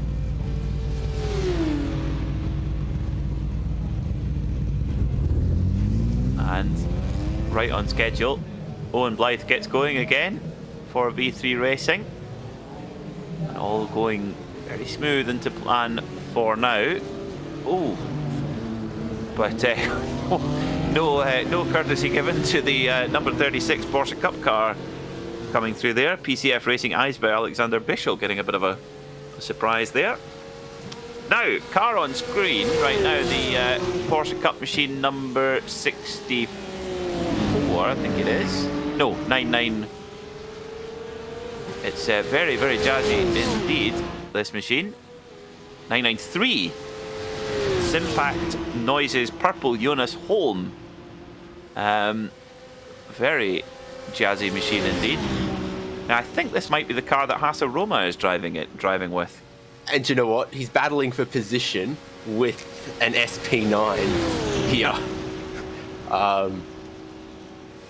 Yeah, let's see how long he holds this one off. It's not in class, but it is for overall position between 3rd in class for SP7, 6th in class for SP9, but 8th and 9th overall. Yeah, at the moment there is a possibility of the 992 Cup class, the SP7 class, actually getting into the overall top 5, which would be mighty impressive. It shows you what this car is capable of, and of course this is before normally the Manthey Racing outfit make a kit for the car, which makes it even better for endurance racing. And goodness me, what that machine will be like. Yeah, as you can see, it is not the work of a moment for an SP9 GT3 car to get by the SP7 Porsche Cup car. This isn't a particularly slow SP9 either. Their last lap, No. 8:23, would be very, very competitive. The same as second place, faster than first did. So they got here to the back quite quickly. But passing kind of might just have to wait to the dotting of her the way it's shaping up. Yeah, for the SP9 car, really the main thing will be getting a good exit and a good run out of Galgenkopf onto the Dottinger hole, and then using that. Once you're into the draft, the SP9 car then starts to get a gallop on. But yeah, the 993 machine here of Jonas Holm absolutely wheeling it. Power-wise, now what is the difference between these two cars? Well, power-wise, they're not that different really. They're about 500 horsepower, thereabouts. Very similar engine. But the big difference is the aerodynamics. The SP9 GT3 machine has got a lot more aerodynamic grip, which of course does make it slightly draggier in a straight line. But the electronics is important. The traction control and the ABS of the SP9 car does certainly help as well. But Jonas Holm in that very jazzy machine, that kind of looks like a pair of expensive yoga leggings. It's got a bit of tie-dye to it, doesn't it? Hmm. Yeah, man. It's all organic, dude. Yes, the fuel, synthetic fuels, man. I love that movie so much. It's so good. It's so good. Ka-chow. And then there's the ka-chow. Then there's the grumpy like army veteran, the chief. He's like, "Oh, you hippie." Paul Newman, the voice of Dr. Doug Hudson, the oldest man to race in the Daytona 24 Hour, 80 years old. About the time when that film was coming out, is just about the SP9 number 5 car that PCF Racing of Andy Holling just gets by, but that was not easy. Those Cup cars are fast. Yeah, and as we said, absolutely no blue flags in effect either way. It was for overall no. position. Oh, and oh. Well, if you won't, I'll do the must sound have effect. Bonk. I hope that car won't be cribbing after that. Oh, we just did it for the drum simple clashes as well. Now, for the 993 here of Jonas Holm, he might actually be able to hang on to a bit of draft of the SP9 car in front. So yes, just to, in Nürburgring speak, shall we say, SP9 is a GT3 car, SP7 is a Porsche Cup car, SP10 is a GT4 car, and TCR, well, TCR is TCR. The SP is for Nürburgring Special. Yeah, in case you're wondering why is the Nürburgring the VLAN the NLS, so just now call, and the 24. Why they're using such different car class names for their classes? It's for the simple reason that it gives more differentiation potential between different cars, because especially as we remember a few 2 years back, I think it was now, where we still had the Aston Martin, the big V10, still racing as a kind of tribute to its wins here. It's exactly for that reason, because that car is so far out of class regulations for the normal SP9s that they can then say, well, that's an SP9T, for example.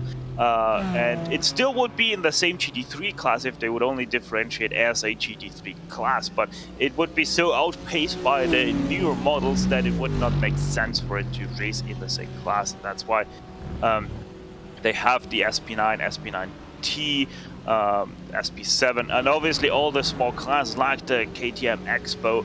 It would be in the same class as many other cars that are racing. And that's the simple reason why we have these differentiations, just because it brings more variety into the races. You have many more classes that they can race against each others, and so everybody pretty much has a win to race for, because you have, I think nowadays 4 different BMW Cup classes in the 24, and obviously putting all of those BMW 3 Series into a single class would be quite chaotic. So, Yes, it would. What category did things like the Renault RS01 and the Glickenhaus fall into? Were they SP9, SP9 something, or SPX? Were they all SPX? SPX. SPX, yeah. Because actually this year the winner of the SPX was not the Glickenhaus, it was Mercedes AMG GT3, but it was in SPX because it had a amazing steer-by-wire system. So it wasn't officially homologated. It was, Vettel for the lead, and that's heavy-handed. Oh my word, Project Dynamic barged their way through, no other word for it there. Milan Takens shoves Leon Nerger out the way. That's coming through to go around the outside at Schwedenkreuz and then hard on the brakes. Poor Leon Nerger had nowhere to go, and there you go. Milan Takens knows that he was at fault there. Good sportsmanship there. Do you think he saw full send written on the rear bumper and thought it was an instruction? Yeah, yes, as in like an invitation. Quite possibly. Quite possibly. But yes, that Mercedes, fittingly, as we're talking about the Mercedes, was steer-by-wire, designed for basically developing a system for people who have a disability or an impairment that allows them to drive using that electronic steering system. And they really got some brilliant development work done. Darren Turner was in that car, the Aston Martin factory driver. But yeah, very cool. All the different vehicles. It's just very, very late there, really. And luckily, Leon Erger keeps it out of the wall. He's been watching some DTM highlights. Yes, the Van der Linde.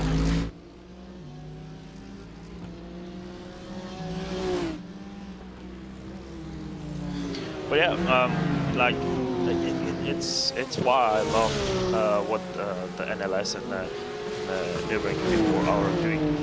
You can pretty much enter whatever you want, and they're gonna find a class for you because they're differentiating between so many classes, which is great. Which makes kind of an interesting choice then that the KTM GT2 was racing in the KTM Expo class, even though that was against GT4 cars. So sometimes I think manufacturers are deciding, yeah, we still want to be in our own class now, because KTM against KTM makes more sense than KTM against nothing else. Definitely. I mean, I liked this year. This year's Nürburgring 24. There was a single car class for SP2T, which was a completely standard Hyundai i20N road car. It did have a roll cage put into it, but it was completely bog standard road car, and it finished well. given its... I really want to go in one of those. It looks like a fantastic little car to drive. Do you know that the Hyundai Elantra is called the i30 sedan in Australia? Ah. So if they bring out one of the TCR cars here to compete in Super Cheap Auto TCR Australia, I wonder if they're gonna rename it or let the naming stand. When Gary Rogers Motorsport or someone else brought out some Vauxhall Astra TCRs, they put Holden badges on them instead. Nice. So Very wise. It's a car that's competed as Opel Astra, Vauxhall Astra, and Holden Astra. I like Yeah, I it. was gonna say that they put Vauxhall badges onto an Opel that then they replaced by Holden badges. It's the circle of life. The circle of this really uninspiring hatchbacks made by General Motors companies. Or what is it now? Stellantis. It's, of course, not General Motors, of course, anymore. It's Stellantis is called the group that seem to be taking over the world. Now, speaking of Stellantis, of course, one of their brands is Peugeot. Did you see the pictures of the new Peugeot hypercar, or the blurry... Oh, they're teasing us, aren't they, about that rear-end situation? I think it's a Dallara DW12 job with the little kind of partial wing over each wheel. I've seen people suggest that it might end up looking like the original Ferrari FXXK, which had little fighter jet canard style little wings, but no central plane. That would still, if they did that and they went that route, I think that'd still be true to what they said about, no, we're so good, so much underfloor downforce, we don't need a rear wing. I'll be annoyed for no rational reason if they end up actually putting a standard rear wing on it after hyping us all up so much and making so much media attention for, like, it's got no rear wing. Well, I think you're right. I think it is going to look like that Ferrari FXX. I think that's exactly what they're going with. It does have a bit. You're going to need something tunable to be able to adjust the aero balance front and rearwards for different tracks and circumstances. So you might make 90% of the downforce somewhere else, but you need something you can tune in or out a little bit of rearward aero pressure. Definitely. Yeah, absolutely. Well, go on, Steph.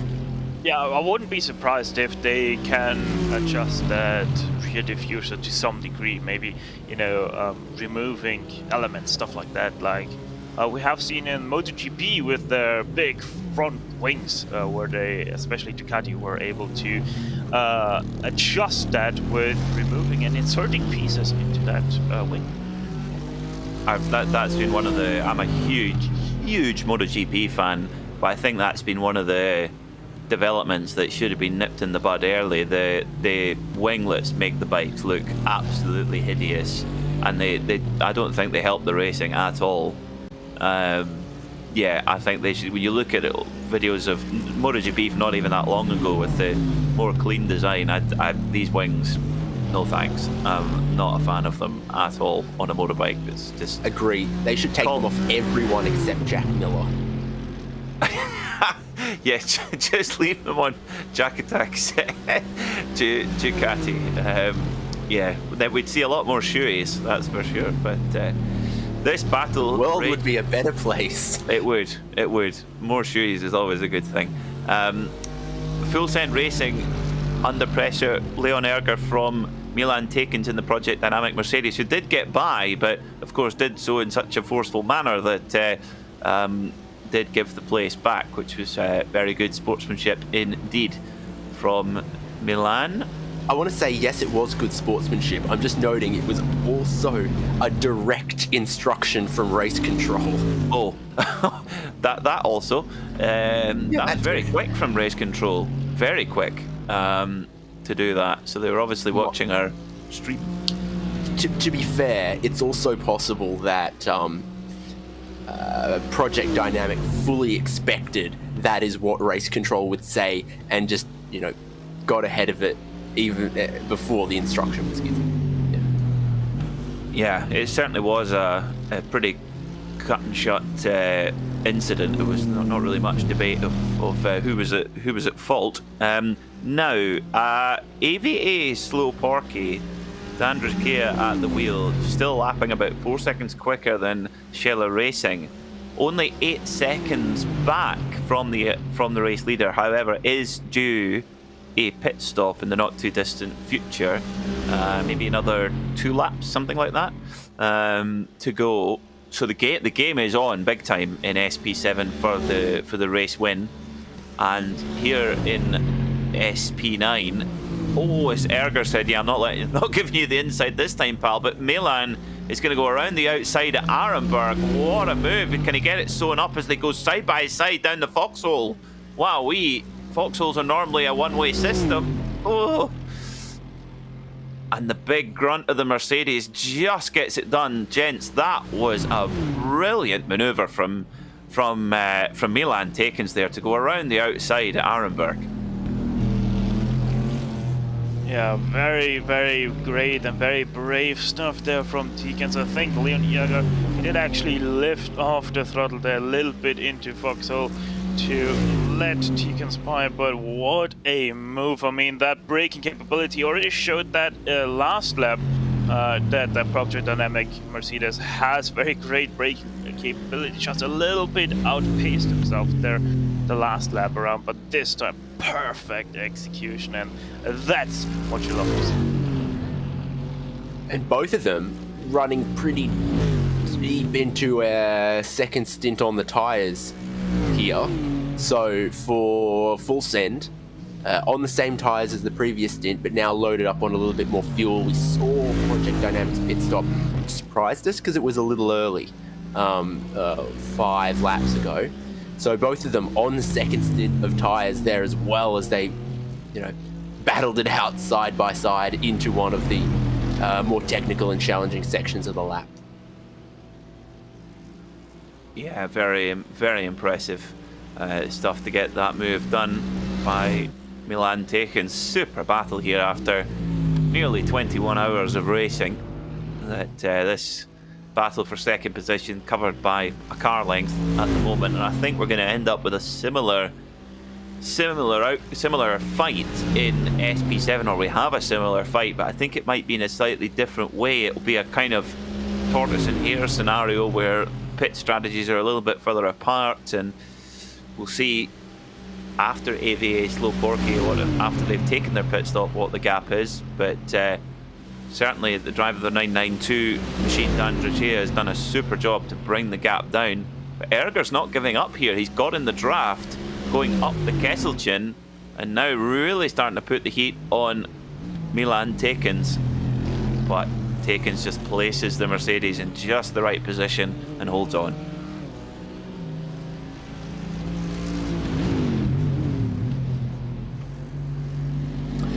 So the other thing I'm wondering about, particularly because it's the closest battle for the win in a class that we've got, is about from their next stop, are Slow Porky going to make it home on only 2 more stops? And I think they get close enough to the top of the hour, 3 hours to go, it might be doable.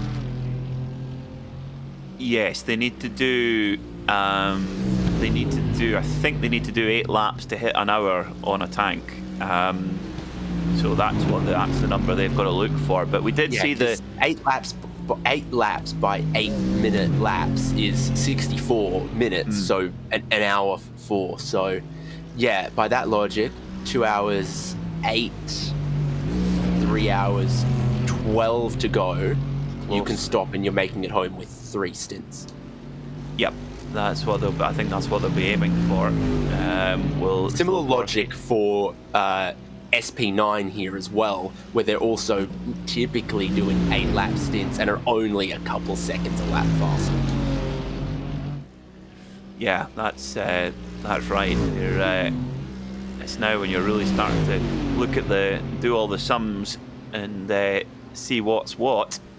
Well, 3 hours and 15 minutes to go in this race, coming down to the business end, and Milan Takens cannot shake off Leon Erger at all, Steph. Stefan Schlacher has gone and borrowed Dirk Federman's internet, unfortunately. Oh dear. Okay.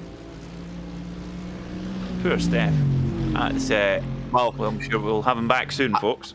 I think Stefan will get over it quicker than AVA Slow Porky will, given the costs involved. But again, AVA Slow Porky are coming back, and so are Full Send. Yes, they are. Full Send Racing have got a little bit of an edge on the straight because, of course, the Mercedes. Look at that. That's a pretty graphic demonstration, because look at the damage on the front of that big Mercedes, and that's definitely going to take the straight line speed away. So Leon Erger gets the move done. So Leon Erger playing this one very, very smart, just placing the car where he needs to, hanging on to Milan Takens when he's ahead and just trying to keep on tabs with him, and then defending the position. This is a just wonderfully intriguing battle as they come tearing down towards turn one, a really difficult braking zone. You're leaning on the nose where the ABS will often cut in. Oh, as Erger shuts the door, they carry on again. The big thrumming Mercedes trying to get past Erger, but no such luck.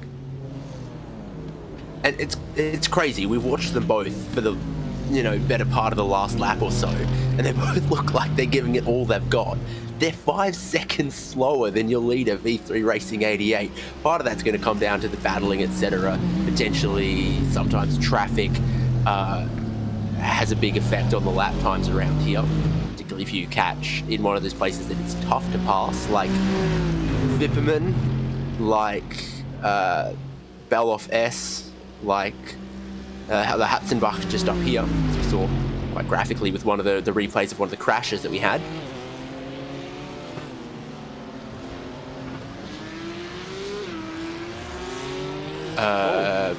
Oh dear. That is bizarre, because no contact with a car or the wall. David Barraclough pulls off to the side of the track, comes to a complete stop, and by the fact that we don't see that replay continue, I don't think he got it going again, did he? Oh, I don't. Well, he's showing his grey on our timing screen, which is never a good thing. So is he towing back to the pit lane? Has he? Do you think he's gone through and forgotten to go to the pit lane? No way. I thought he was only 2 laps into a stint. I don't know. It's not good news. That's very strange. So whatever that is, well, maybe if anyone could let us know what's happened to the 81 Torque Freak Racing, because it seemed very strange. It seemed very. It wasn't as if it just cut. Yes, and it was, but it was. It wasn't as if it happened involuntary. It was very much a deliberate pull over to the side, stop the car, and then must have hit the toe to go back to pit lane. That's utterly bizarre. Maybe he wanted to go and have a bear claw and have a break. Yeah, he was in the YouTube chat actually not a whole lot long ago. So if there's anyone else TFR hanging around, hopefully they'll enlighten us. But that does look like some came up, or there was a technical problem with his rig or something, or he's having a problem with his pedals or his wheel, or I don't know. He does have time in hand. That's the only thing, is that is going to be a nasty tow from there. Because the more of the lap that your car's got to be towed, the more total time you lose. It's typically always better to, even with like quite significant damage, you lose less time if you can bring it back to pit lane under its own power. That is going to be a 10 minutes. The mind boggles. 12 to 15 minute tow from turn one. That's not good. Not good at all. So very strange there for Torque Freak Racing by TFR Lab, and of course, what was already no, it looks like it might be back on the lane. They've done a driver change. Francisco Rendo is taking control. Car is still in pit lane showing on my screen. So, I mean, there's either two things. One, that lap doesn't count and they've lost a minute or 2 minutes, or it does and they tow it the whole way around. The lap counts, but it's the tow times are typically about 150% of a racing lap time. I goodness, maybe 12, 13 minutes. I think it does count from what I remember. The tow does count. Having had the same experience at the Nordschleife, where I was racing up the Kesselchen and someone just put me straight in the wall, just ran straight in the back of me. I said, "Oh, thank you very much." Speaking of going up the Kesselchen at close quarters, here we go. Now, full send racing TCR leading. Yeah, team tactics, box him in. That's very clever. That's so clever. Leon Erger there to explain, folks. The Leon Erger in the full send racing BMW there, his stablemate in the leading in the TCR class, full send racing 185. They will be connected on voice, and that was incredibly well coordinated. And that was one opportunity, I would say, for Milan Takens to get by, but that was very, very clever to just box in, and that's part of the game. That's multi-class racing, and the more cars you have in the field, the more chances you've got of pulling off manoeuvres like that. And this has got to be frustrating, I would say, David, for Milan Takens, because he definitely has more one-lap pace, but he just cannot unleash it. Yeah, it's hard to know. Does he actually have a big overspeed, or is, because he's definitely not quicker down the Dodingerhur, clean air versus clean air, driving it very, very well through this section and flowing it quite well. I feel like this part of the lap is very much flattering Milan's driving, and the straight line flatters the BMW. So between them, there might only be 2 or 3 seconds a lap difference. But as you watch them through this section, the Mercedes all over, and then all over some of the grass. I think also it appears that Milan Takens is really struggling with tyre life as well.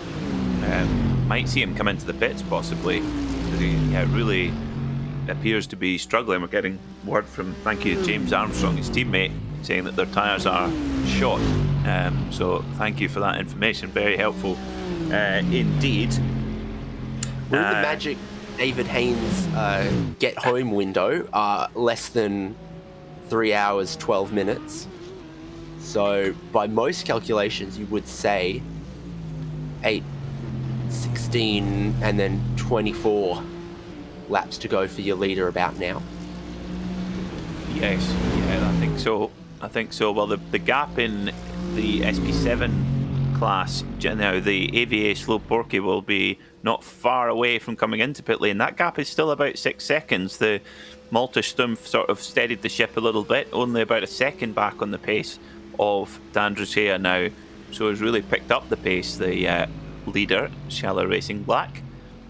But look at that, even in the draft, Milan Takens now starting to get the tow eventually, but nowhere near as powerful as the one that Leon Erger got before. Now, is he at the limit of revs? They go side by side into the Tiergarten. Does he have enough of an overspeed? Leon Erger takes that one very sensible, says, okay, after you.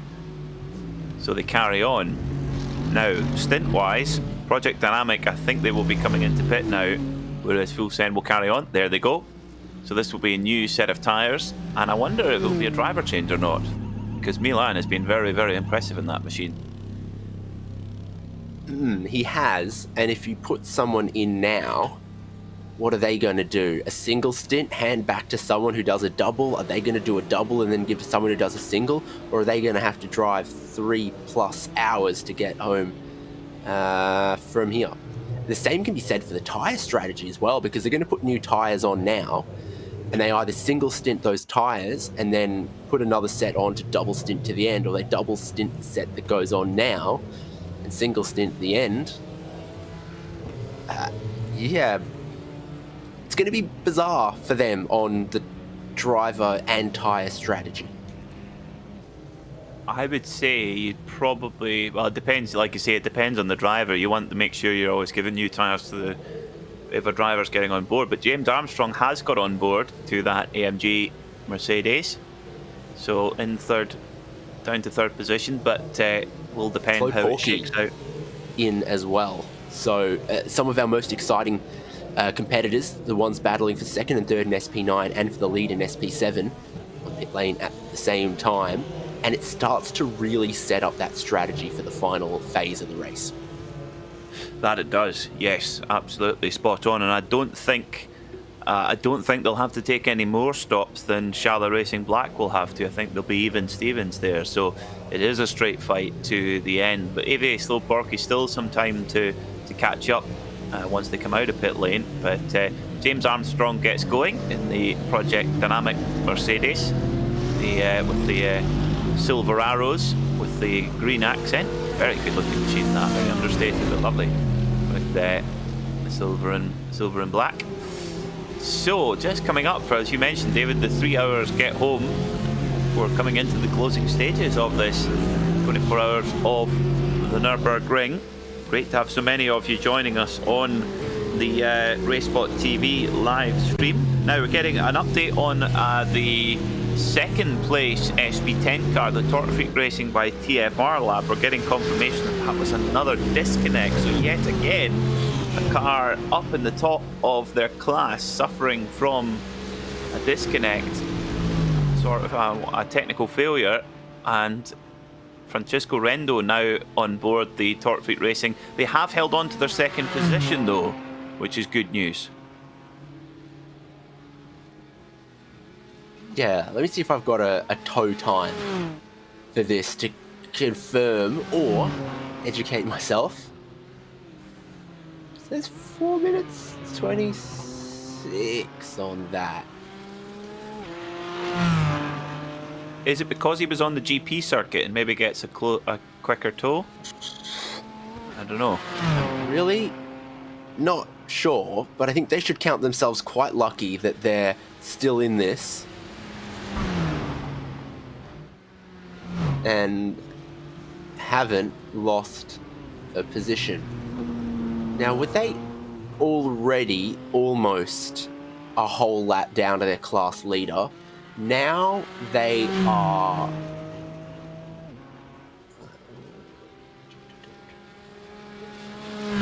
about a lap and a third down to their class leader. So I think that the delta lost is about has been about 4 or 5 minutes. Could have been a lot worse, but well, also could it. It's still very, very unlucky for that to happen. But if hopefully they'll still retain their position. Now, what does that mean for the chasing car, though? Of course, yeah, there's still about 6.5 minutes back to third place Effect Esports. So they do have a bit of margin to Torque Freak Racing by TFR Lab, and it's a case of just getting that. Okay, just getting that little Cayman to the finish. Torque Freak have just gone through Verzeifen, and Full Sender Racing are through Schwalbenschwanz, are they? Yes. So that is pretty close to half a lap, I think.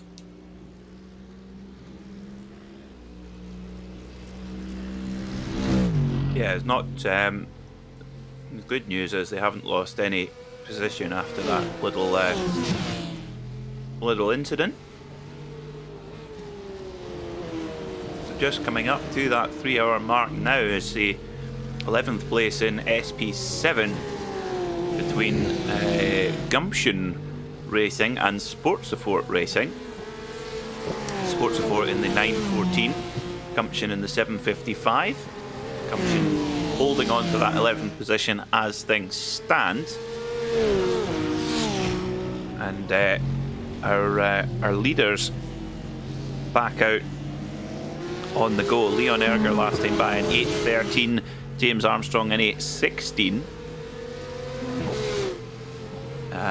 But we'll see how that goes once both those. Well, once James Armstrong gets up to speed, and we should see maybe about 3 laps time. We'll see Leon Erger coming in that second place SP9 911. Sorry, SP9 BMW GT3 machine. Now, Jeff Bateman's given the Torque Freak Racing Porsche, he's called it the McLaren. I get that too, the orange and the blue, or the papaya and the blue. I like that comparison.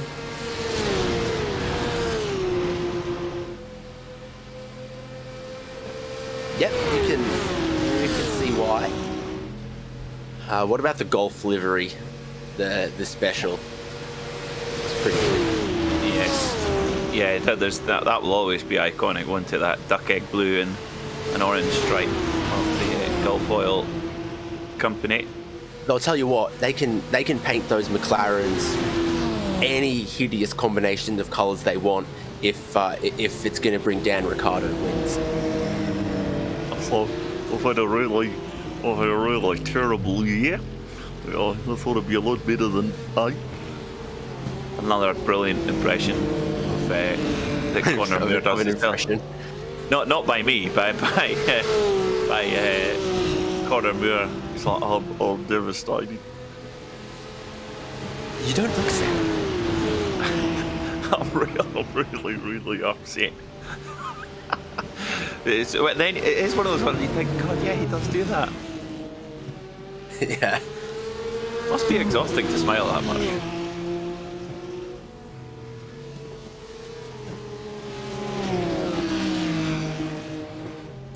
I think he's next year. What's it going to be like next year? These new cars. I'm really excited to see what these new F1 cars are going to look like.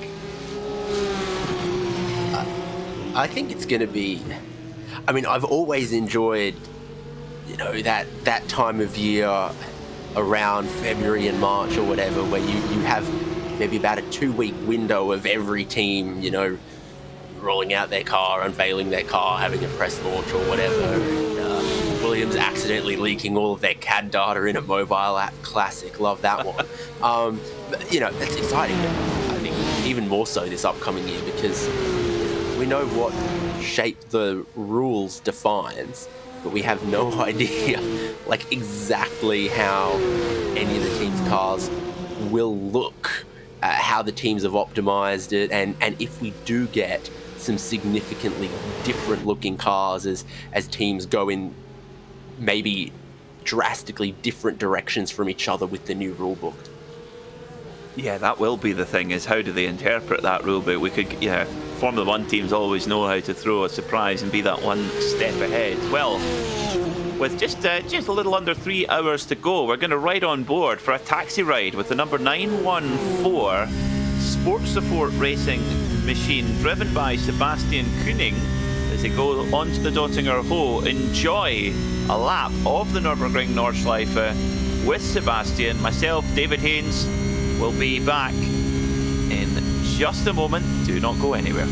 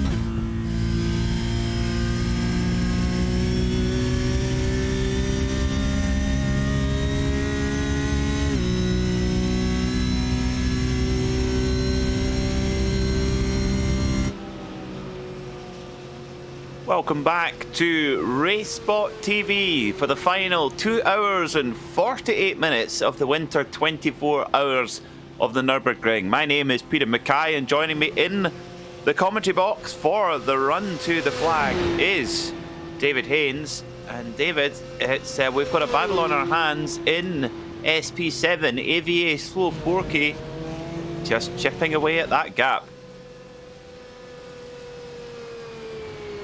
Absolutely, they are. And as I look,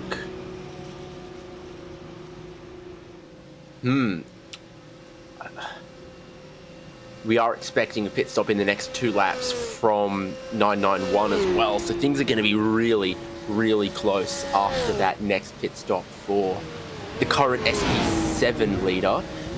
SP9 leader just had a pretty long pit stop, which has brought Full Send Racing back onto the lead lap for the overall there as well. So in racing, it is not over until it is over, and we are guaranteed a good fight in SP7, and you got to be there to see what might happen in other places as well.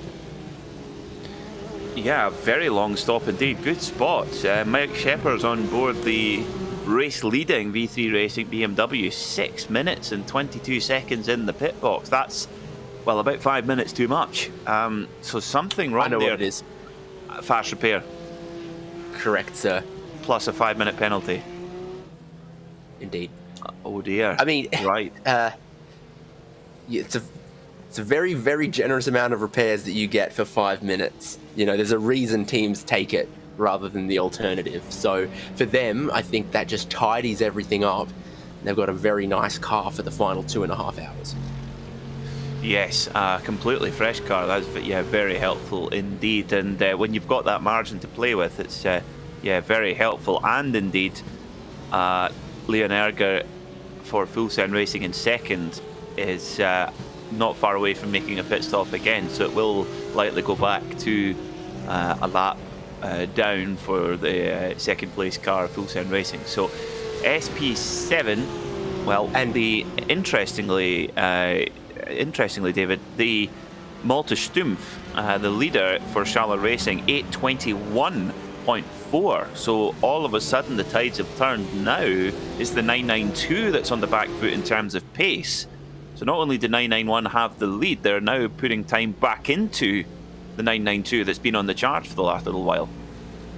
Yeah, so Malta Stumpf has got a real good turn of speed.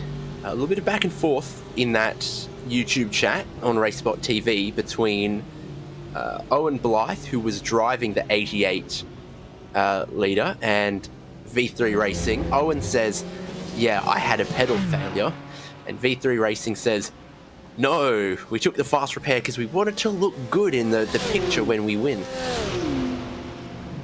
Well, that's either going to age well or terribly. Let's hope it aged well for their sake. Goodness me. Goodness me.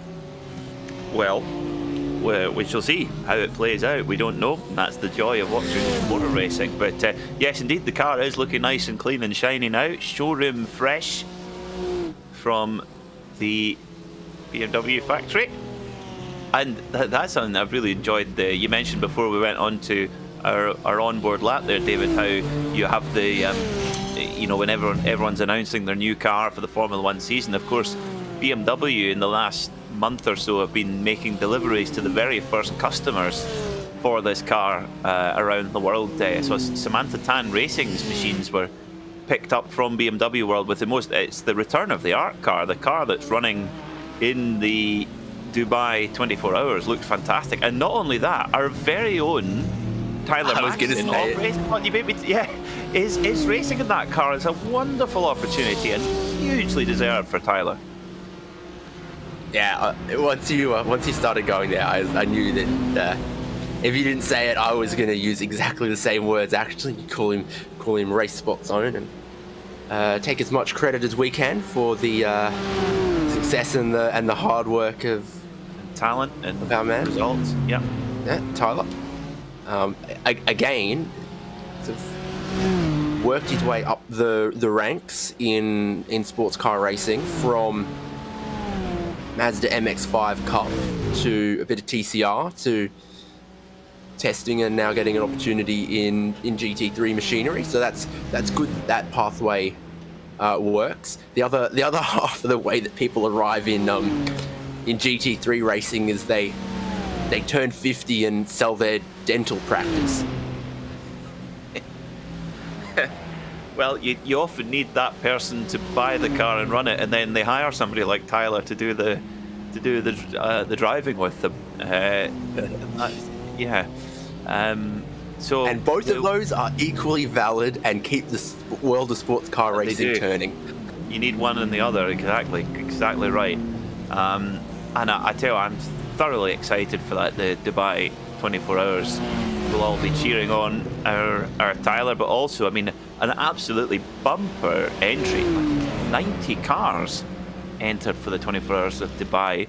Jos the Boss Verstappen, he is on the entry list, but only if the party of their winning the Formula 1 championship is finished by then, which, 50-50 could go either way. Yeah, so Kenny Habul is bringing one of those Sun Energy Mercedes AMGs, and he recently also bought one of the properties on Conrod Strait at Bathurst. Quite an expensive property. It actually was, but a nice one. So I don't know. Is he confirmed for Bathurst 12-hour potentially? I've got to assume if you're a known sports car racer and you buy a property next to the circuit, where the circuit forms part of your driveway, gosh, you wouldn't want to be, at home in your living room that weekend and not putting on a helmet and racing. Definitely, or at least being there as a car owner. Yeah, definitely. You'd want to be part of the action, that's for sure. What a cool property to have. I mean, the view from the list of... That must have been the easiest house in the world to sell, because the view is incredible. You're beside one of the best circuits on planet Earth, home to two of the best races on Earth. Now, is this what happened? I need confirmation. Is the replay... the graphic says Mike Shepard. That's who's currently in the car, but is the replay of Owen Blythe a while ago? Oh my. We'll get confirmation of that, because if that's after fast repair, then that's bad news. I think that's a replay from going on about 8 to 10 minutes ago, and the title graphic pulls up who's currently in the car, not who was at the time. Okay. Right. I'm correct. 20 minutes ago, says our illustrious producer and replay monkey, Hubert Lewis. Okay, that would have been rather embarrassing after the comment after the fast repair, but anyway, there we go. Well, it's Peter Mackay. Good if you go back and find that for us as well to show how the leader lost a significant amount of time and then needed to use that let's call it 5-minute repair. Needed to use that 5-minute repair that's now put them to a lead of 6 minutes 43. And it puts them in a position where that is a very comfortable margin in any motor race, but it doesn't leave room for any more mistakes or problems or technical failures like that. Definitely. Yeah, there's that is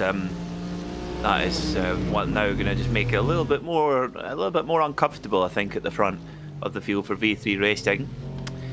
It's Peter Mackay here alongside David Haynes in the RacespotTV commentary box with our wonderful producer Hugo Luis, bringing you all these fantastic images of the virtual Nürburgring Nordschleife and the Nürburgring GP circuit, of course, which we're on at the moment, which makes up part of the course. And it's always nice, David, when we see people who go, wait a minute, I was watching for 5 minutes thinking this was an outdoor real-life motor race, but it just shows you the level of technology that we've got to now, and the fact that people can race in real time from all over the world on a circuit of this complexity it's just mind-boggling. It will always astound me. I want the credit to go to our smooth voices, but actually it should go to the iRacing Vehicle Physics Department, iRacing Art Department, RacespotTV's cameras and the camera positioning flows very, very naturally. And the key thing for me is always the body language of these cars as they hit curbs, go over bumps, transition from braking to turn in. That's what really sells it.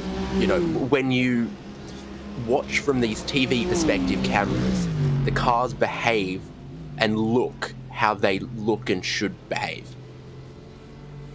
Totally agree. I think that's probably the thing where iRacing is just one step ahead of the competition.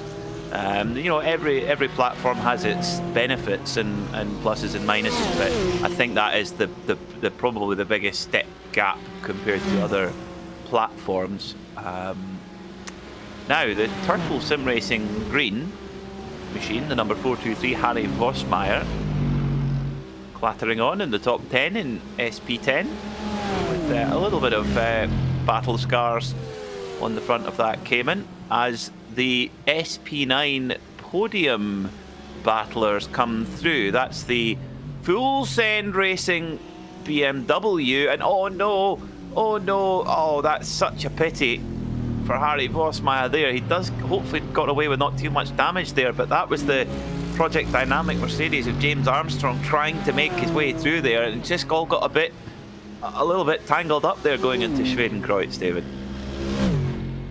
Big pace delta for these cars at that point of the track.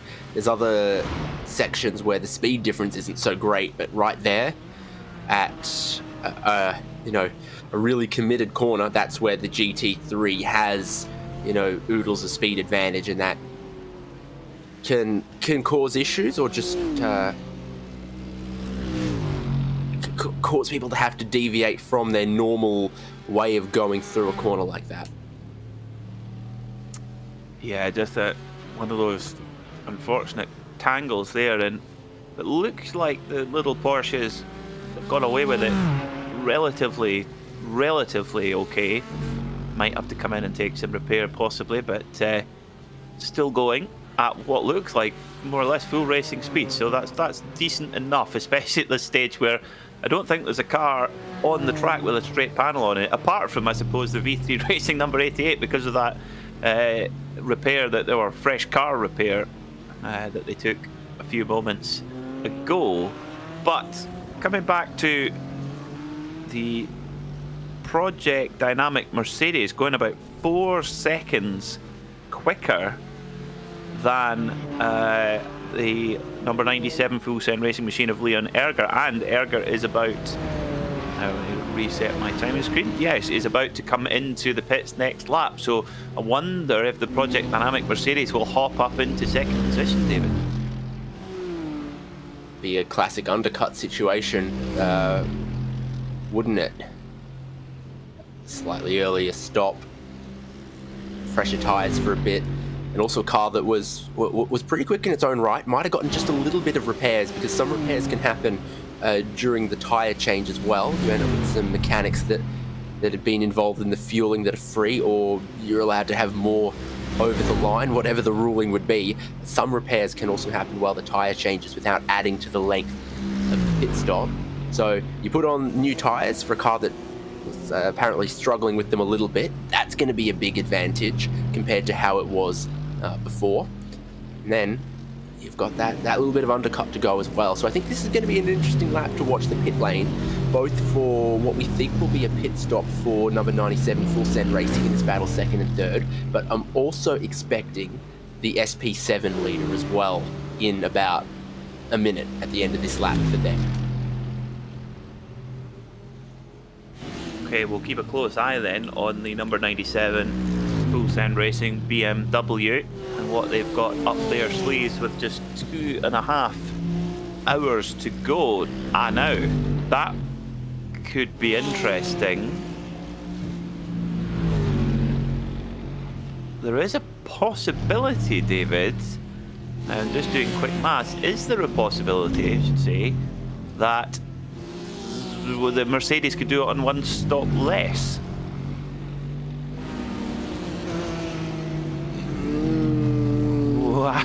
No. No, okay, so they're as they are on pit stops, okay. You sure? Oh, not when you ask me like that, I'm not. I see. I think. Well, it depends. If they can stretch it to an 8-lap stint, then they have a chance. Okay. Let's see. Mercedes might not. They might not. The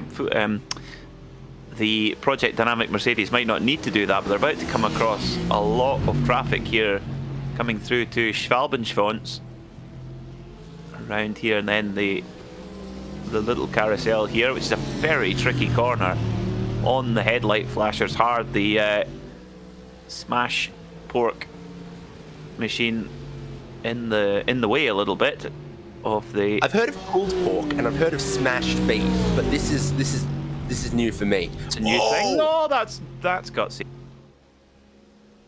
Oof. Now that is a fast corner. Galgenkopf, the Project Dynamic Mercedes of James Armstrong, going 2 wheels on the grass and then getting past the smash pork machine. Wablo pork smash. Sorry, not smash pork. Pork smash. Should probably stop talking about smashing pork before we get censored by YouTube. Demonetized. We'll have the North Koreans on. Pit stop is almost nearly done for the 97, so they're also taking fuel and tyres. Driver swap, Sean Ryan is going to go in. The pit stop is done now and they're down off the jacks. Where are they in the pit lane? It's going to be so close for second and third. And I have to say, I think the traffic has cost Project Dynamic here. Big style. And look, there's the outright race leader as well. The number 88 V3 Racing machine goes through. Now where is Sean Ryan, who's now on board the Full Send Racing car? He's just, I can almost hear it, the sort of thrum of the BMW just up ahead. So Project Dynamic is, yeah, that traffic has really not helped them. That's a 8 minutes, mind you, 8 minute 11 last time by for James Armstrong. So not quite on the pace of the leader, but not far away. So there's the Full Send Racing machine of Sean Ryan. Now, has he gone on? Have they? Well, surely with the new driver, they've taken tyres. Surely. Yes. So yes. Now Full Send 9 seconds clear of Project Dynamic. Oh no. Less than that now. Oh no. The cold tyres on the outlap. Could they have done that? Yes, that's cool. That's absolutely 100% cold tyres. That's at the Hatzenbach-Bogen. So there we go. We've got our top 3 in SP9, all in camera shot there. Although the V3 racing car, the one in the middle, that is leader and by pretty much exactly a lap. So about 8 minutes with the lead. So a very comfortable lead as things stand. And that Full Send Racing car, that will have grabbed the attention. And do you know, it's better that that spin happened on the GP circuit when there's runoff, because if that had happened on Nordschleife, that could have been big problems for Full Send Racing. But I'm sure a sigh of relief for Sean Ryan at the wheel of that machine. That was more of an escaped, more like Jack Ryan than Sean Ryan there. Yeah, it's through that segment there on the GP circuit that the normal and natural line sees you driving over some curbs and quite a bit of, I think it's either AstroTurf or painted concrete. It's green, it's not grass, and it's slipperier than bitumen, and I think that's where the problem has occurred. It's going to let the 888 back a lap clear, and I reckon you hook yourself to that slipstream if you can. Yeah, very wise indeed. But if you can, because Mike Sheppers on board the V3 Racing number 88 is flying. Look at the gap he's already put into the Full Send Racing car 97, and here comes James Armstrong then in the big grunting Mercedes. Super stuff here in SP9. Now, update on SP7. Shallow Racing Black have just taken their pit stop. They're now on to the second lap of their stint. They are 4 seconds a lap slower than Dan Trichet, and the the lap time number you're seeing was their in lap, which included a little bit of the pit lane. They're on their out lap right now with Schuller. It's 7 seconds. 7 seconds, not much. Is the gap then at the front. I have to say that this has been an incredible fight back from Ava Slow Porky, because not long after we came on air, about would be four hours ago or something, a disconnection taking them out of a pretty comfy lead and throwing them a number of minutes down, and they have just slowly but surely chipped away at this, and this is going to be a thrilling finish in SP7. Yep, and then one other thing that still needs to transpire is the final stop is going to be a little bit of a shorter stop for 991 than 992, so there's still more work to do. Someone was off the track. Not in picture, but I heard it somewhere else. Great. Nothing untoward happened. Yeah, so there's 7 seconds of work to do, as you can very clearly see on the timing column between first and second in SP7. But then there's going to be more with the half a tank of fuel difference. No? Yeah. 4 laps of fuel difference between the two as well. So given that a full tank of fuel takes about 40 seconds, you're dealing with a 20-second delta in pit stop time. So between now and that checkered flag, the 992 has got to make 27 seconds on Charlotte Racing Black. And you can watch a battle for position, second and third in SP9. Yeah, going up the Kesselchen they go then. James Armstrong has got a run going up towards Moot Curve. Is he going to go up the inside on the run to Moot Curve? And very cleverly, Sean Ryan says, okay, after you, I'll just tuck in behind. Of course, the Sean Ryan's car is fully laden with fuel. James Armstrong he's on the 4th lap of his stint now, so he will have burned quite a bit of fuel off in that machine, probably about half a tank. So that does make a difference. So Sean Ryan here has got to just hang on as much as he can and trying to stay in the tow until they get as James Armstrong goes off to do the walk of life and they touch. Oh my goodness. Oh dear, that was a pretty firm hit there as well. They're both lucky to carry on. All action here at the Nürburgring, isn't it? Wow, that's not the first time we've seen one of these GT3 cars pop out of the groove, and the dynamic car looked so unsettled on the entry curb at the top of the hill there at Hoacht as well. Driving the wheels off it, but it is not doing exactly what James Armstrong asks for. No, it can be a bit of a wayward car when it wants to be the Mercedes AMG. It can be a little bit leery, whereas the BMW is just such a solid package, such a great all-round package. Doing everything he can to break that 1 second slipstream before they get to the Dottinger. That's why he's pushing so hard through this section for the Mercedes now in second. Definitely, yes, he's really... Well, it's now up to, second and a half, really. And that is not close enough to get a slipstream going down the Dottinger hole. So Sean Ryan's just got to just keep pushing on as best as he can. I think that spin earlier in the lap has maybe scared Sean Ryan from really pushing the car on this outlap through the twisty bits. And that's letting Project Dynamic do what they needed to do to try to get out ahead and keep building up that gap. Yeah, I totally agree, David. I think that that's bound to grab your attention, that spin, and the thing is, it's so difficult for the confidence as well, because you got the car full of fuel and brand new cold tires. It's just so easy for it to happen. You think, what did I do there? But it's just you just got to be patient to let the tire temperature come in, and look at that already, 2.5 seconds. So not close enough to get a draft on the Dottinger hole. Mark Stevens, whoa, does a super job. He was not Snorlaxing there and was able to just avoid that BMW. I don't know what on earth he was doing. That was it, running from the Stefan S towards Schwabenschwanz. Have you ever found that's a really difficult part of the lap to find a braking marker? Yes, 100%. A lot of the time. Is Harry Voismeyer? Poor Harry Voismeyer is getting absolutely shunted around by the SP9 cars. Pick on someone your own size. Now he might be entitled to compensation. Definitely. Have you been shunted by an SP9 car in a hurry? Call Haynes Insurers. Call Haynes and Mackay on 999-3456. We need to get like the dodgy cheap suits for that. Have you been in an accident? Well, 2 hours and 23 minutes to go here at the Nürburgring, and it's all go. It's all happening.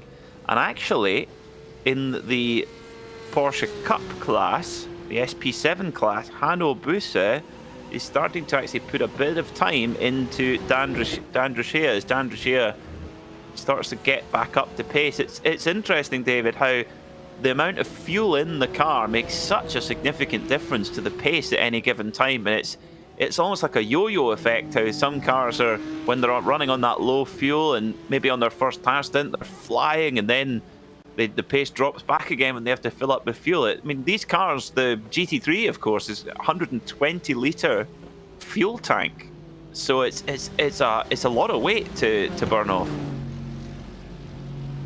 Yeah, most race fuels have a specific gravity of about 0.75, can vary quite significantly on the temperature, but you are still looking at, therefore, 85-ish kilograms, which is about a me.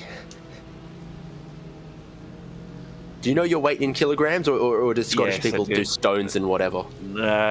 Lots. Yeah, I'm probably about 105 kg, something like that.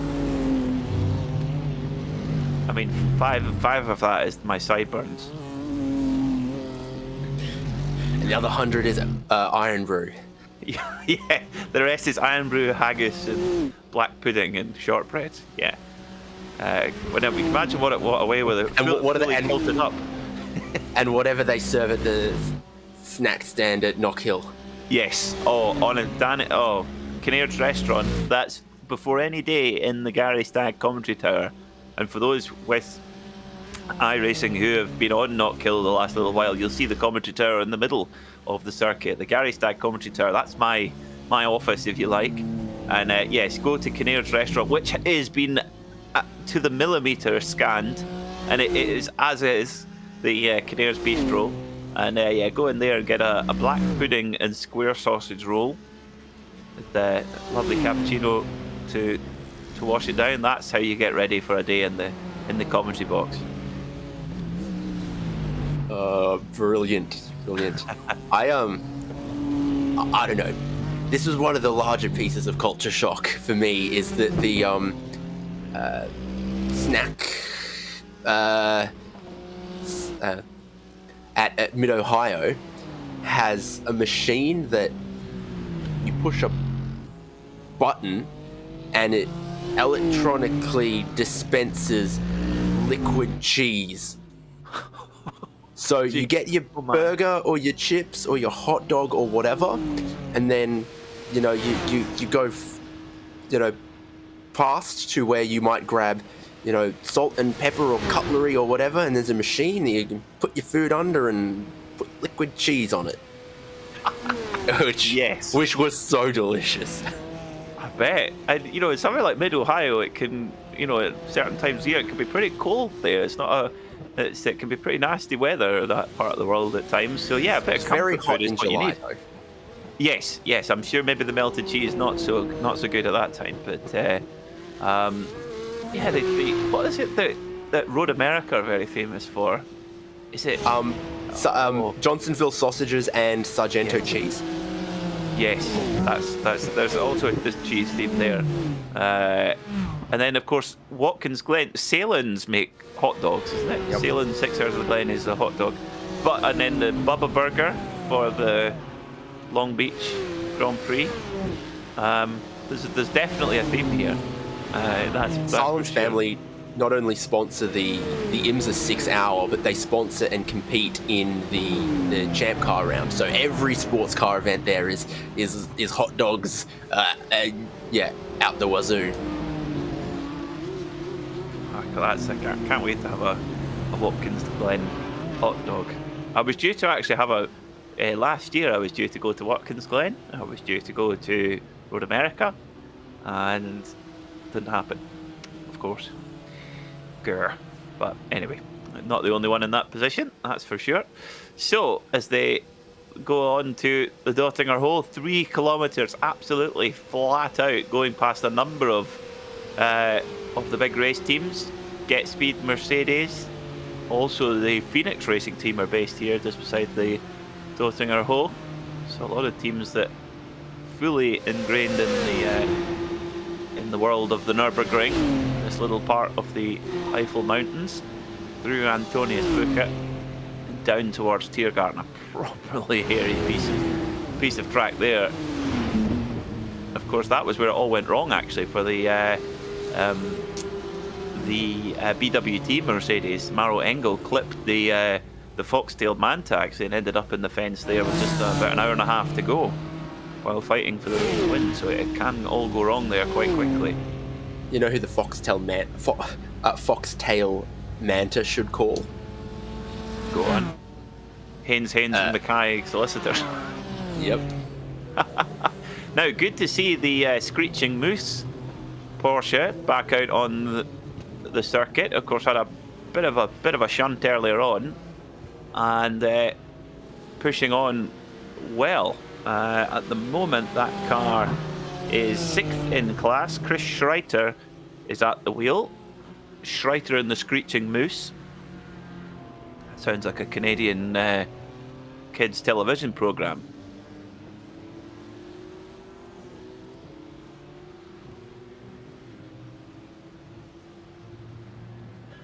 A lot of these cars are looking very nice now that we're almost approaching midday in the session time. Remember when we had the sunrise? It doesn't feel like it was that long ago.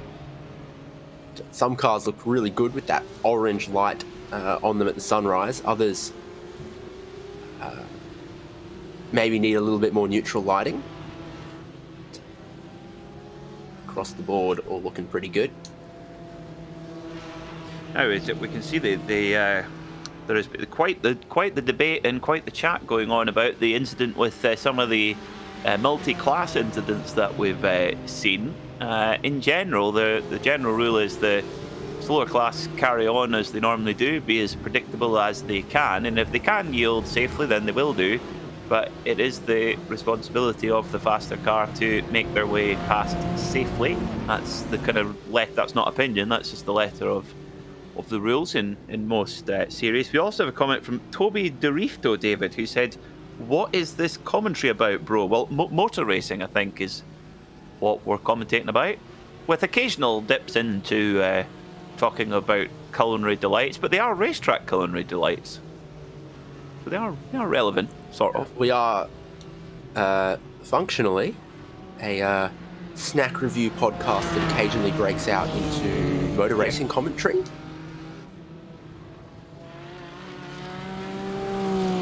Endurance racing, you can't do endurance racing without fuel. Whether that be the petrol kind or the diesel kind, or indeed the fuel for the driver and indeed commentator. I have to tell, the gold wheels on that Canadian machine look fantastic. Very good combination. I mean, a lot of very good Canadian drivers, of course. There was Gilles Villeneuve, Jacques Villeneuve, Ron Fellows. Coach Tiffy. Yes. Ron Fellows, Corvette factory legend. If you're ever going to Las Vegas, if you ever end up going to Las Vegas, whether on a bachelor party or bachelorette party or whatever, if you think it's not really for me, I don't want to go to a casino or whatever, you can go to the Ron Fellows Corvette School, where they have 140 Corvette C8s with expert instructors. And you can go and learn how to drive a Corvette on circuit. See, that's my kind of Sin City. Yeah, sounds good. Sounds good. How about Alan Moffat? I know a guy. I kid you not. I know a guy who supplied Alan Moffat with wine. supplied Alan Moffat's personal wine cellar. What kind was he partial to? Well, this particular guy dealt in wines, in local wines. He was, he actually was, it was Australian stuff that he likes. He was very patriotic with his choices, from what I understand. And you've got many long-established Australian wineries and various regions, so I imagine you could be a fan of several different types of wines and find a good Australian one. Same's true of New Zealand, actually. I'm a big fan of New Zealand white, actually. I do like a nice crisp Sauvignon from New Zealand. Maybe Marlborough, something like that. It's very, very, very good. Big fan of that. I also South African as well. I do like a Stellenbosch. Merlus Rubicon is an absolute corker. It's just so good. We're gonna get a row again for Kyalami. That's in South Africa. That's a racetrack. Now that is something where it would be good to have an iRacing. Kyalami. Absolutely. It's a cool circuit. Very, very cool circuit. I've had as Marshmallow Racing, Dennis Ronsdorf. This crew, they have just kept plugging away, and actually, it's just Full Send Racing just not giving them the inch that they need, but they're there. And that's the thing, is in endurance racing you just have to keep turning the laps, and often you're in a lot of cases you're just hoping for those in front of you to trip up, and often if you're not doing the tripping up, you just gradually climb the order. But it's a good job from these guys for Marshmallow Racing.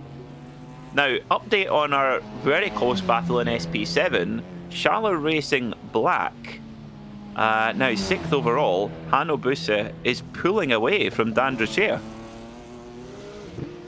Yeah, I mean, it's still very close. Last time, just over a second difference in the lap time between first and second, but it was in the favour of Shallow Racing Black, just making it a little tougher for AVA Slow Porky. What I described as 27 seconds that they need to find is now out to 30 seconds. So the way it goes, it's actually going to be a pretty close battle. And you've got to start working in the driver strategy here as well for both of these teams. Are they able, willing, or allowed to leave their current drivers into the end? Do they want to? Well, the driver maximum time in any one go is 3.5 hours, and I think Dan Drachea may well hit that benchmark, or hit that threshold, sorry, by the end of the race. So it may be that a different driver goes into AVA Slow Porky, but if my memory serves me right, is it AVA Slow Porky that have a roster of about 6 drivers to choose from? I did have that. Was it Shallow? I can't remember. The other way around. Shallow Racing Black have had 5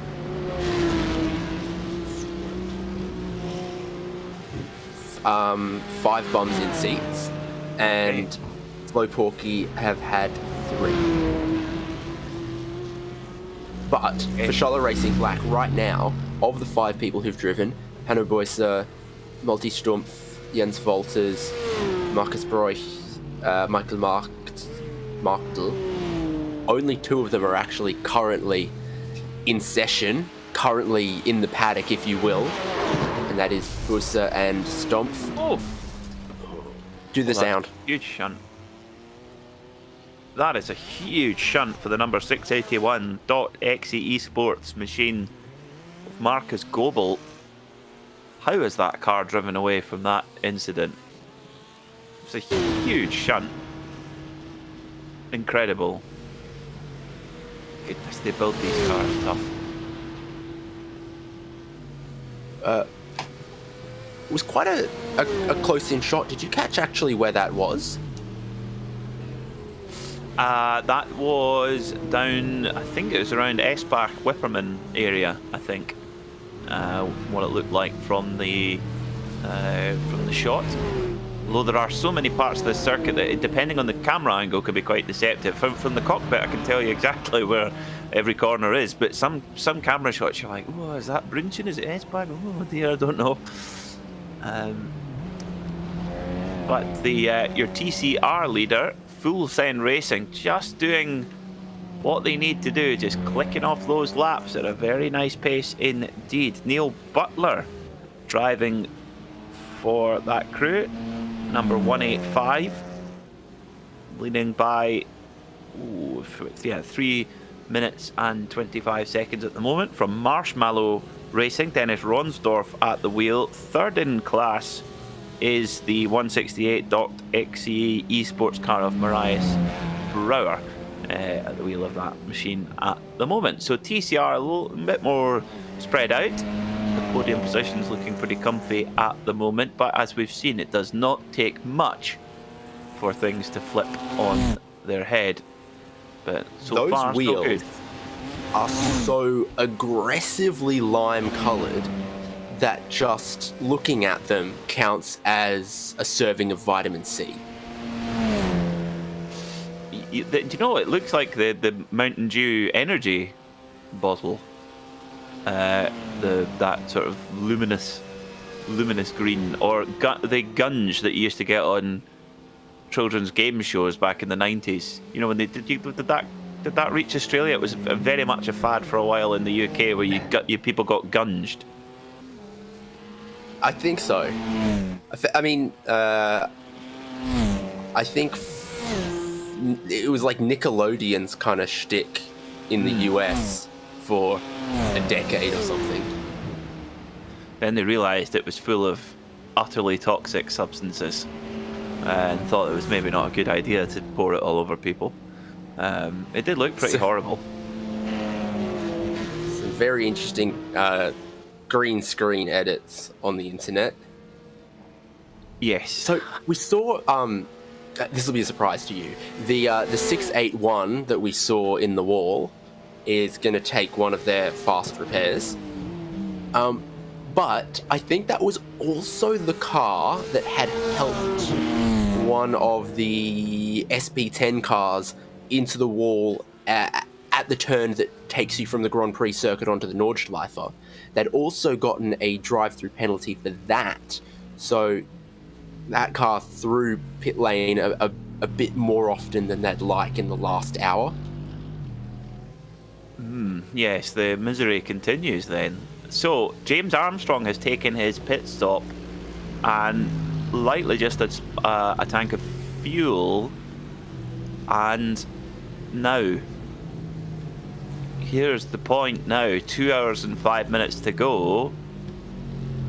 There's a bit of a fuel save required here for James Armstrong to get home on just one stop. Maybe 7 laps on one stint and 8 laps on the other required for this Mercedes. So I think we could see James Armstrong just taking it pretty steady across. I think he's got 8 and 8, and I think hit it. Okay. Yeah, that's not. No, 8 and 7. It can't be 8 and 8 because that would 8 and 8 would give us. Well, maybe actually if they hit, depending on where the green flag is. Yeah. Yeah, I've got 16 laps to go, and you're right, indeed. He's only a minute or so behind where the overall leader is on track, and it will all come down to where is the overall leader, in the final 10 minutes of the race, as to where and when the white flag flies. So James Armstrong needs to fuel save big time. 8 laps is quite tricky to do. You'll need to be lifting and coasting a lot. You'll hear him probably dip in the clutch in certain places. Either that, or he goes absolutely maximum attack, 7 laps and 7 laps, and then a little splash at the end. But I think probably easier to do the fuel saving. And indeed, when you're doing the fuel saving, you're driving in a more smooth way, so you keep the tyre in a bit better. And that, interestingly, is a problem that Full Send Racing do not have, because they are in second at the moment. They're 4 laps into their stint, so they're not going to have an issue. They're guaranteed. No. Be quiet, Peter. Be quiet. They've definitely got 2 to go, whereas Project Dynamic could just have 1. There we go. We got there in the end. I'm gonna look at these shift lights, listen to this 6.2 litre V8. I know you don't need any reason to do that yourself, but I'm assure you I'm doing it for scientific purposes. I'm not seeing any sign of gigantic fuel saving, but it is also potentially just rolling it into the corner in some places. And that's the thing about this circuit, is there is 100 and however many corners depending on how you count them. So many little places where you can just roll out of the throttle 5 meters earlier, and you add it up and it makes half a kilometer of lift and coast. Yeah, the only thing I would think that might make it actually impossible for James Armstrong to do 2 8-lap stints is the damage on this car, because it does make the car more heavy on the fuel. I've got a feeling here, David, that James Armstrong he will go flat out and accept that he's going to have a splash at the end, because he'll still have, he can do that with two stops from now, one being a very, very short one, whereas Full Send Racing, they need to do 2 stops as well, so he's kind of net the same there. He's 45 seconds back though in Full Send Racing, so this is a fascinating battle. Lots of question marks over who's in the driving seat here for P2.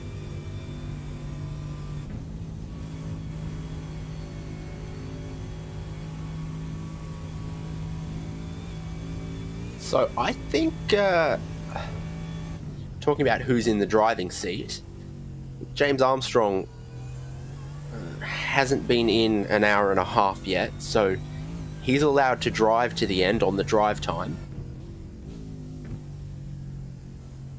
The one time we ride on board with him, he avoids the walk of shame.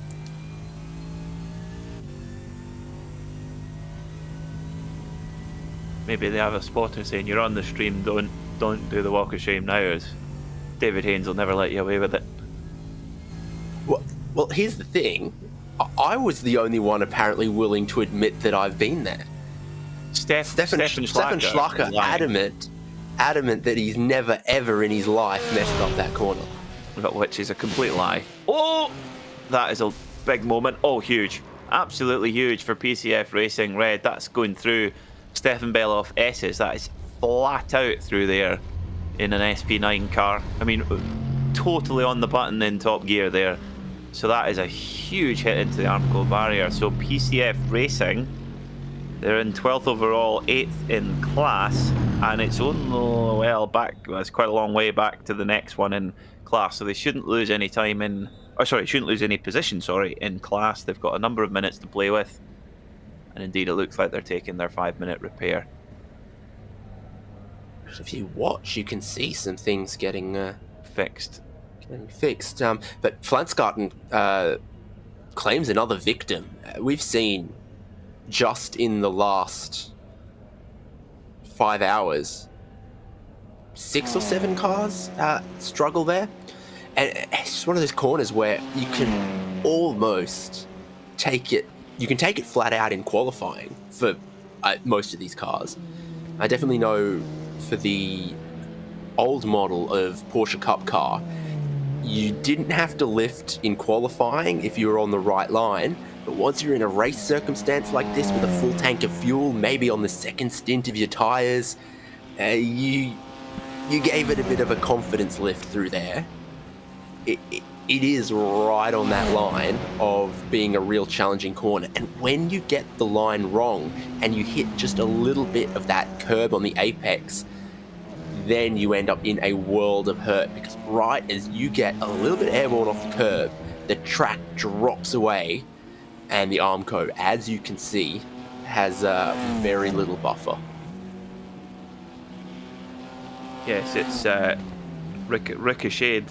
Very easy to ricochet through barrier to barrier there. It's Marius Brouwer, the car on screen, currently sitting third in class, a pretty comfortable third in class for .exe Esports as he parts his way through it. And I love the little pea shooter exhaust at the back of the RS3 as well. Proper little raspy 4-cylinder turbo engine in that car. And still in SP7 in the Porsche Cup class, Hanno Busse continues to pull away from Dan Drachea, lapping consistently in the 8-minute 21s. That's super pace from Hanno Busse, and so Shallow Racing back starting to grab control, or a bit more control anyway, over the battle for SP7 honours. This is really fascinating stuff. Now, Hanno Busse was due to come into pit lane probably in about 3 laps time, something like that, whereas Slow Porky should be due in pit lane maybe the next lap, possibly one more. And Are they in the lane now? I think they can't be far away from it. Okay, good spot. Yes, they are. So, I think both cars will have the same number of stops.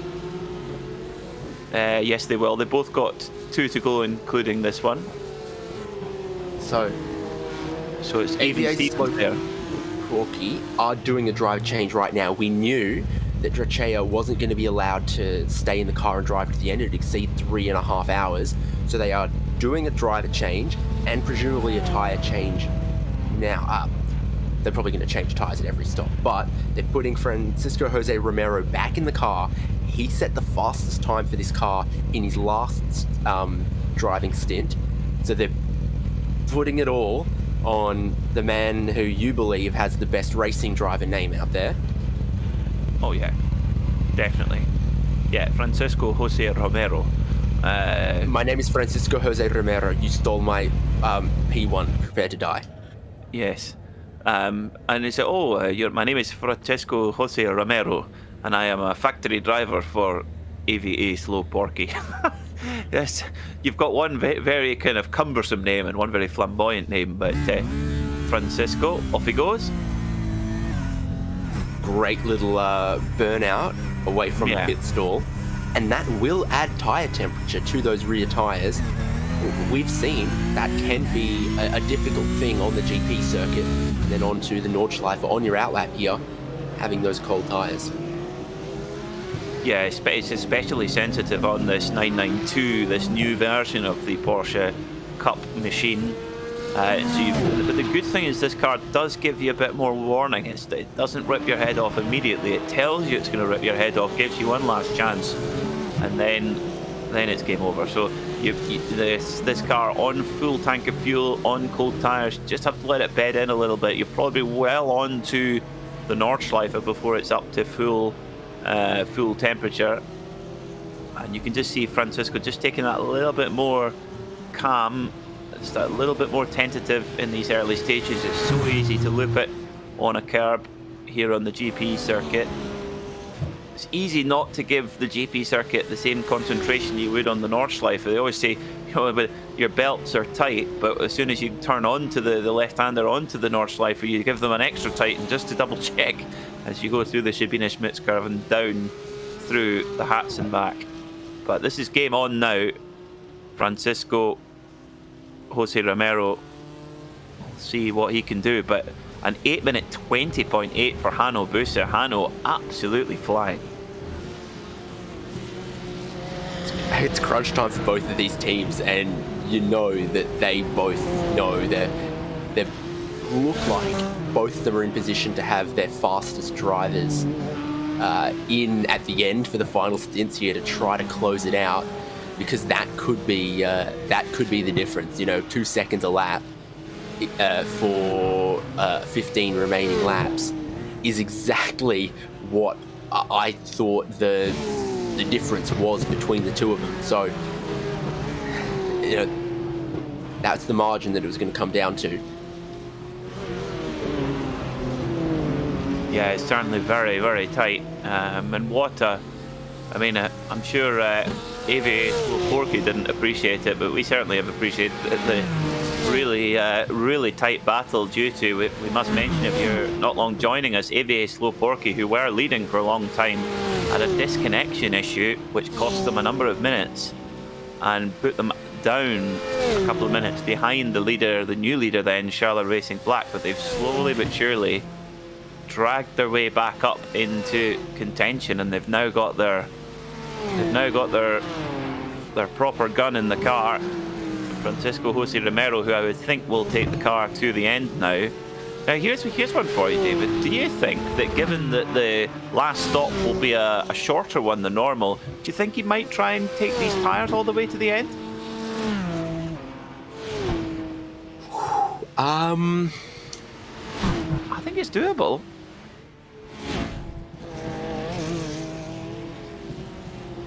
The only car in class currently out there on the second stint of tyres, there's two, .exe 861 and Sport Racing 1913, and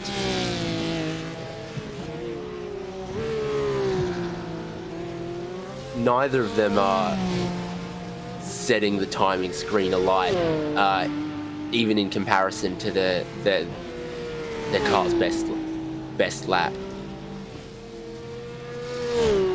Okay, so likely then that we'll see a splash and dash with tyres as well. Roughly, if you think a 7-lap stint, probably need to be about an average of 3 seconds, possibly 4 seconds a lap faster to basically repay that investment in putting the tyres on. So you do need to push and get the most of them, but also if we're gonna, I get the feeling, David, that this could come down to the way that the times are going, this could come down to a very close hand-to-hand battle between the 991 and the 992 in SP7. So if that is the case in these closing laps, you probably wouldn't want to be nursing old boots at that point.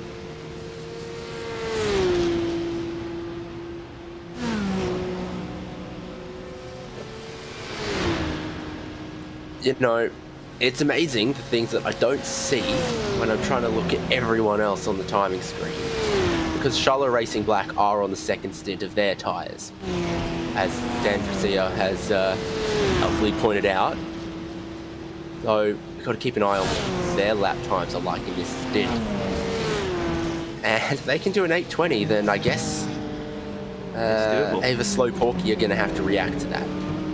Yeah, they are going to have. You're right. They are going to have to match that. So the other thing is that when the 992 machine, Ava Slow Porky, when it comes into the pit lane to do the final stop, it will not require a full tank. Maybe about 75 to 80% fuel required to get to the end, thereabouts. So what that means is then that also with the car being a bit lighter than it would be, it's going to be easier to make those second-hand tyres work that little bit better as well. And like you say, Hanno Busse able to make it work at the moment.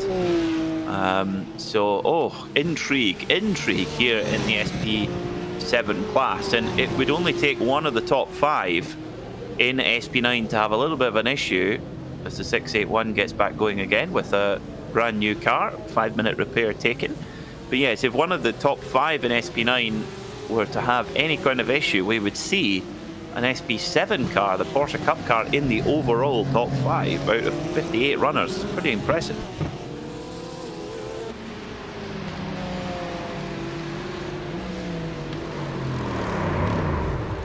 Oh, whoops.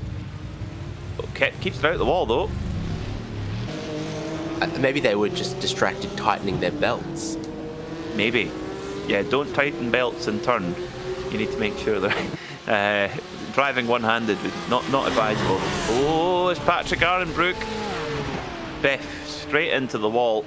That's it. That's very fast. Again, coming out of Flansgarten through the Stefan Beloff S.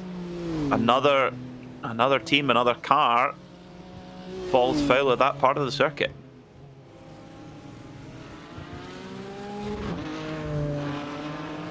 A little going wrong a little earlier in the corner than I would have expected, or that we see from most. Yes, yes, I would agree with that. It just did seem that it's got a little bit out of shape. Easy to do though, very easy to do though. There's a curb on the inside there. If you hit it, it does put you into a bit of a pogo. So an update then on your class leaders. V3 Racing 88 lead by just under a lap from Full Send Racing 97, with Project Dynamic Mercedes rounding out the top 3 in SP9 and overall. The battle rages on in SP7 between the 991 Schaller Racing car and the AVA Slow Porky 992. In SP10, Full Send Racing, Joachim Franosch at the wheel of the Full Send Porsche 718 Cayman, leading by a very comfortable margin indeed, over a lap over Torque Freak Racing, who had an unfortunate disconnection but did keep their second position, but of course gave more time then to Full Send Racing. And in TCR, also Full Send Racing looking very strong indeed, 4.5 minutes in the lead over Marshmallow Racing with just an hour and 47 minutes to go. And lap times, well, David, we're now Hanno Busse on those old boots, well into the stint, really nearly 2 hours at the wheel of that car, 8 minutes 19.9. Wow.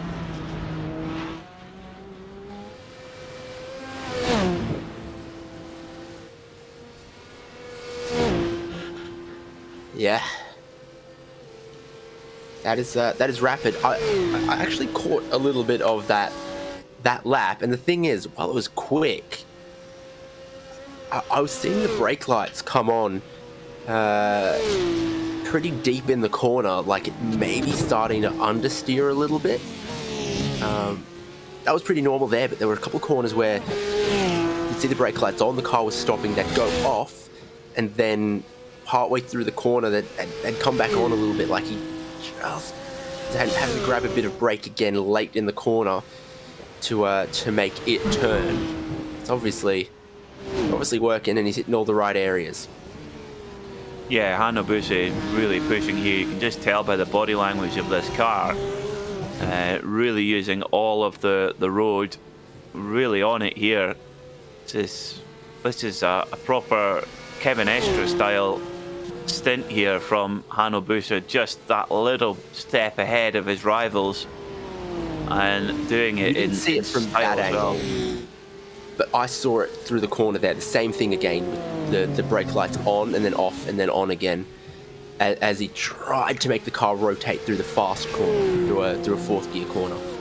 Maybe we'll see it again here at Miss Hit Miss if we see it from the right angle.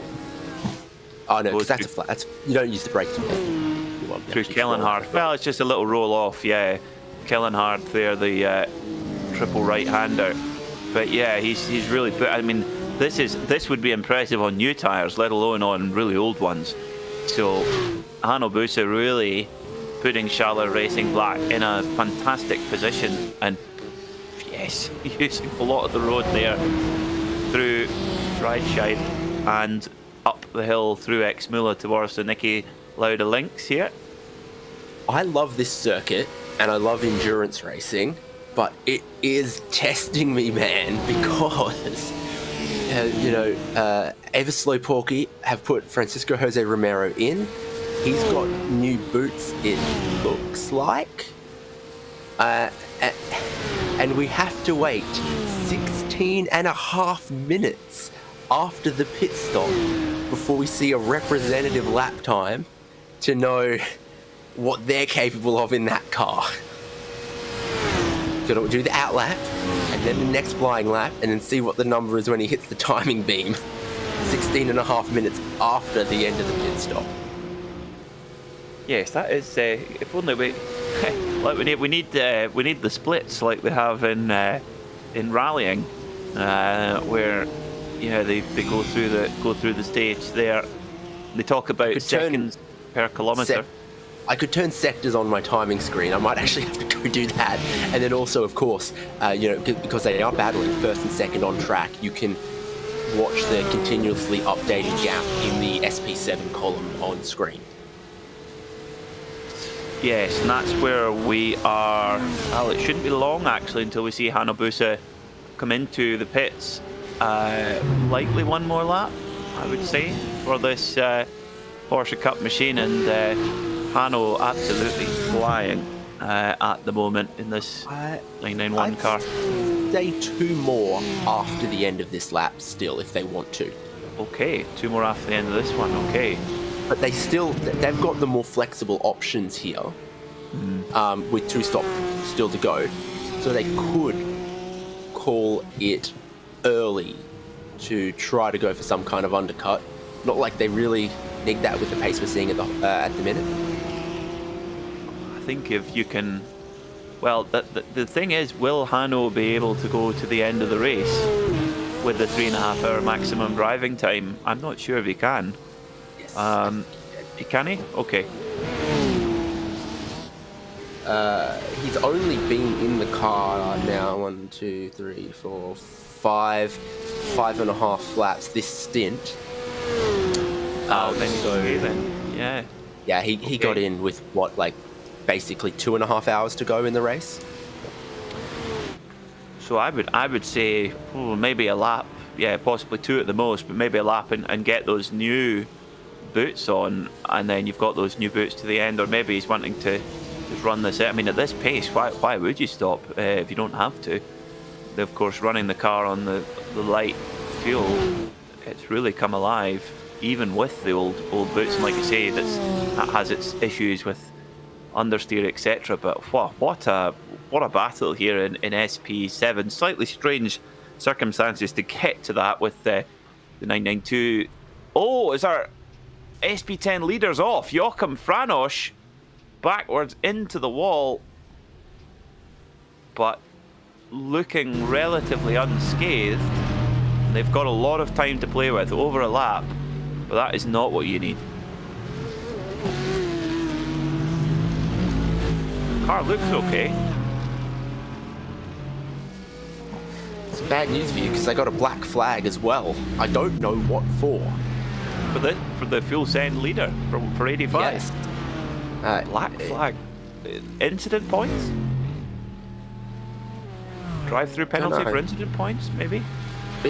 Well, you can do that automatically. This has been applied by race control. Right. Okay. Not to say that you're wrong, it's just it's possible to do that another way. Okay. Well. Are you in session? I am not, but we're gonna find out what the score is there. We will for you, and we'll see if this number 85 car comes into the pit lane or not. The other interesting flag I can see displayed, great new iRacing update where it shows you who's got what flag. That the 85 has a black flag, and the 755 Gumption Racing currently has meatball flags being waved at it.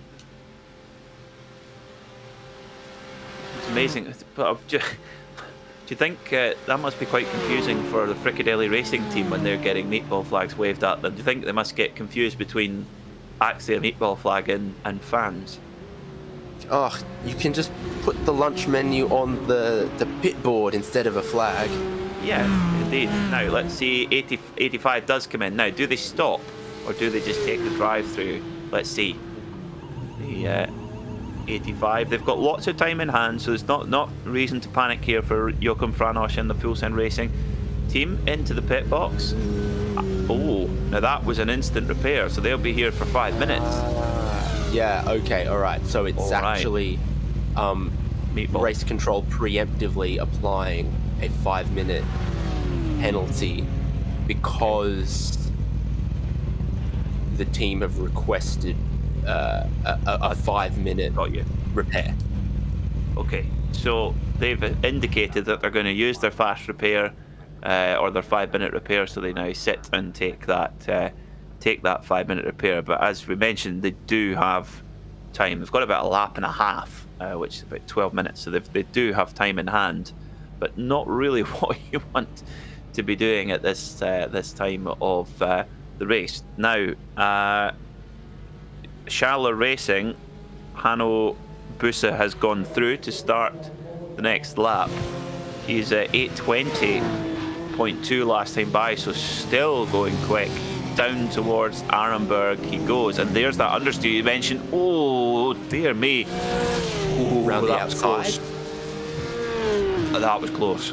That was very, very close there. I thought he was going to get a wheel in the gravel, and once you've got one wheel in the gravel, you've got all wheels in the gravel. Yes, it grabs you. It's like quicksand. Yeah, that's... Ooh, that'll have grabbed Hanno Busse's attention, and I wonder now if we'll see... I think we will see him in at the end of this lap. Get those fresh boots on. And he can do... He can do his... He definitely has to stop twice. And he can do his pit stop in a number of ways. He can kind of do 2 short ones, or he can do 1 normal one and a really short one. It kind of depends what he prefers. I'm sure the folks at Schaller Racing are battering away on the calculators at the moment, deciding what's best for them to do. There's a little bit of hairy moment there through traffic, but this is the thing, David, as well with sim racing teams. This is where having a good team around you, having a good spotter, having someone who's on the ball with strategy is so critical at this stage. Yeah, I mean, realistically, I'm pretty sure they're going to have someone looking at the same kind of timing stuff I'm looking at, getting feedback from the driver, comparing it to what has and hasn't worked on the car earlier in the race with regards to lap times on old tyres, lap times on different fuel loads, and well, then a lot of it just comes down to the driver, because we know and we expect Hanno Busse and Francisco Jose Romero, drivers in the first and second place cars, to be into the end. It's what they want, what they think they can get all kinds of advice from their team members, but I think if Francisco Jose Romero says, yeah, we double stint, I want to do that, that's how we're going to win this, then that's what they'll do. You think he'll have the final call. Yeah. Conversely, if he says there's no way we're doing it, that the tyres won't last, I won't have the pace, it's too risky, then you don't expect that they'd make it. No, that's 100% right. You cannot overrule the wish of the driver or the rider in that situation. If they make their call for the tyre, you have to give them last say. It's 100% the case. Right, Jonathan Carty for Gumption Racing, and big hit right on the wheel of the rear left, and yeah, that car's been bent all out of shape, crabbing away. What a pity there at Flugplatz. I'm going to put to you that I think that's another replay that is closer to 10 minutes old than a minute old, because I did say Gumption had a meatball flag. Aha. You're so on the ball, David. You really are. Yeah. You've been on plenty coffee today. Now another replay. Oh, Lockie. Oh no. Hang on to it. Now, we had someone on the GP circuit nearly spin onto the GP circuit instead of going onto the Nordschleife. Lockie Brown nearly did it the other way around. That could be a kid's book. It's unique. That's for sure. That car's been round and round, well, more times than Kylie Minogue. Not in that 116 machine. Lockie Brown's also an Australian. Yeah, there you go. Yes, that was part of my thinking. Came together nicely as Chris Schreiter screeches the moose. Oh, along the barrier, going up Kesselchen, I think it is. Ooh, that's fast. Now it might have got a little bit unsighted by the smash pork smash machine. Leon Erger taking over the Full Send Racing BMW, and Project Dynamic go into lead.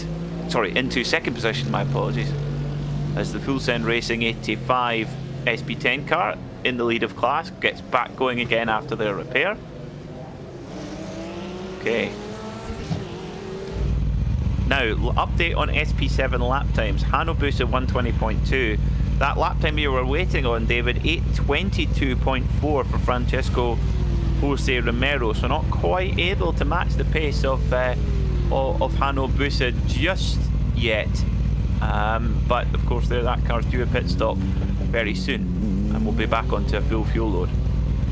Yeah, so Slow Porky not quite matching the same lap times there, but for comparison, still a couple laps earlier in the stint, and we know how sensitive the Porsche Cup cars of all generations are to fuel weight. I think lap times are even more sensitive to the fuel than GT3 cars or GT4 cars.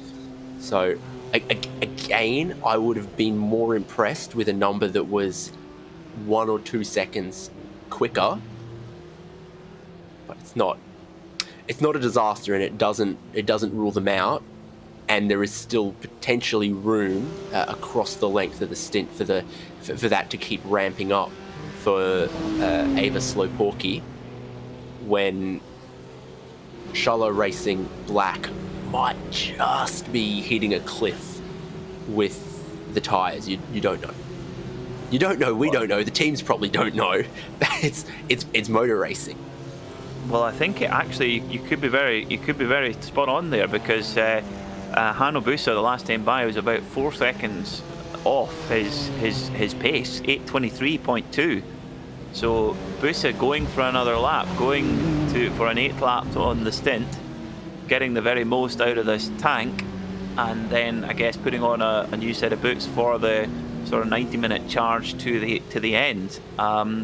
So like you say, we just don't know how this is going to play out in the Porsche Cup category. And of course the AVA Slow Porky, it's about to come into its kind of purple patch, if you think about it, because it's that car driven by Francesco Jose Romero is now on lap 2 of the stint, about to go into lap 3. So tyres are up to full temperature, Francesco's up to full temperature, as he always is.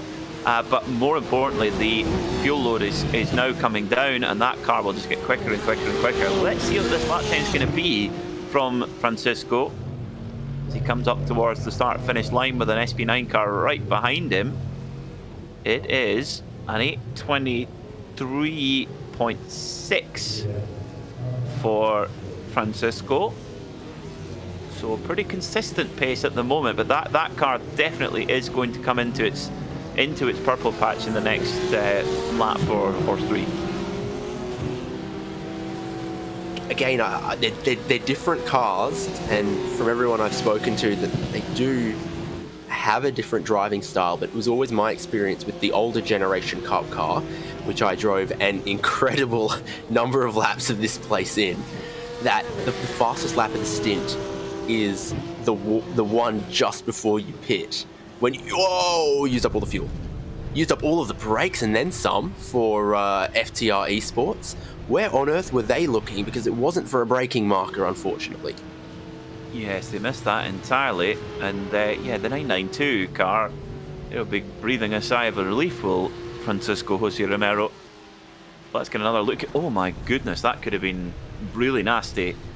Garrett Lard just missing the back of the 992 Porsche Cup machine. Now, what we have seen over the last hour or two, and it is completely understandable, we're seeing the sort of brain fade mistakes which only really happen when the drivers are at this level of fatigue, and this is the real challenge. I know it sounds cliched, etc., but this is really a brilliant it's a brilliant demonstration of just how hard it is to keep your focus in, because mistakes like that you would not make in just say a normal sprint race.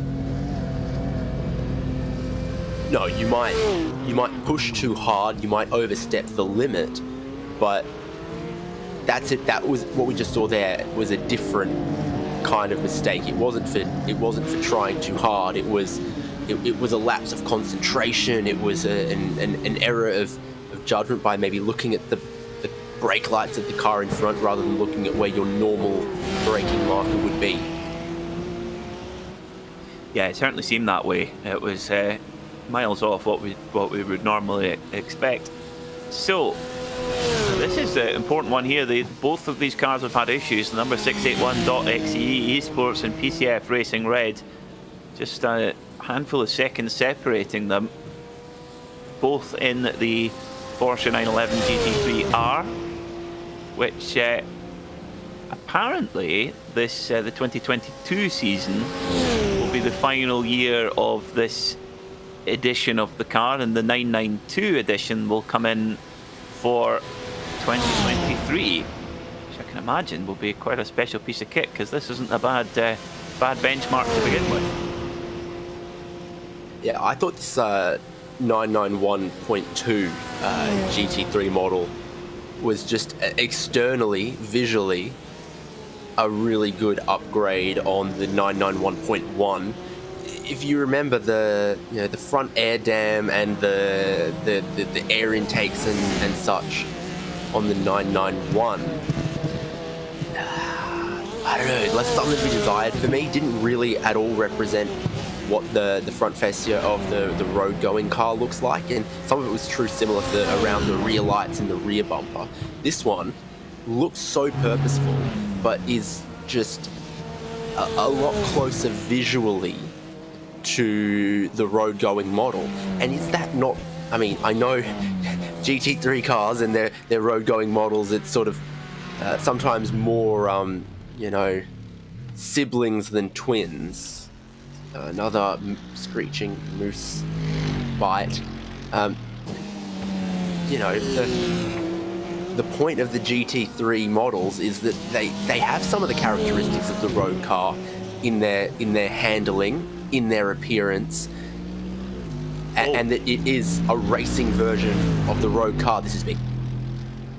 That it is. Yes, you're spot on there. Project Dynamic Mercedes James Armstrong has made a mistake at Schwalbenschwanz. Yes, it is.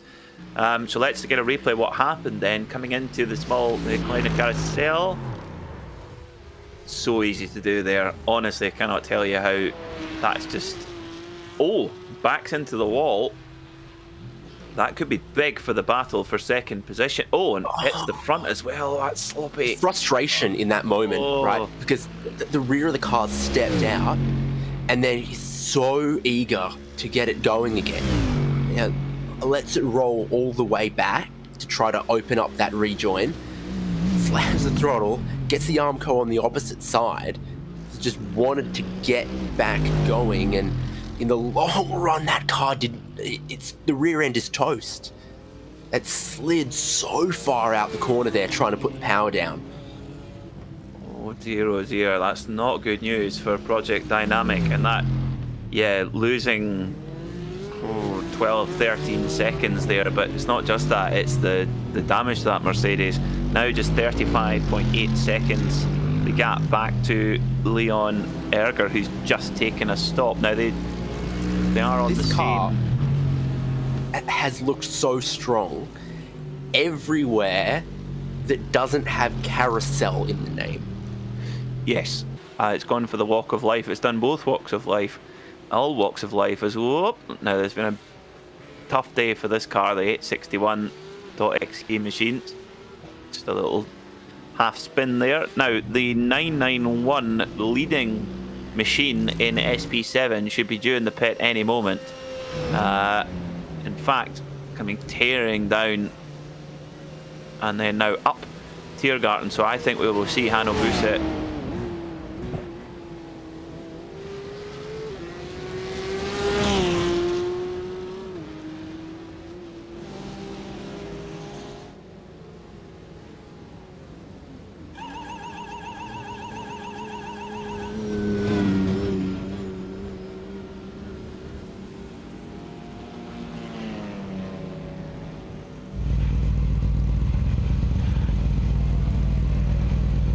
at all, they can do what feels right. So fuel happens first, car stays on the ground while it's refueling, and then how long before it goes up on the air jacks lets us know how much fuel has gone in there. We're at approaching 20 seconds, so that's half a tank now. 993 gets out of there. That was the noise I was hearing. We're at 3/4 of a tank now, and so this is looking like they'll take that splash at the end. Yep. Yeah, I think that's the way to do it. Again, it gives you the flexibility if anything happens. You're not tied to a particular program then, and we know how fast Hanno is. So, full tank of fuel, new set of tyres, and he'll go back out on to circuit. Now, where will he come out compared to the AVA Slow Porky machine?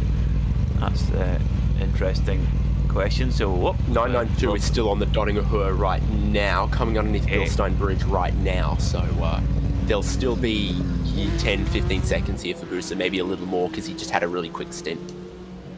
Yeah, that was an absolutely heroic stint there from Hanno Busa, absolutely. Well, the man of the moment, really, actually, you have to say, in this 991 SP7 car. Let's ride on board with the man himself, the man of the moment. With an hour and 22 minutes to go, he holds a possible victory in his hand for Shallow Racing here. Let's get a lap of the Nürburgring Nordschleife with Hanno Busa. We're going to take a RacespotTV fan immersion trip, and myself, Peter Mackay, and David Haynes will be back in just a jiffy. Do not go anywhere. This is going to be a thrilling finish.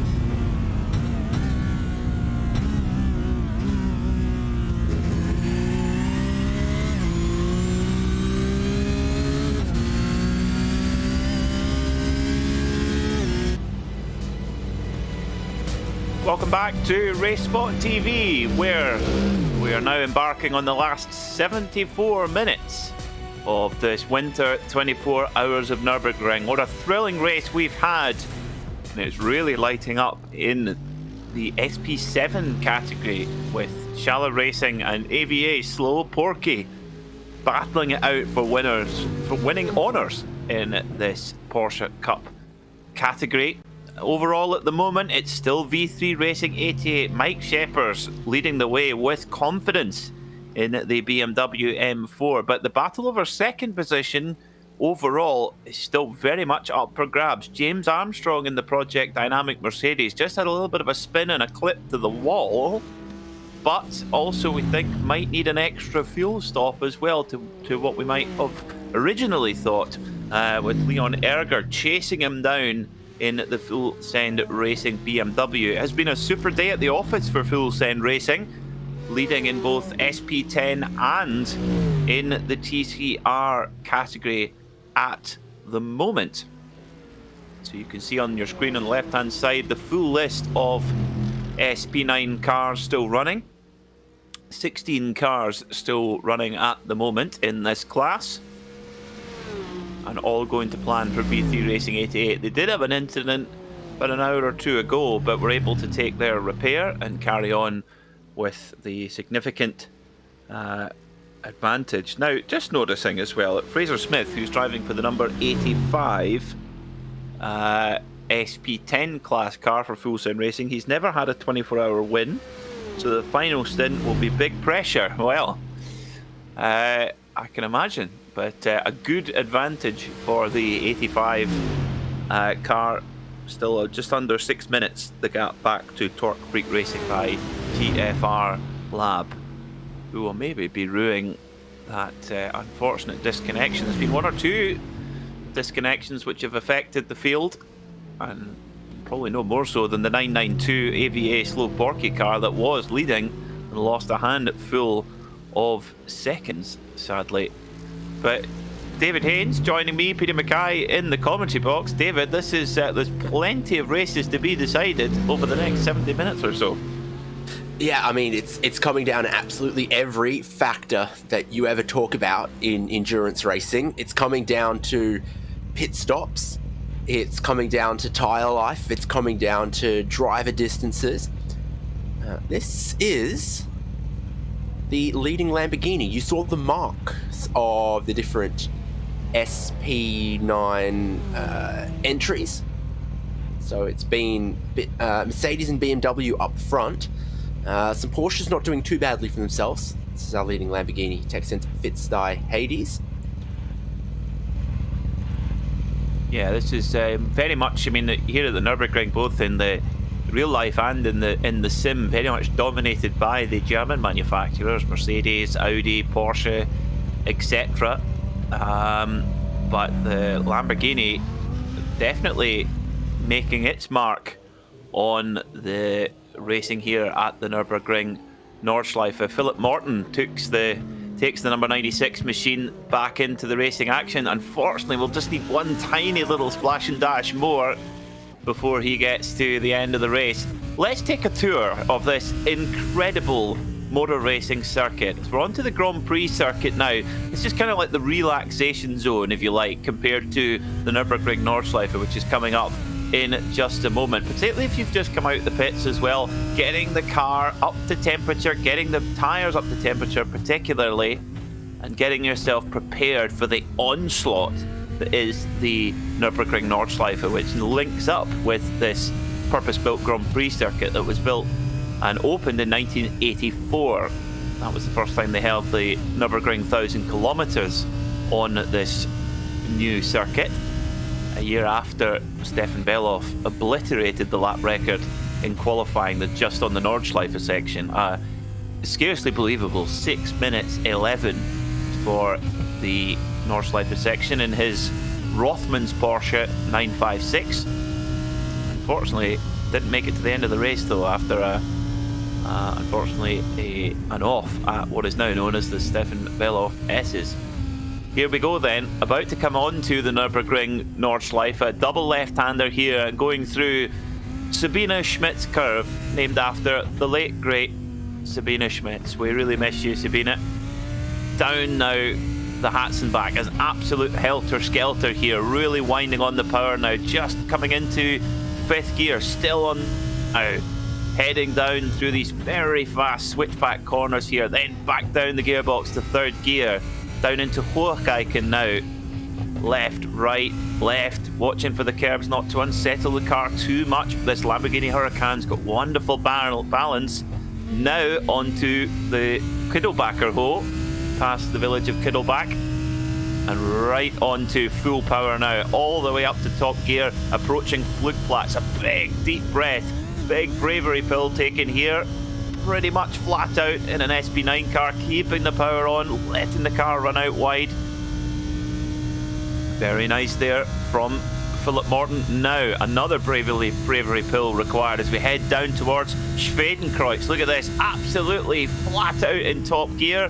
Ever so slight breathe out the throttle and then hard on the brakes into Arenberg. Slightly cambered there, so you can really get a good slingshot here down towards Fruchtrohe, the foxhole. And this you can get to similar speed as you would at the end of the Dottinger Hohe Straight. Again, absolutely to the top of the rev range in top gear as just blend out the throttle, back down the gearbox towards Adenauer Force. And look at that, look at all that runoff there on the left hand side and on the right. You could have a village fair there in comparison to the rest of this unique historic circuit, built and opened in 1927. The 18th of June 1927, the first race here. Now through Metzgesfeld. This was a rally stage you would have don't cut in your notes, because if you hit that curb you're in big trouble. Now down towards Kellenhardt, as fast as that, really narrow down here as well. Double right-hander here, and then back down to the rest of the Kellenhardt section, where a quick flick to the left, and then we've got a triple right-hander ready to count the apexes. 1, 2, 3, and then back on the power again. We've got a bit of a bogey here. We've got a TCR car in the way as we come down into Verseipen. It's like a pig's tail here. It just curls all the way around. Bottom gear there for the Lamborghini Huracan, coming up against the traffic. A little bit of indecision there, but gets through just about. Down towards Breitscheid now. Try not to get out there into the wall, and then up through Exmühle. Very tricky corner as well. It's easy to get thrown wide off onto the grass. Then hard on the power now, down towards the Niki Lauda links, the Niki Lauda Memorial left-hander here, and then one of two of the most important corners on the circuit, Bergwerk, because that exit out of Bergwerk there, out of that right-hander, is critical to the run up this endless drag up the Kesselchen, the little valley. Completely flat out here, using all the power. You can never have enough horsepower going up here. And all you're doing is thinking about Mook curve, bravery corner, and usually just some drivers prefer to blend out the throttle with no brake. Some prefer a little dab on the brake and earlier on the throttle. Philip Morton going for just a click down to 5th gear and then hard on the power now, up towards Klostertal. We're preparing for the infamous Caracciola Carousel now. Down the gearbox, hard on the brakes, down to 2nd, sometimes bottom gear, depending on the driver's preference. 2nd gear for Philip. Up the hill now we go towards the Caracciola Carousel. There it is. Aim at the edge of the sign. Hard on the brakes. Don't do the walk of life. Don't pop out the carousel there. Nope, absolutely perfect. Now the climb up towards Hohe Acht, the highest point on the Nürburgring Nordschleife circuit. Very fast up here as well. With that uphill you can just blend out the throttle and the car slows itself down nicely. Up over the crest. See all the fans there on the left hand side, and then down towards Wipperman now, very fast. Of course, remember this one, you're whipping back and forward here, right, then left, then right again. You can take curb here if you want it. There it is, very nice. And then down towards Eschbach now. Eschbach, this double left-hander, really nice corner here, really cool section. And then towards Brünchen, again another really popular place for the fans. Brünchen, this right-hander here, you can actually see a gravel trap, one of I think 2 gravel traps on the whole circuit. And then up towards Ice Corner, very slippy here actually. That's not a pun, that's actually the case. And then up hard on the power, then over the crest then down towards Flansgarten. Get a full-on jump here, really nice jump. Whoop, there it goes, down a gear, and prepare for the Stefan Beloff S. Hard on the power, up into top gear, and it's absolutely flat out, or it should be, going through here, certainly on new tyres anyway. Just a little bit of hesitance there from Philip Morton. Very clever because he's on full fuel here, remember, so this is really nice lap up towards Falbenschwanz. Fast right-hander, then another quick left-hander here as well, and then into the Kleine carousel. Really horribly tricky corner here. Going to try and not get it all out of shape. Oh, Philip Morton just has to blend out of it there. Now, one of, if not the most important corner on the circuit, Galgenkopf, because here you've got to try and get the best exit you can onto the 3 kilometres of the Dottinger Hole. Hard on the power, then they go. And Philip Morton does it very nicely. Easy to get a bit of aero wash if you've got a car in front, but no such problem for Philip Morton, and I think he'll get a little bit of a draft here from the car in front. All the way down the Dottinger Hole at the very top of top gear, heading up towards Antonius Bucher, the completely flat out left-hander. Gets past the SP10 car. That's the nope, not, I thought it was SP10 Lighter. It's not. Underneath the Bilstein Bridge, through Antonius Bucher, and then up towards Tiergarten, through the compression. Very, very narrow here. Get down the gears, hard on the brakes. Just the last section now, trying to carry as much speed and onto the Grand Prix circuit, and that is a lap of the Nürburgring Nordschleife, the greatest track on earth. I can't hold my push to talk button and clap at the same time. Very generous of you. So while we're on board, very smooth, and while we were on board there with still the best placed Lamborghini, we had a pit stop from Project Dynamic. They did a driver change, they did a full fuel, and they did a tyre change, but they are in a precarious position where it looks like they're going to be required to do 9 laps from that stop to the end. Most of their stints have been 7 laps. GT3 teams have been able to extend out to 8 laps. I don't have any data of anyone doing 9 laps to a tank of fuel in the SP9 class. So at first I thought I was watching, maybe they were doing a little bit of fuel saving here in this Mercedes. I think it actually was just them being ginger for the first couple of kilometers on the new boots. Now it looks like it is push and push and push to the end for Maxime Usten. He's missed a little bit of an apex in that segment, I think, but overall you can tell that in the battle against Full Send Racing 97, they've got to push on really, really hard. That lap in the last stint, where they lost the rear of the car and grazed the wall in Kleines Carousel, cost them about 15 to 20 seconds.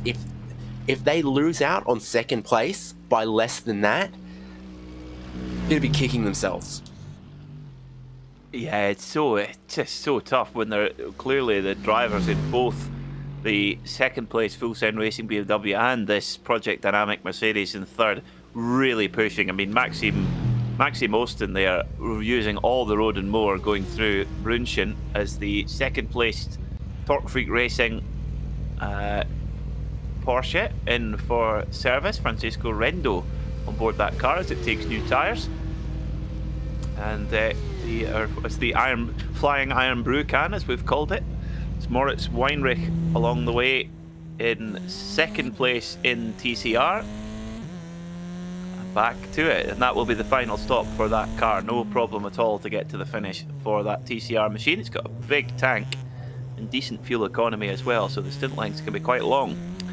So, about a third the displacement of the AMG GT engine displacement. Quite a bit. Yes, quite a bit. Yeah, of course, the AMG GT using the big 6.2 litre unit. Now, what's happened to the turtle? Oh, what's the turtle? Oh!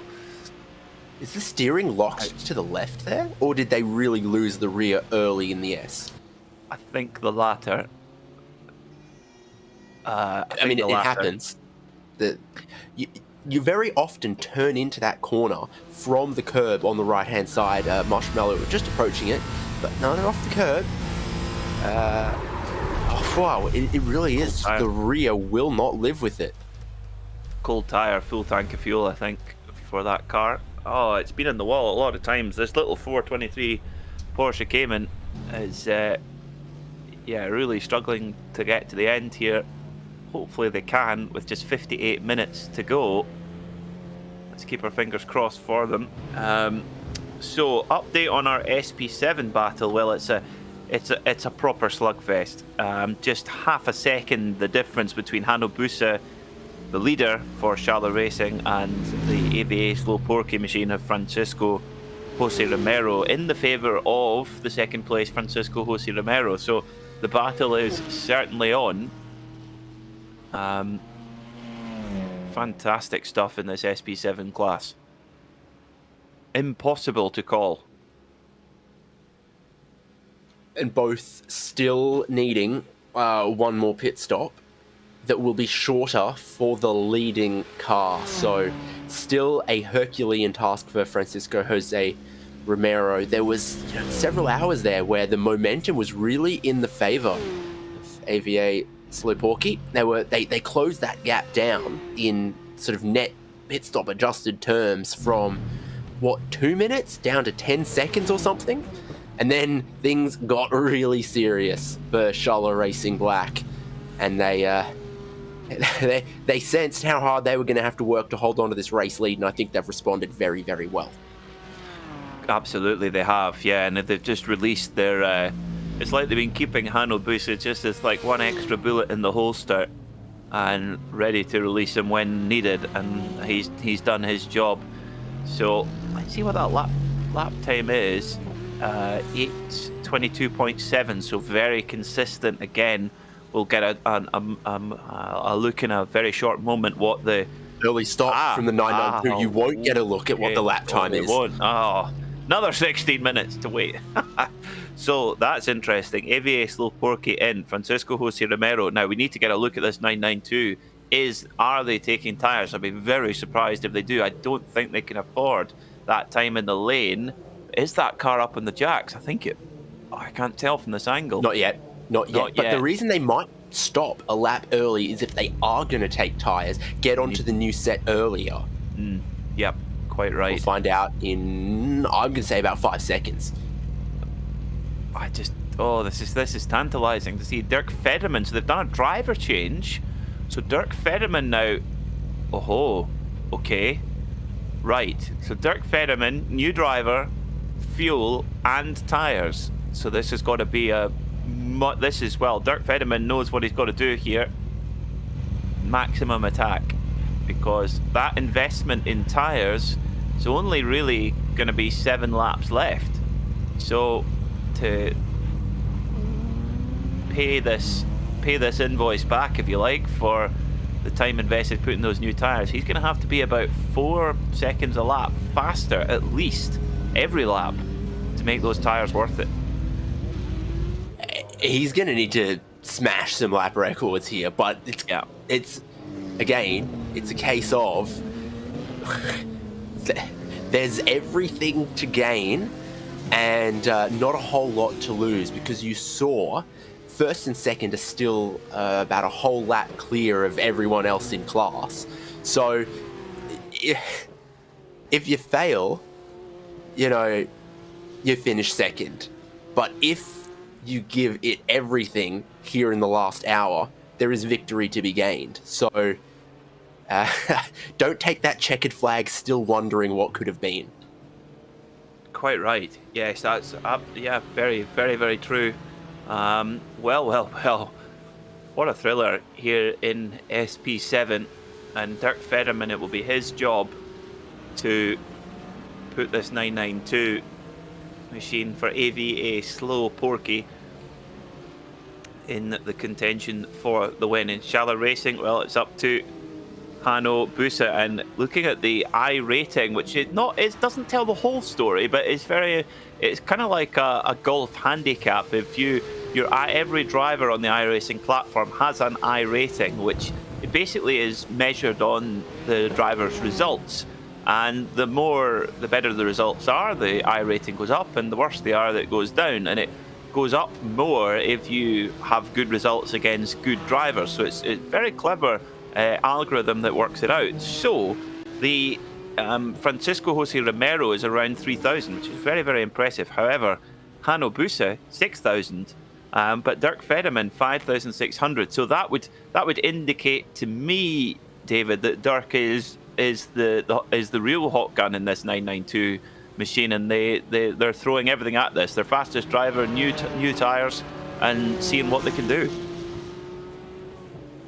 Yeah, and you make a good point about the I rating. Oh no, cold tires a problem for Dirk Federman. Oh no. Oh, the 992 Eva Slow Porky now. That's just on Hatzenbach, is it? Yeah, heading towards full flats. Kiddlebacker Hole, yes. Oh, just coming out of Hokkaiken. Quite an unusual place to lose it, but oh, that could have shot the fox there, because definite contact with the wall, and Carl looks relatively okay, but could have bent the steering, could have caused all sorts of problems. But oh, gutting for the ABA Slow Porky, just pushing that a little bit too much. Let's get another look then, David.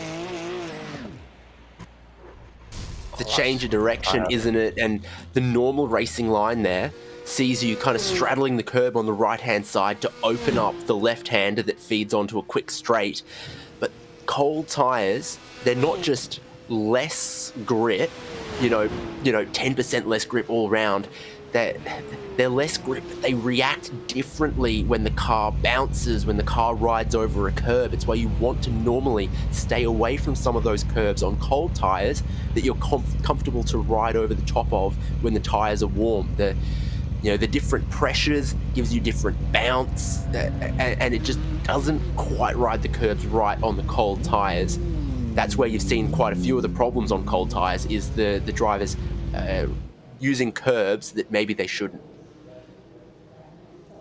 Okay, well, the final stop then, our final schedule stop for the race-leading V3 Racing number 88 BMW, Hussein Al on board now, and this, hopefully for that crew, will be a smooth run to the flag. They've got a commanding lead of over a lap, so over 8 minutes. So just got to get that car to the finish now. It's been a very, very good run indeed. Been quite a bit faster than their rivals over single lap pace as well.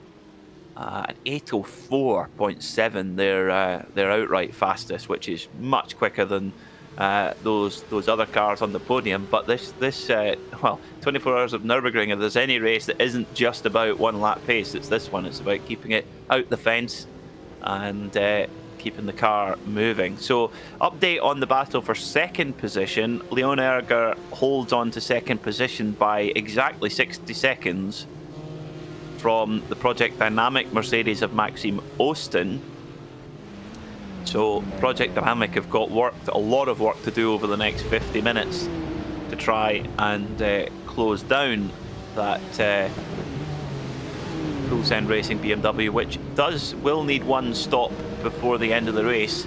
Yeah, so both need one more stop, but it's only going to be about half. Well, yes, shorter for Project Dynamic, but it's going to be 3 laps less fuel needed for Project Dynamic, which is about, at the fill rate, 15 to 20 seconds. So I would call the adjusted gap there, strategy adjusted gap, patented David Haynes metric, about 40 to 45 seconds. Okay, and the pace difference is about 3 seconds a lap in the favour of Leon Erger at the moment. So we shall see. I think it's going to come down to who doesn't make the mistake. I think that's what, in this pressure situation with the drivers' energy levels running on virtually nil, this has been heroic stuff. And if you're sitting watching saying, oh yeah, anyone can sit and play video games, I can assure you it is the mental capacity required is enormous, the concentration required is enormous, But actually, for most of the top level drivers now, we're running with what's called a direct drive wheel, which has a fair amount of force that you do need to be in. You need to control it, and it's over the course of a long race. It can be pretty tiring, but mainly the mental strain is huge, and the lack of sleep as well over a 24-hour race is massive. So the next 48 minutes, very, very important for those drivers in second and third position. So stop Dirk Federman out and going again. We'll need to keep a close eye on the pace difference. We wait for Charlotte Racing to take their final stop of the race, and then we'll know a bit better where that gap stands in SP7. Yeah, all of your cars in SP10 on the screen on the graphic right now. There was a particular team you were following. It is RacespotTV/endurance has the full live timing. You can go check that out, and you can see some of the pit stop times and all this other stuff we rabbit on about that can be quite important to these endurance races. But there it is on screen. You've seen your top three. Full Send leading the way from Talk Freak Racing, from Effect Esports. Here they are. Some of our favourites that we've seen plenty of, like Snorlax Racing, Screeching Moose Motorsport, currently in 6th, and all the others that are still running. Surprisingly more retirements out of this class than from the overall SP9. Remember, there was one retirement from SP9, but we've got 5 out from this class here, unfortunately. Maybe they've run out of the natural fibre composite parts for the Porsche and the Porsche parts truck. I'm not sure Hugo's got the button for it if all of those are Porsches. Could be, yes. It's mostly Porsches running in that class, 1 or 2 BMWs. But Marius Brouwer comes in for final stop of the day, hopefully scheduled anyway, for .exe Esports in 3rd position. So in line for a podium finish. In fact, they've got quite a bit of looking at their gap back to the next in class. Yes, they've got quite a decent margin back to the car behind, so they can just take it nice and steady for this last portion of the race. So shouldn't be long till we see Hanno Busa coming in. He did take a full tank of fuel last time by, so maybe another 3 laps or so, maybe. Which would mean he would be pitting with about 20 minutes to go, and that will require a very small splash and dash, just 3 laps of fuel required then when the 991 Charlotte Racing black machine of Hanno Busa comes in. And it's up to the AVA slow porky car of Dirk Federman to try and run that gap down, but going to be tricky. Yeah, we're still 8 minutes away from seeing a lap time for Dirk Federman. But that outlap was, unfortunate is kind of understating it, isn't it? You know, they knew, got to get out there and get after it. It was just too early in that first lap to be pushing it that hard across that curb. Yeah, that's do you know, it's kind of, it's a tough one, because they knew that they had to be absolutely maximum attack. They had to push, but it's so tricky. I'm sure Dirk Federman will be kicking himself, but you've got to try and put it behind you. Just keep pushing, because you just never know what might happen ahead. This circuit, just more than any other, just bites, and when it bites, it can bite so hard. As you can see, there's just no runoff in a lot of places. If you even put a wheel on the grass, you can be in the Armco barrier, and that's it. And you've got a long limp back to the pit lane, and we've seen a lot of cars fall foul of this fearsome circuit. But when you get it right, that's when you just have that perfect Nordschleife lap, when you just get hit every point you want and you hit your personal best. There is just nothing like it in motor racing. As we see the 169 Red Falcon. A Porsche Cup car, 5th in class at the moment. Got a gap back of about 3 or 4 minutes back to 6th place. Yannick Simon got the job of taking that car home.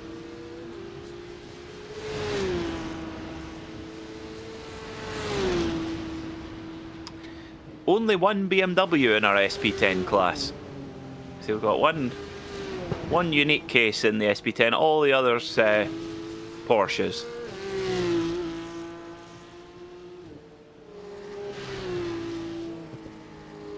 Wonder which GT4, of course we've got the McLaren as well. I wonder which GT4 we'll get next, David.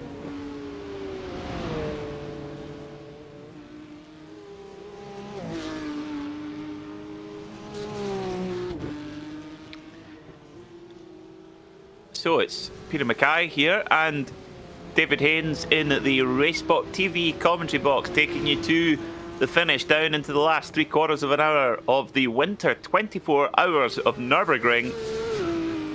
And V3 Racing winner in leader in car number 88. Shallow Racing Black leader in SP7, SP10 full send race.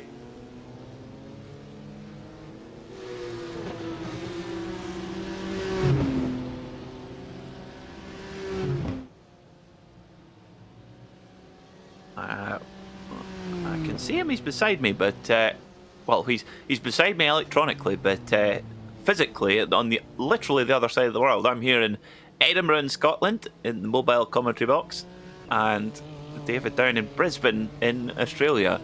I know where I would rather be, and it's not Scotland where it's chilly at the moment. I'd like to be a nice cosy Brisbane, but there we go. The number 88 BMW, it's been a super run for this SP9 class car, leading by quite a considerable margin, over a lap, which might not sound much, but when a lap is over 8 minutes, that's a significant margin. And remember, this car, of course, we believe one of the drivers had a technical failure on their pedals on their sim rig, hit the barrier, had to come in for the 5-minute new car repair, but even then still holding this advantage. So just shows you the pace that they've been able to put together in this BMW M4. The same car, of course, that won for Team Redline in the VCO 24 hours of Nürburgring.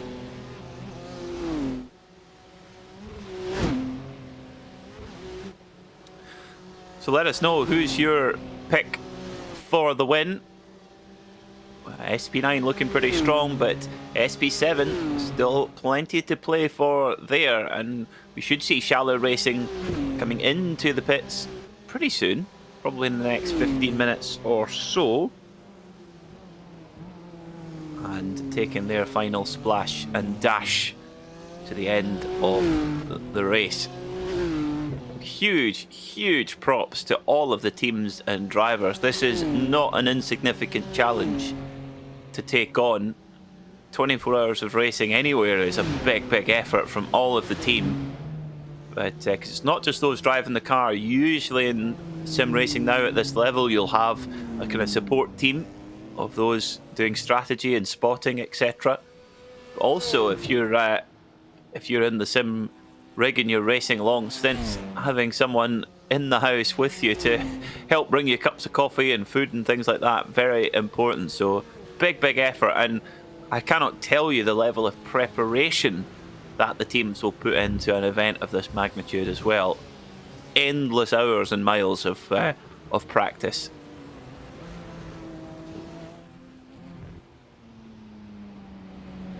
So into the last 40 minutes of the day, and Ruben Chacha said the Chacha slide, second place in SP9 might be interesting. It absolutely is interesting. The battle between Leon Erger leading the way for that battle for second position, with Project Dynamic Mercedes Maxime Austin 61 seconds back at the moment. However, Leon Erger is needing a pit stop. Now, we think the Project Dynamic Mercedes needs one, but with a big chunk of fuel saving, they may be able to cough it to the line, but without having to come in again. We shall see. That's indeed where it is very intriguing indeed.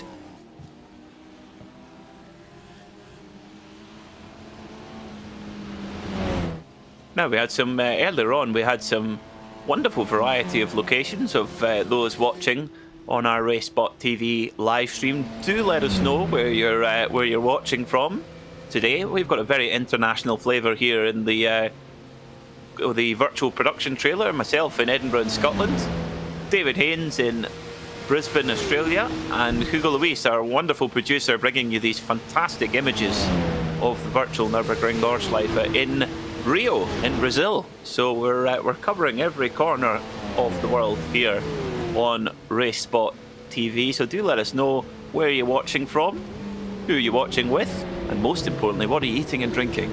That's the very important thing about endurance motorsport, is what snacks do you have to keep you going.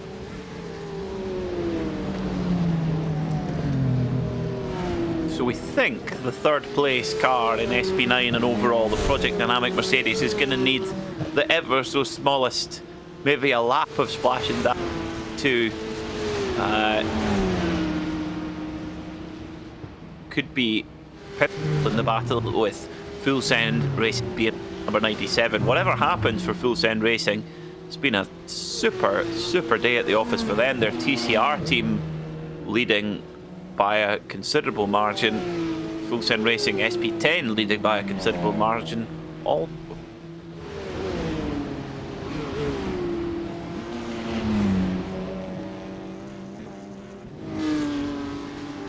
now at the moment, the number 185 Full Send Racing car, Neil Butler, leading the way. Got a gap of, well, nearly 5 minutes at the moment. Here he is, coming clattering down the Dothinger Hoe at the moment. Wow, we're all getting, goodness me, Antarctica, that's a new one. What's the internet connection like in Antarctica? We've got people watching from Antarctica, Akash. Bill Horvath still in Wisconsin. Hello, Bill. Gino Maximus in California. I'm very jealous of it. That's lovely this time of year. Fertus Nobor Quello Vero in Italy. Eastern Canada, snow, ice and dirt. Oregon. Glad to see the commentary keeping it solid. You guys are the true endurance masters. That's very kind, Vindo Vipera. Very kind indeed, thank you. Also, Oregon Pine, very important for in Scotch whisky distilleries. Most of washbacks in Scotch whisky distilleries are made from Oregon Pine as well. So thank you for your pine. Belvita and coffee, very good, from Sean Ryan here in New England. And Sean Ryan, a very solid stint, Sean, in the Full Send Racing 97. And whoa, I can bet that's tense in the team room at the moment in that battle with the Dynamic Mercedes. Germany from Rise of the Great, Quebec. And Bill Horvath is building a Chaparral model at the moment. Now that's very cool. I'm sure Jim Hall would be proud of that. Now which Chaparral though? Is it the fan car? Is it the one with the huge wing on the back? Very cool. South Carolina, Maine. Wonderful. Absolutely wonderful.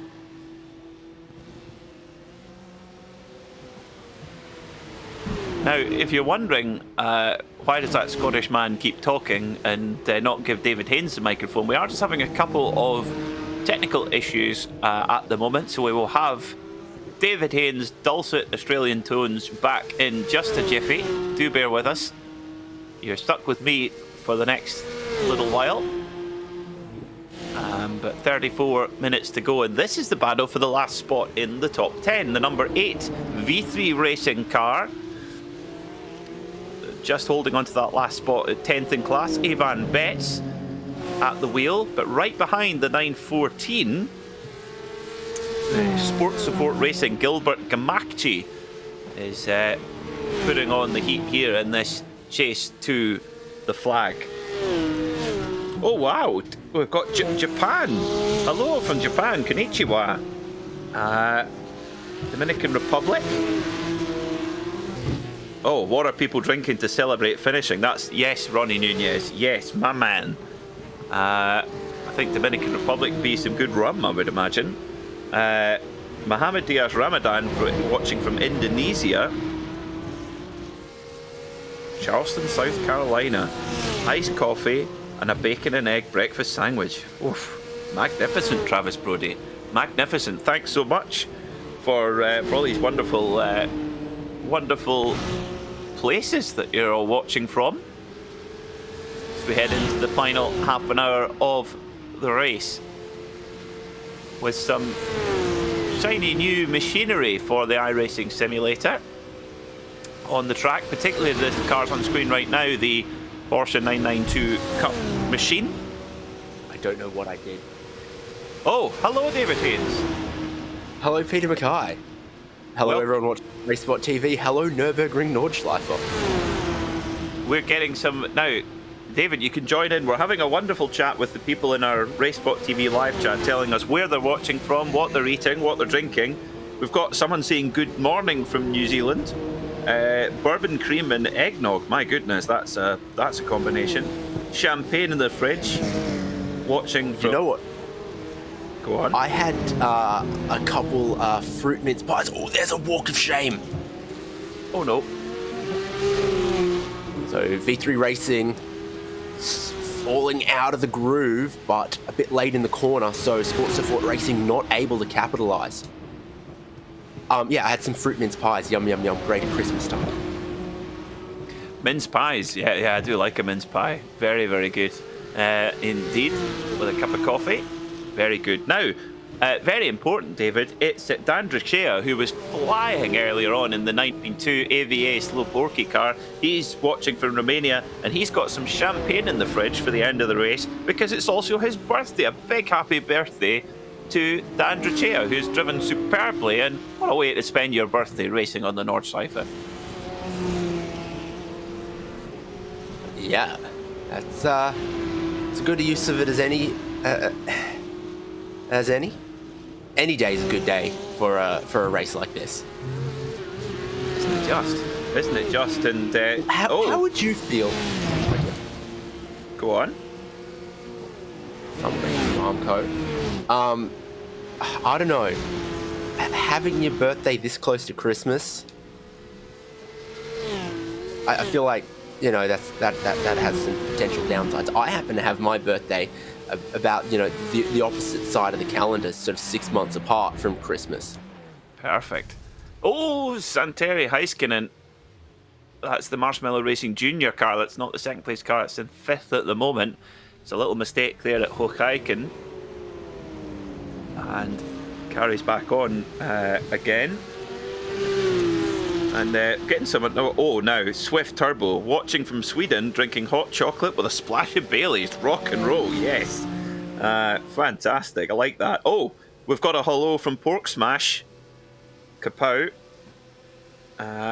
Brilliant. Great to have so many of you watching here on RacespotTV, drinking strong and spicy ale and smoking some sativa stuff.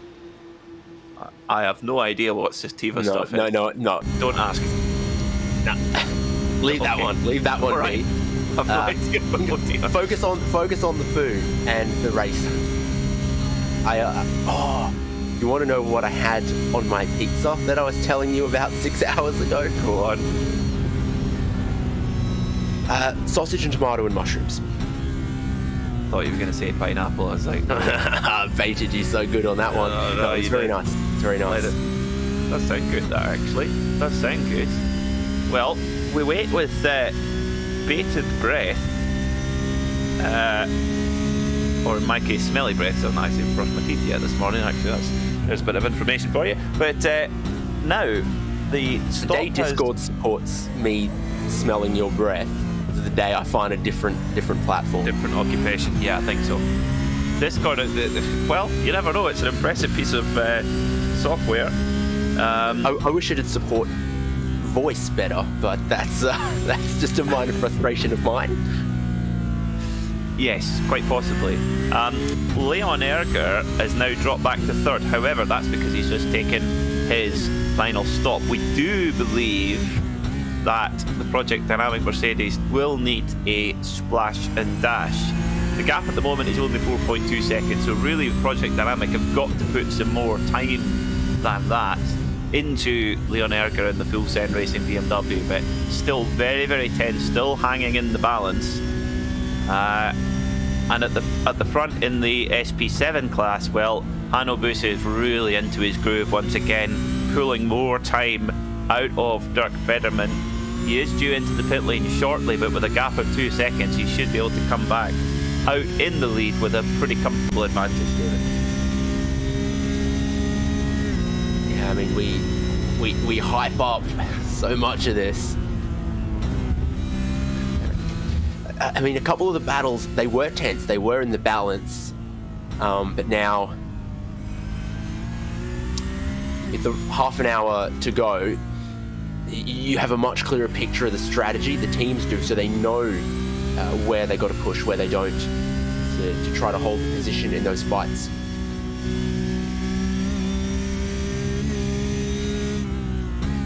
Okay, 28 minutes to go. Now this, we need to keep an eye on where our leader is and what time they come across the line, because that's here at the Nordschleife. If you force an extra lap, you can go deep into overtime. If you pass over the line just before the clock strikes 24, you've got another 8 minutes to go all the way around. So we did see that, of course. The very funny, of course, the winner of this year's 24 Hours at the Nürburgring, the Manthey Racing Porsche, Kevin Esch brought that car over the line, flashing the lights and waving at the team and the flags and what have you. But photobombing in the front of the shot was the mighty Dacia Logan. The only problem was with the, and I'd love to think it was a piece of genius from the Dacia press department that said, right, you need to get in front of you need to be there, calculate when to be there in front of the winner so you get in the shot. The only problem is, though, then they had to go all the way around and do another lap. And of course, in the Dacia Logan, it takes a little while. I do imagine. The overall leader just crossed the start-finish line with 27 minutes left. That means there will be 4 more laps in the race for them. Not a problem. That will take them to a total of 7 laps, which I'm sure they are fueled for and capable of. And that means Project Dynamic are going to need a stop. Full Send Racing are good to get home. And I say with complete confidence now, 4 to go. Yep. Okay. That's where we stand. I managed to get some sectors, as in I can only make it display the first 5 sectors, and there's 11 or 12 or 13 sectors around here. But Sports Support Racing, 4th place in SP7, just set the purple 2nd sector. On it, absolutely on it. Fantastic. Which is on the GP circuit. Yeah, it still counts. It still counts. That means the best of anybody in the whole class. Very impressive. Now, I tell you what, Ronnie Nunez, my man, has got the idea. He says, for New Year's, I'm going to go all in on single malt whiskey and pizza. What a combination.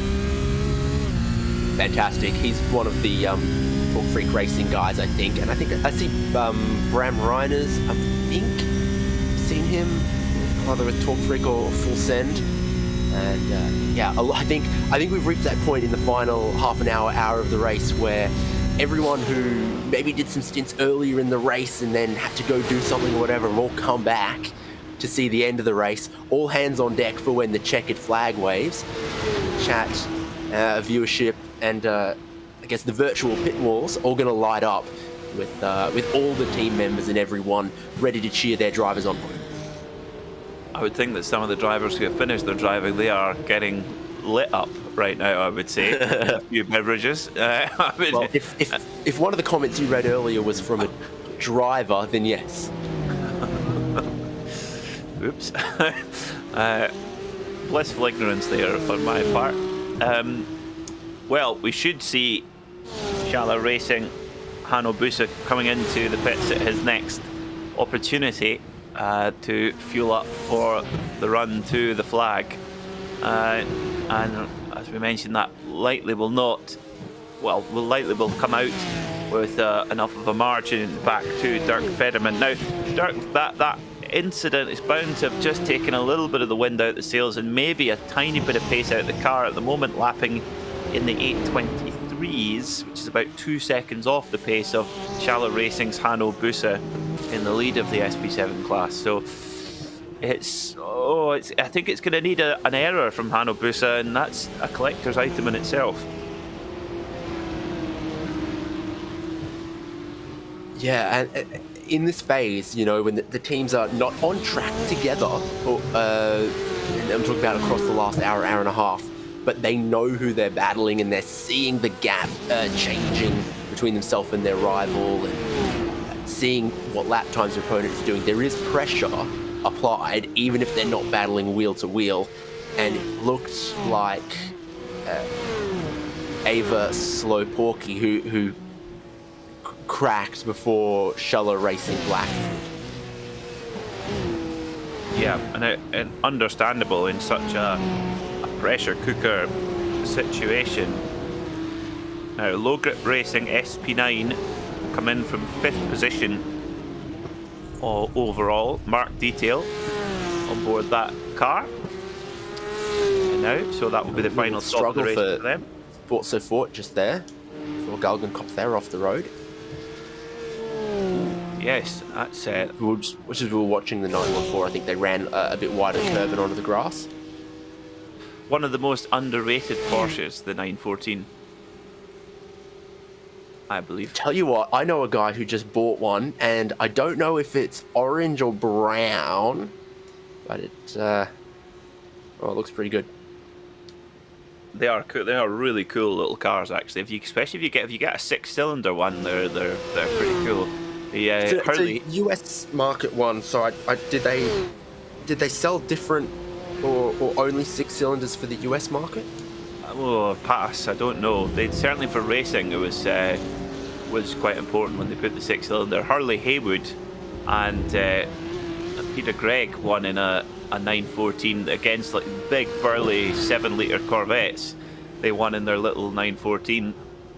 I might have to wind that statement back. I'm not actually confident it is a US market car.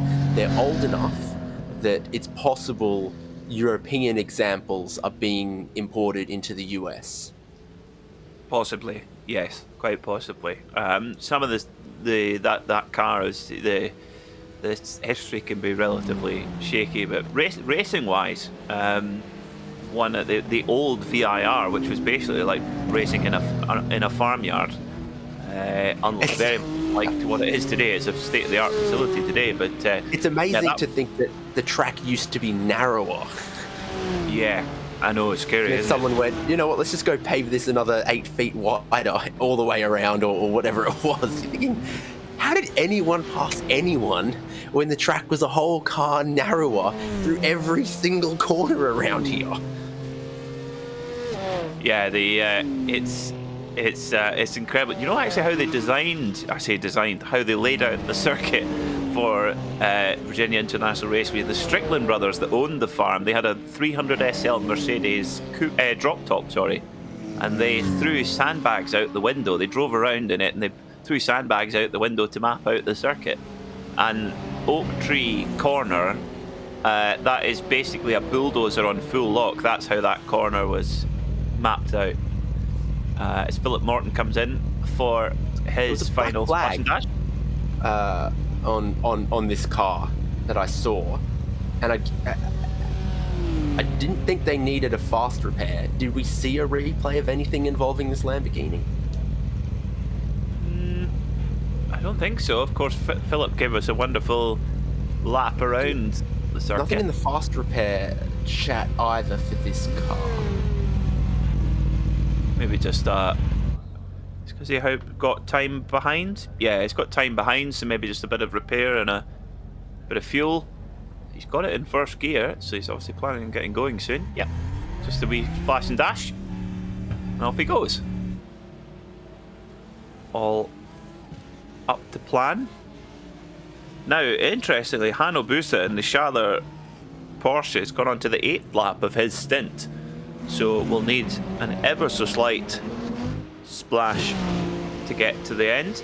It's still going 2 seconds. His pace has dropped back a little bit, but still going 2 seconds a lap quicker than Dirk Federman. So Hanno Busa really has been the difference at this last phase of the race. Really has put Schaller Racing in the driving seat. There was a protest against the Fitzstyle Lamborghini an hour ago, causing a collision with the 29 on the approach to Mutkurv. I think you just saw a 30-second penalty for that. Not really where you want to have a collision, Mutkurv. I think we've established you don't want to have a collision anywhere between the curve that leads you onto the Nordschleife and the exit of Tiergarten, etc., as you come onto the Grand Prix circuit. Yeah, there's not many places where you can get away with it, that's for sure. Patrick Piper, hello. It's incredibly kind, but I'm afraid you've got the very much poor copy of David Coulthard. Peter Mackay here in the commentary box alongside David Haynes. So no, it is not. It's not Channel 4 F1 coverage with David Coulthard and Mark Webber. So I'm afraid you've got the low rent option, but appreciated nonetheless. I have had Dario Franchitti, Alan McNish, Paul Di Resta, and David Coulthard as well, but none are true. Neither got the driving talent Andy nor Murray? the wallet of any of these people. Oh, well, David, that's an Audi. It's going around the right hand corner. It's going to go around the left now. Is that another? Wait, has Conor Moore done that? No, but there's Andy Murray. Yeah, Andy Murray I feel like is he's got quite to easy. now. Yeah, he probably has actually. But I've never seen it. But Patrick Piper there. I mean, we our RaceSpot's very own Samil Arora. Whenever I commentate with Samil, they're like, "Why are Alan McNish and Karen Chandok on the commentary?" I mean, Samil is he could do the Karen Chandok no problem.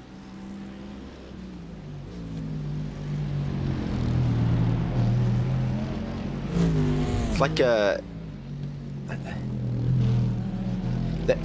they both have this sort of like international school English accent to them. Yes. You know, you're like people who are like, you know, people who are taught proper English as distinct from, you know,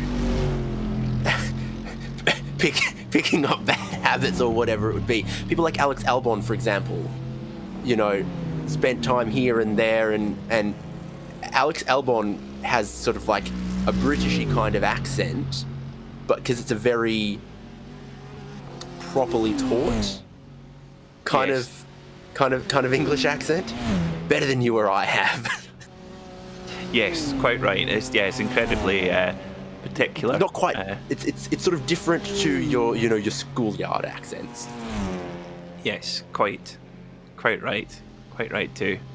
Well, 15 minutes to go, and the winter 24 hours of the Nürburgring will be complete after what has been a thrilling encounter, and brilliant to see so many cars still running, still out on circuit. Of 58 starters, we still have 48 cars still running at the moment. I think that's a pretty good ratio to have only lost 10 cars. And that's the thing, David, that also shows you as well, there's a lot of teams here with the proper spirit of endurance. Yeah, and while the teams had available to them some of those 5-minute full repairs, as I think I'm going to euphemistically call it, they only got 2 of them. for a 24-hour race where a lot of it was in the darkness, we've got 4 classes. I mean, if you said, okay, how about an 8-hour race around here with none of those repairs? That's kind of what it's like doing a 24-hour race with 2 of them. And in fact, there's probably some teams that still have one of those in the bank, but have decided it's not worth the 5 minutes. We'll just nurse this damage, and if it costs us a second a lap, if it costs us 2 seconds a lap, well, it'll be a lot of laps before it's cost us 5 minutes. Quite right. Yes, absolutely. That's, I mean, and the thing is, just not a those gimme. 2...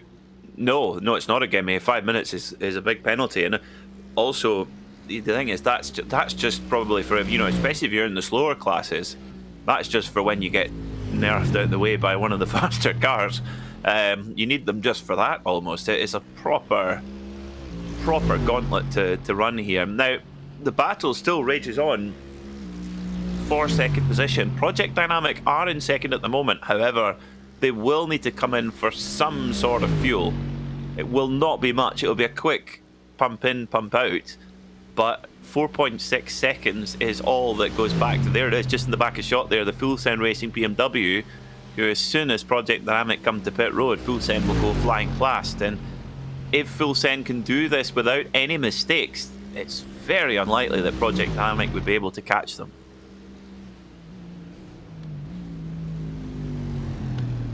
Yeah, agree.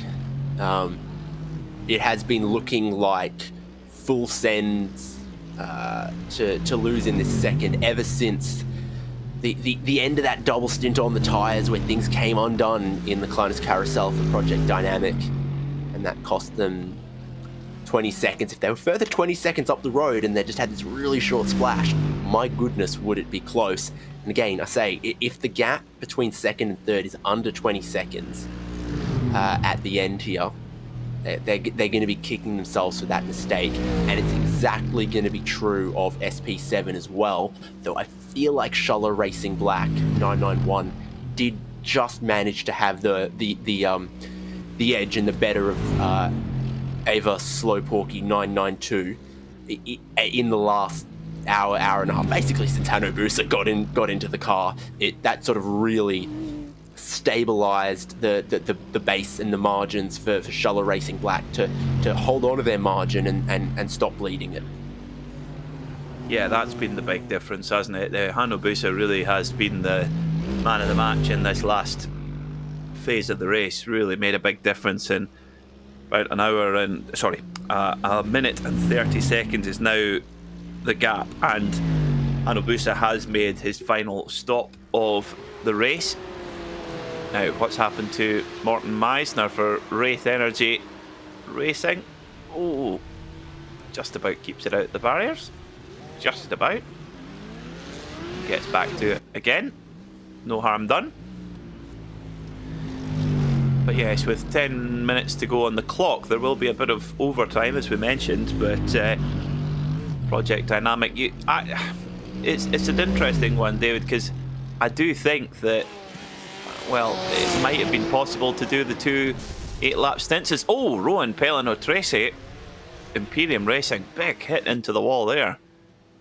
But it's a difficult one. If Dynamic were able to have done 2 8-lap stints and not had that bump into the wall, maybe it would be a different complexion. But that's the if, buts and maybes of an endurance race.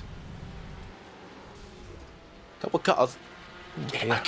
cars hitting the wall, but I was going to say a couple cars coming out of the woodwork. That 313 Wraith Energy Racing car is 125 laps down on the leader. I think they've been in the garage and sort of come out to play in the last half hour here. Why not? It's certainly to see the checkered flag, and here comes Project Dynamic now. Then, so the lead will, the battle for second position will change. Project Dynamic will drop down to third. There goes the BMW of Full Send Racing.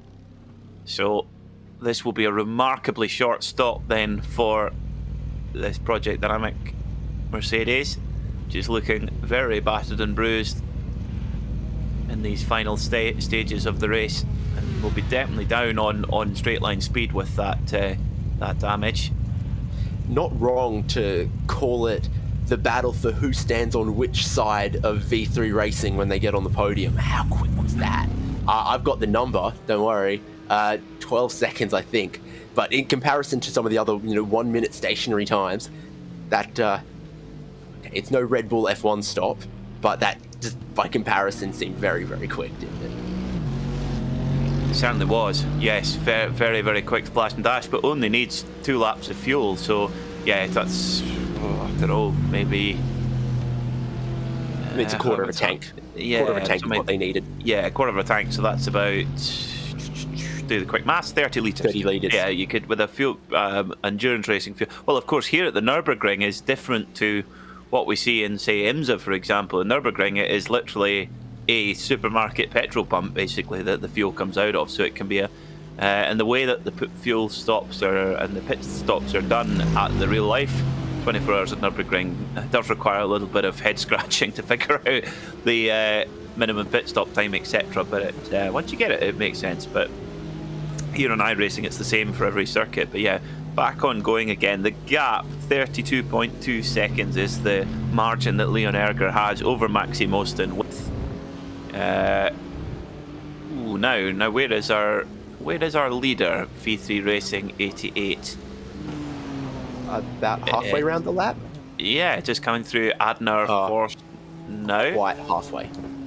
Yeah, so it's about Adner Force now. So yes, we'll be going to maybe about 4 minutes of overtime thereabouts.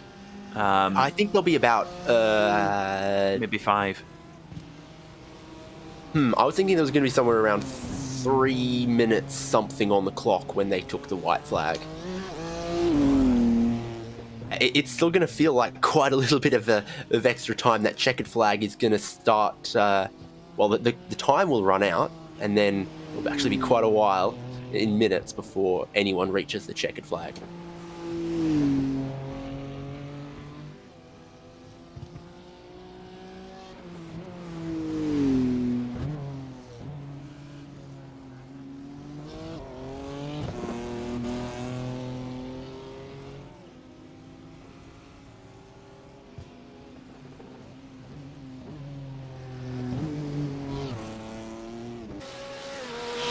Go to a replay. Oh, poor Imperium Racing. Remember, we saw a problem for them earlier.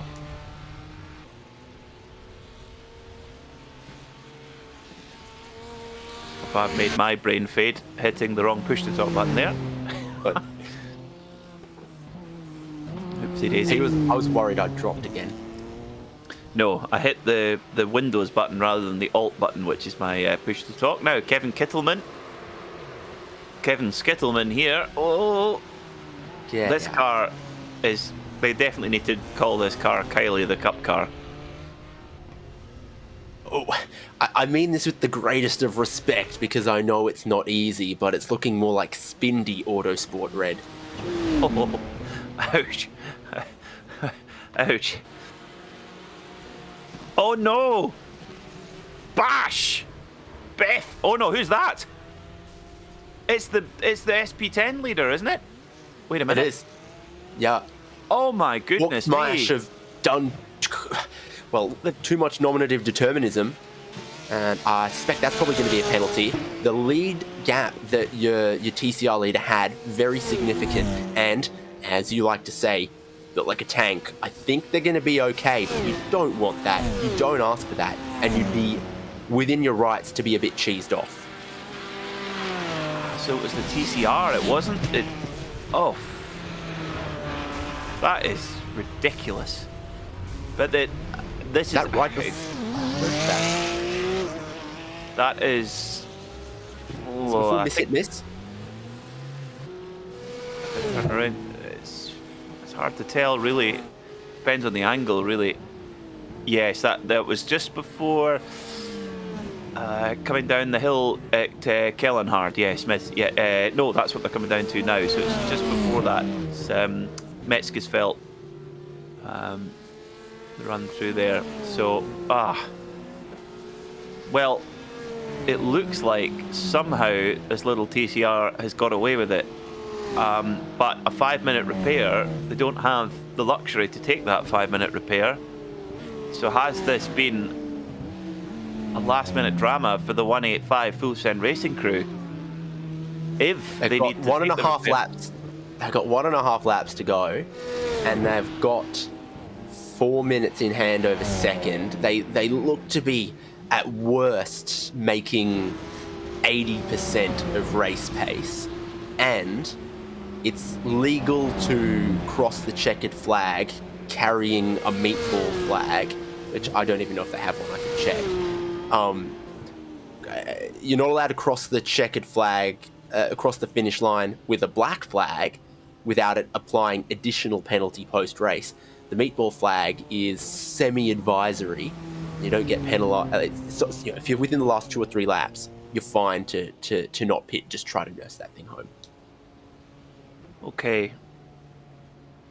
That was very well. As we mentioned, after 24 hours of racing, they do have a meatball flag in the 185. The damage was significant enough. They're getting waved. Your TCR leader on the penultimate lap is getting waved meatballs. Now I'm hearing that your overall leader has been slowing up on this lap, but they are not going to be able to change the length of the race because it's not based off. It's based off an average lap time of the 3 or 4 laps leading up to the end of the race. So even if they parked it here for 2 minutes, they're still going to get the white flag now for 1 more lap, as would be expected. What? Okay, well, they're going to need a splash and dash with 1 lap to go, but that's happened before around this place, and I guess it's less embarrassing at the Nordschleife because 1 lap here is basically 5 laps anywhere else. well, there is a degree of irony about the 47 Wablo Bork Smash Porsche with the Biff Smash Kapow Nerf cartoon sound effects all over that machine, because from what we're hearing, Hey, have you got your surprise effect ready? yes, that car has been involved with a number of those Biff Smash Kapow, and yes, apparently 3 times the number 47 car has bumped one of the TCRs out of the running. Now, Peter Mackay, go on. have you got your surprised face ready? Yes. Pork Smash have been given a penalty. Oh, how now? What is the penalty? This will be telling. I can't see. Okay. Well, we'll find out what that is for you folks.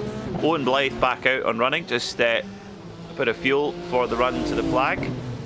And then now. The precedent would be Fitzsty had a 30-second stop and hold for causing a collision. So I don't know if you start rating it higher or, but I would suspect something around that as a starting point. Yeah, I mean, you got to also add in it's just a few minutes to the end of a 24-hour race. You have to take that into account, i.e. there is very little, you're not in a hurry. Usually the positions are decided by that point. You're also taking out a car that's in a commanding lead. And if there's a build-up of incidents, then yeah, I'm not the race direction, but I would be taking a very hard line on that one, to be very honest. Because stuff like that is although there, yes, it's brain fade because it's at the end of a 24-hour race and everyone's tired and we make these sort of mistakes, but it's galling. It doesn't really bring the 185's race back. So if they've got a meatball flag, can they get enough repairs and get back out again in the lead? I think they were going well enough, and my understanding is they won't be penalised for crossing the checkered flag while carrying a meatball flag. So you only get penalised for staying out too many laps which is like 3 or something, after you've been given meatball, and it is laps, not time, and this is the Nürburgring Nordschleife. Yes, that's it's Another very, interesting very thing true. taking place here is that last lap splash and dash for your overall leader, V3 Racing 88, has nearly put the full send car back up a lap, which would force them to do another lap, which they might not have fuel for or have planned for. No. So watch the full send car here not try to get their lap back. Yes, the full send car did allow the V3 machine by just on the Grand Prix circuit for that. Yeah, I think for that very reason, and we'll just follow the V3 machine home, and the gap back to Project Dynamic about 28 seconds as well. So these If are you your were Owen SP9. Blythe, sorry, I keep cutting across you, but if you were Owen Blythe and you were an evil man, you could back up full send into Project Dynamic. You wouldn't. You'd Your gain brain nothing went from there. it. But I'm Your just brain saying, went full send in a precarious position there, by the fact that they've had to give up some time in what was otherwise a relatively close battle.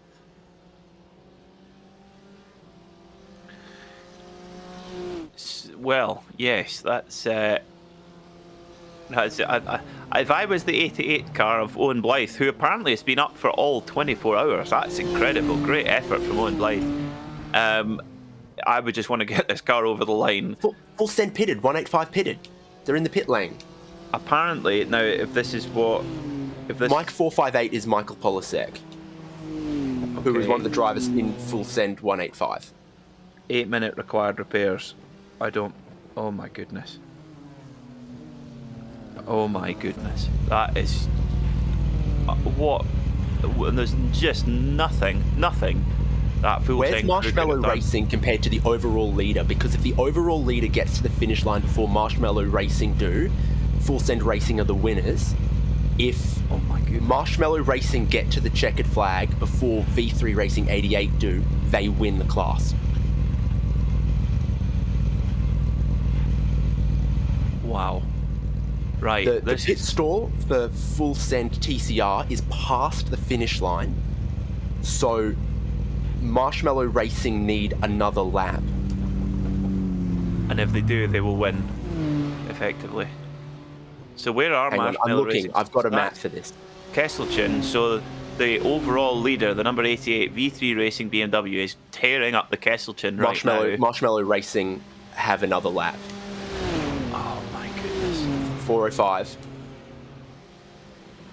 Oh my goodness. So they're behind the number 88. Or they're in front, sorry. No, they have to be in front. Yeah, the So where is 405 is going down the Marshmallow? Dottingham right now. Oh yeah, so they're. Oh, I don't believe it. And when they get to the line, they're going to take the race lead on the final lap.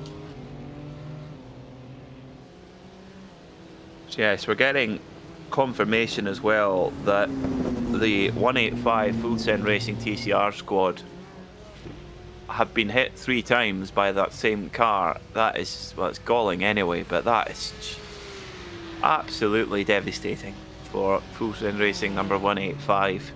That will, but for Marshmallow Racing, goodness me, they will be dancing a jig right now. Moritz Weinreich will come over the line now to start. Oh, well, right, okay. So Moritz Weinreich. This closely. It's just going to be so close now because they've got to get their fuel, enough fuel to get them round another lap and cross the line. Is that them going over the line now? Oh my word, this is close. So they're over the line. Dear me.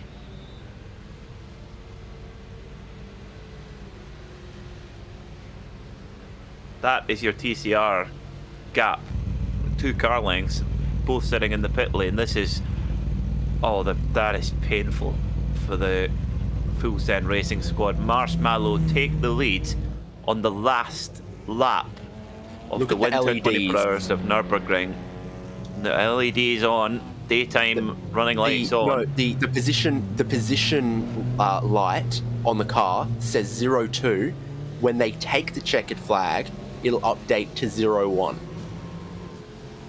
Oh, that is. They are gonna carry a position light that says second until they take the win. That's how late in the race this happens. Incredible, absolutely incredible. Your heart goes out to the Full Send Racing crew. They did not deserve that, and it wasn't even a light touch. It was a huge. You know, they just got absolutely drilled there. But our overall leader, the runaway leader, the number 88 V3 Racing BMW of Owen Blythe, pounds down the Dothinger Hole for the final time after 24 hours of racing, leading by just over a lap from Full Send Racing 97, coming up to Booker for the final time. This beautiful black and gold BMW has carried this squad to 24 hours of Nürburgring glory. The lights flash up to the final few corners now. The checkered flag will be in the air. Owen Blythe wins for V3 Racing BMW here in the 24 hours of the Nürburgring. What a drive, what a performance, and Full Send Racing home in second position. They take the checkered flag. A little bit of consolation for that squad after their disappointment in TCR. But what a drive from V3 Racing, the standout performers. Just look at that there. The number 185 Full Send Racing TCR parked in the pits, unable to carry on. Just devastating as the dynamic Mercedes comes over the line to take third position. I'm stunned, David Haynes. And Full Send Racing TCR couldn't avoid the meatball flag because they also needed a one-lap splash of fuel. They had to come into pit lane, they had to stop in their box, and that started the required repairs that held them in the lane. Oh, I don't believe it. I just don't believe it for them. That is, well, I'm sure there'll be ramifications for that. That is, yeah. Unfortunately, racing can be remarkably cruel. It can be remarkably special, and that's why there is such elation for winning a race of this kind, of this length, on this type of circuit. That's why it's such a big deal to win races of this type, because when it goes wrong, it hurts big time, because there's so much invested, so much time. It's not just the 24 hours of the race, it's the amount of preparation. And in the virtual world, where you have unlimited testing effectively, the level of hours of preparation from all of the drivers is huge. But this man here, this mega stint to finish the race, Hanno Busse, has just got a few more sections to go to take the win for Schaller Racing. Huge piece of misfortune for AVA Slow Porky after a disconnection a few hours ago, taking them out of the lead, stripping the lead from them and facing a fight back. They did fight on board, very much turned the tide in the favour of Shallow Racing. Always a sting in the tail of an endurance race like this. We thought it was going to be that battle for second and third place. We thought it was going to be the battle for the win in SP7. And then what looked like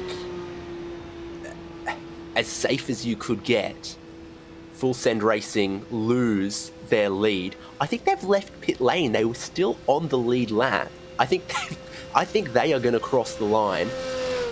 It's a long way after the time elapsed and after the checker flag. Well, here comes Hanno Busse then, your winner in the SP7 category for Schaller Racing Black. What a performance. Car 991, Schaller Racing, your winner then in SP7 for the 24 hours of the Nürburgring. Some Big burnouts and smoky donuts down at turn 1. Just getting to the end of a race like this is special, but to win it, well, that is particularly nice indeed. It's making me hungry, all these donuts. You're not going to believe this. Full Send Racing are on the Grand Prix circuit and haven't taken the checkered flag yet. So the 185, the TCR car, is still 9 minutes away from taking the checkered flag.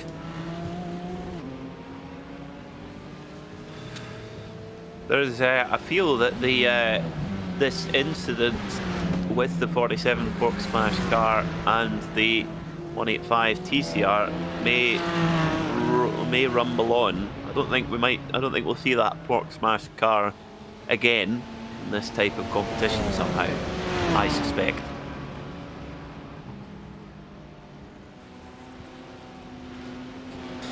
Remember, Fraser Smith told us how nervous he was going to be for the final stint.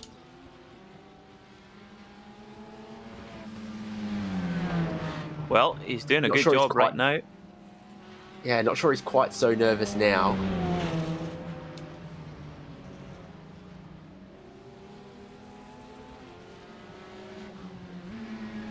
Yeah, I think he can just enjoy a relaxing run to the flag now, can Fraser Smith.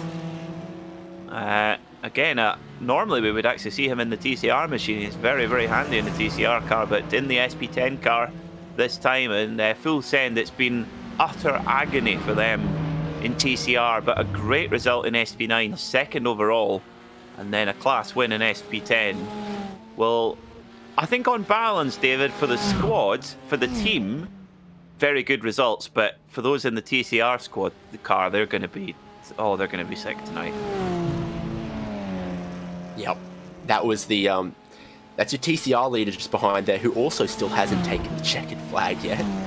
Technically, there's still a race on in TCR, but there isn't. But I mean, I'm stunned on behalf of all of our TCR runners, because that is just not how you expect this to end. No, not at all. And especially since we've seen such good respect from a lot of the other competitors as well. Well, every competitor really. And then you see stuff like that. That's not on. But Fraser Smith coming down the Dottinger Hole for the final time, flashing the lights of his Full Send Racing Porsche Cayman 718 Club Sport, and weaving along this 3-kilometer drag strip, one of the most distinctive, most recognisable pieces of tarmac on any racetrack in the world, through Antonius Bucher for the final time. Fraser Smith not won a 24-hour race before, his big enduro win, and what a place to do it at the Nürburgring. Really, for many, the toughest 24-hour enduro to finish, and therefore the toughest 24-hour enduro to win. Fraser Smith brings the Full Send Racing Porsche over the line to win in SP10 in the 24 hours of the Nürburgring. What a drive from that crew.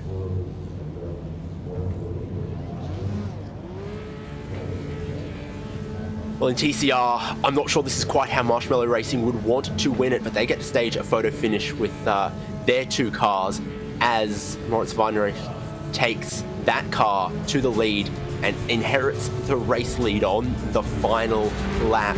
They had to be within a lap of Full Send. They had to be on the lead lap for that one to work. So they were well deserving of a podium. They've been in position to take a win. Well, we're getting confirmation as well that the number 47, the car involved with the 185 Full Send Racing car, has been disqualified post-race for involvement in that incident. So, confirming then your results in SP9 and overall, Owen Blythe takes the V3 Racing BMW over the line to win here in the winter 24 hours of the Nürburgring. Leon Erger finished in second position for Full Send Racing. with Maxime Austin bringing the Project Dynamic Mercedes over the line in third. Philip Morton and the Texan Fissi Hadis team were fourth in the first of the Lamborghinis, followed by Low Grip Racing and Turtle Power Racing in sixth. The first of the Porsches, not a good day for Weissach in SP9. PCF Racing Red, top of the 911s. .xe Esport were in 8th, with T-Dog by Sven Walter Logistics BMW in 9th. And rounding out the top 10, but later disqualified, the number 47 Wablo Pork Smash Porsche.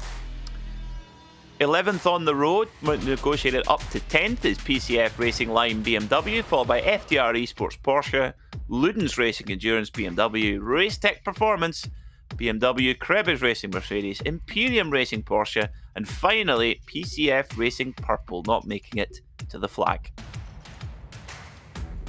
In SP7, well, arguably the man of the match, particularly in that last part of the race, Hanno Busse for Schala Racing wins by just over 90 seconds from Eva Slow Porky, who fought so hard after that disconnection took them out for a few minutes earlier on in the race. Jonas Holm brings the Simpac Noyes purple car over to take the last spot on the podium. Sports of Force Racing were fourth, followed by Red Falcon, Adrenaline E-Motorsport Cup ploughing the field, Turtle Power Racing, PCF Racing, and V3 Racing, rounding out the top 10. And last few then in the SP7 class is Sports of Fort Racing 2, PCF Racing, .xe Esports, PCF Racing Mint, Gumpton Racing, Indy Autosport, Next Level Racing, Wraith Energy Racing, and Impulse Racing, 19th overall in SP7. SP10, Fraser Smith getting his first 24-hour win with Full Send Racing number 85 Porsche, leading a Porsche 1234 from Torque Freak Racing, Snorlax Racing, and Effect Esports. The one and only BMW, fifth in the SP10 class, Low Grip Racing. Screeching Moose were sixth, followed by Schala Racing, Really Slow Motion, Turtle Sim Racing, and Project Dynamic Red round out the top 10 in SP10. And last few, Project Dynamic Orange Porsche, followed by WW Racing Red, Left Bicep Pain Gang, Red Falcon Sim Racing, and V3 Racing. Finally, TCR then. Well, what drama. Marshmallow Racing taking the lead and the win on the final lap, with Full Send Racing taken out of the race on their final lap. They are classified in second place, Marius Brower and Docs XE Esports third, Awesome Motorsport in fourth, Marshmallow Racing Jr. fifth, Quality Control in sixth, and Direct Esports round out the top 7 in TCR. David Haynes, who have you got in your interview room? Hello. It's a good question, isn't it? Hello. Hello, everyone. Hello. Basically everyone. Yep. We've got... You know what, let's start overall here. We've got Hussein Al from V3 Racing, who were our overall winners in that BMW. Congratulations, guys. Always a big race, a big challenge here at the Nürburgring, and you guys really showed everyone else how to do it. Yeah, I just want to start off by saying if 1 + 1 is 2, then us winning this race makes sense too. But I want to give a special thanks to Owen for staying a 24-hour race, Mike for just driving beautifully, no mistakes whatsoever.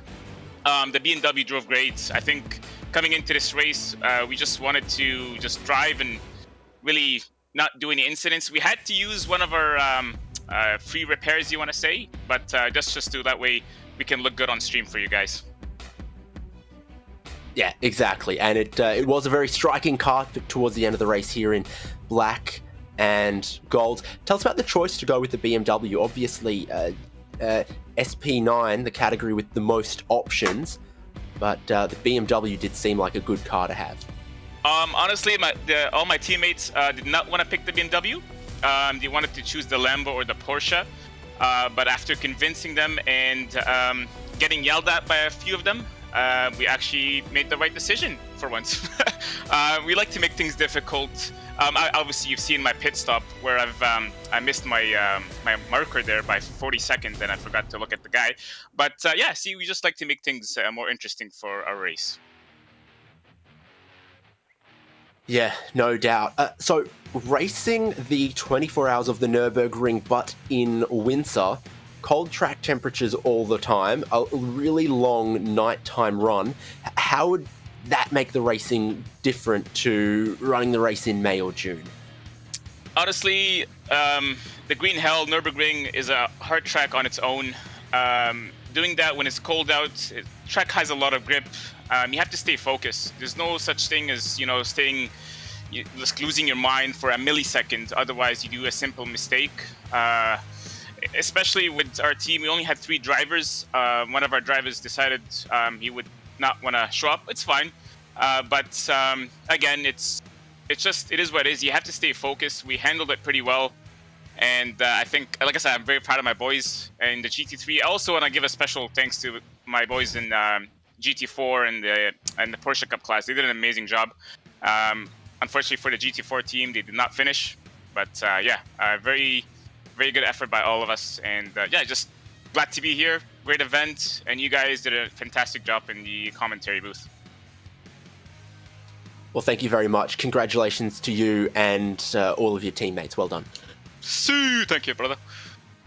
Sebastian Vettel is the best F1 driver, just to let you guys know.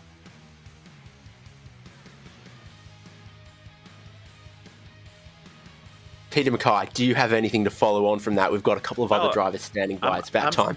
I'm a big fan of Sebastian Vettel, actually. I know it's an unpopular opinion, but I want to speak to the newly minted winner of a 24-hour race, Fraser Smith. Fraser, hello. Yeah, you were nervous about that last stint, but tell us about it. Tell us about the anguish of getting that car over the line. It was good. It took long enough. It took me about 2 years. So, yeah, I've done a lot of 24-hour races, and this one was not easy. Well, we were pretty lucky to finish, to be completely honest. So, thanks to all my teammates. Yes, it's and for Full Send Racing, you guys had a super day, second in SP9, and of course winning in SP10.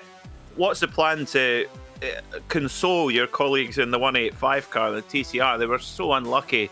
I think you need to buy them a lot of beers tonight. Yeah, well, I think the best antidote to that is for them to buy the Porsche Cup car and cheer themselves up. Quite right.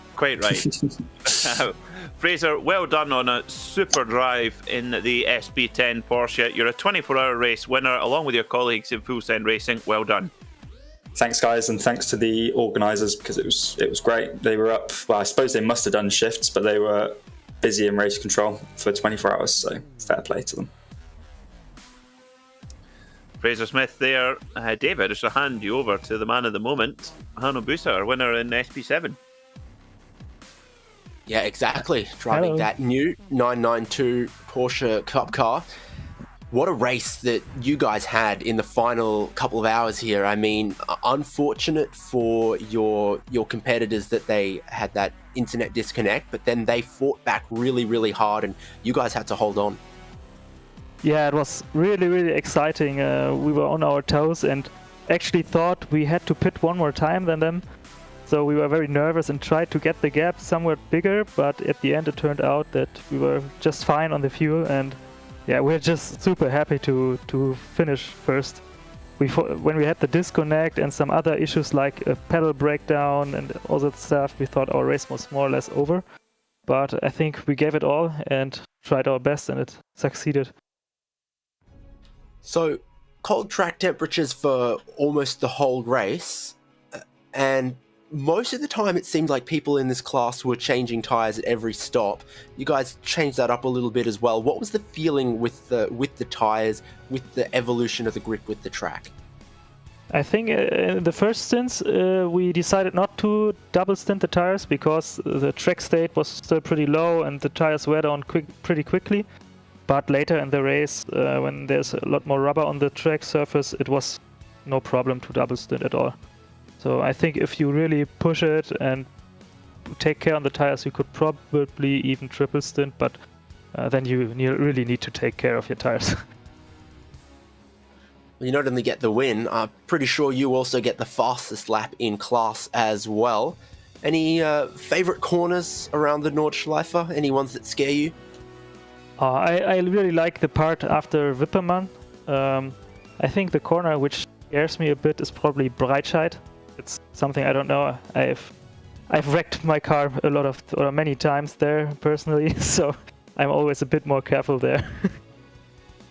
But overall, I think we all love the Nordschleife in our team, so we were all very motivated to continue racing whatever happens. Well, congratulations to you guys. Definitely towards the end in the final 6 hours, one of the teams we had most closely under the microscope, and when you needed to at the end, you and your teammates performed. Congratulations. Yeah, thank you, and also congratulations to our competitors. Great race. Well said. Thanks for joining us. Thank you. So now it's time for TCR, but we're going to do something a bit different here, folks, because Moritz from Marshmallow Racing is in the commentary box right now. But Moritz, if it's okay with you, I think we need to bring Michael Polashek in here from Full Send Racing. Are you happy with that? Yeah, definitely. He deserves it as much. I mean, he deserves it even more than we do. So bring him in. So let's get Michael Polashek in if we can. There we are. Michael, welcome to the RacespotTV commentary box. We shall have a chat in a minute. I mean, Moritz, tell us about what it's like to get through the 24 hours of the Nürburgring. For me, it's the most impressive, most incredible challenge to watch. But tell us what it's like from a team point of view, just to get to the finish line. I mean, being in the slowest class is always pretty hard. You have all these fast GT3s, Porsche Cups that, of course, they want to get past you as fast as possible, but sometimes they just overdo it. It's, I mean, in the official one in April, we only made it 6 hours. Then the race was over for us because of a similar move. And I mean, of course, we are glad that we finished 24 hours without having contact with another car. I think that's quite the achievement. And I also think that that's the way to go and the way to win it, not just push it everywhere. But of course, I mean, it's just a shame what happened to Michael and his team. It's not really the way you want to win such a race.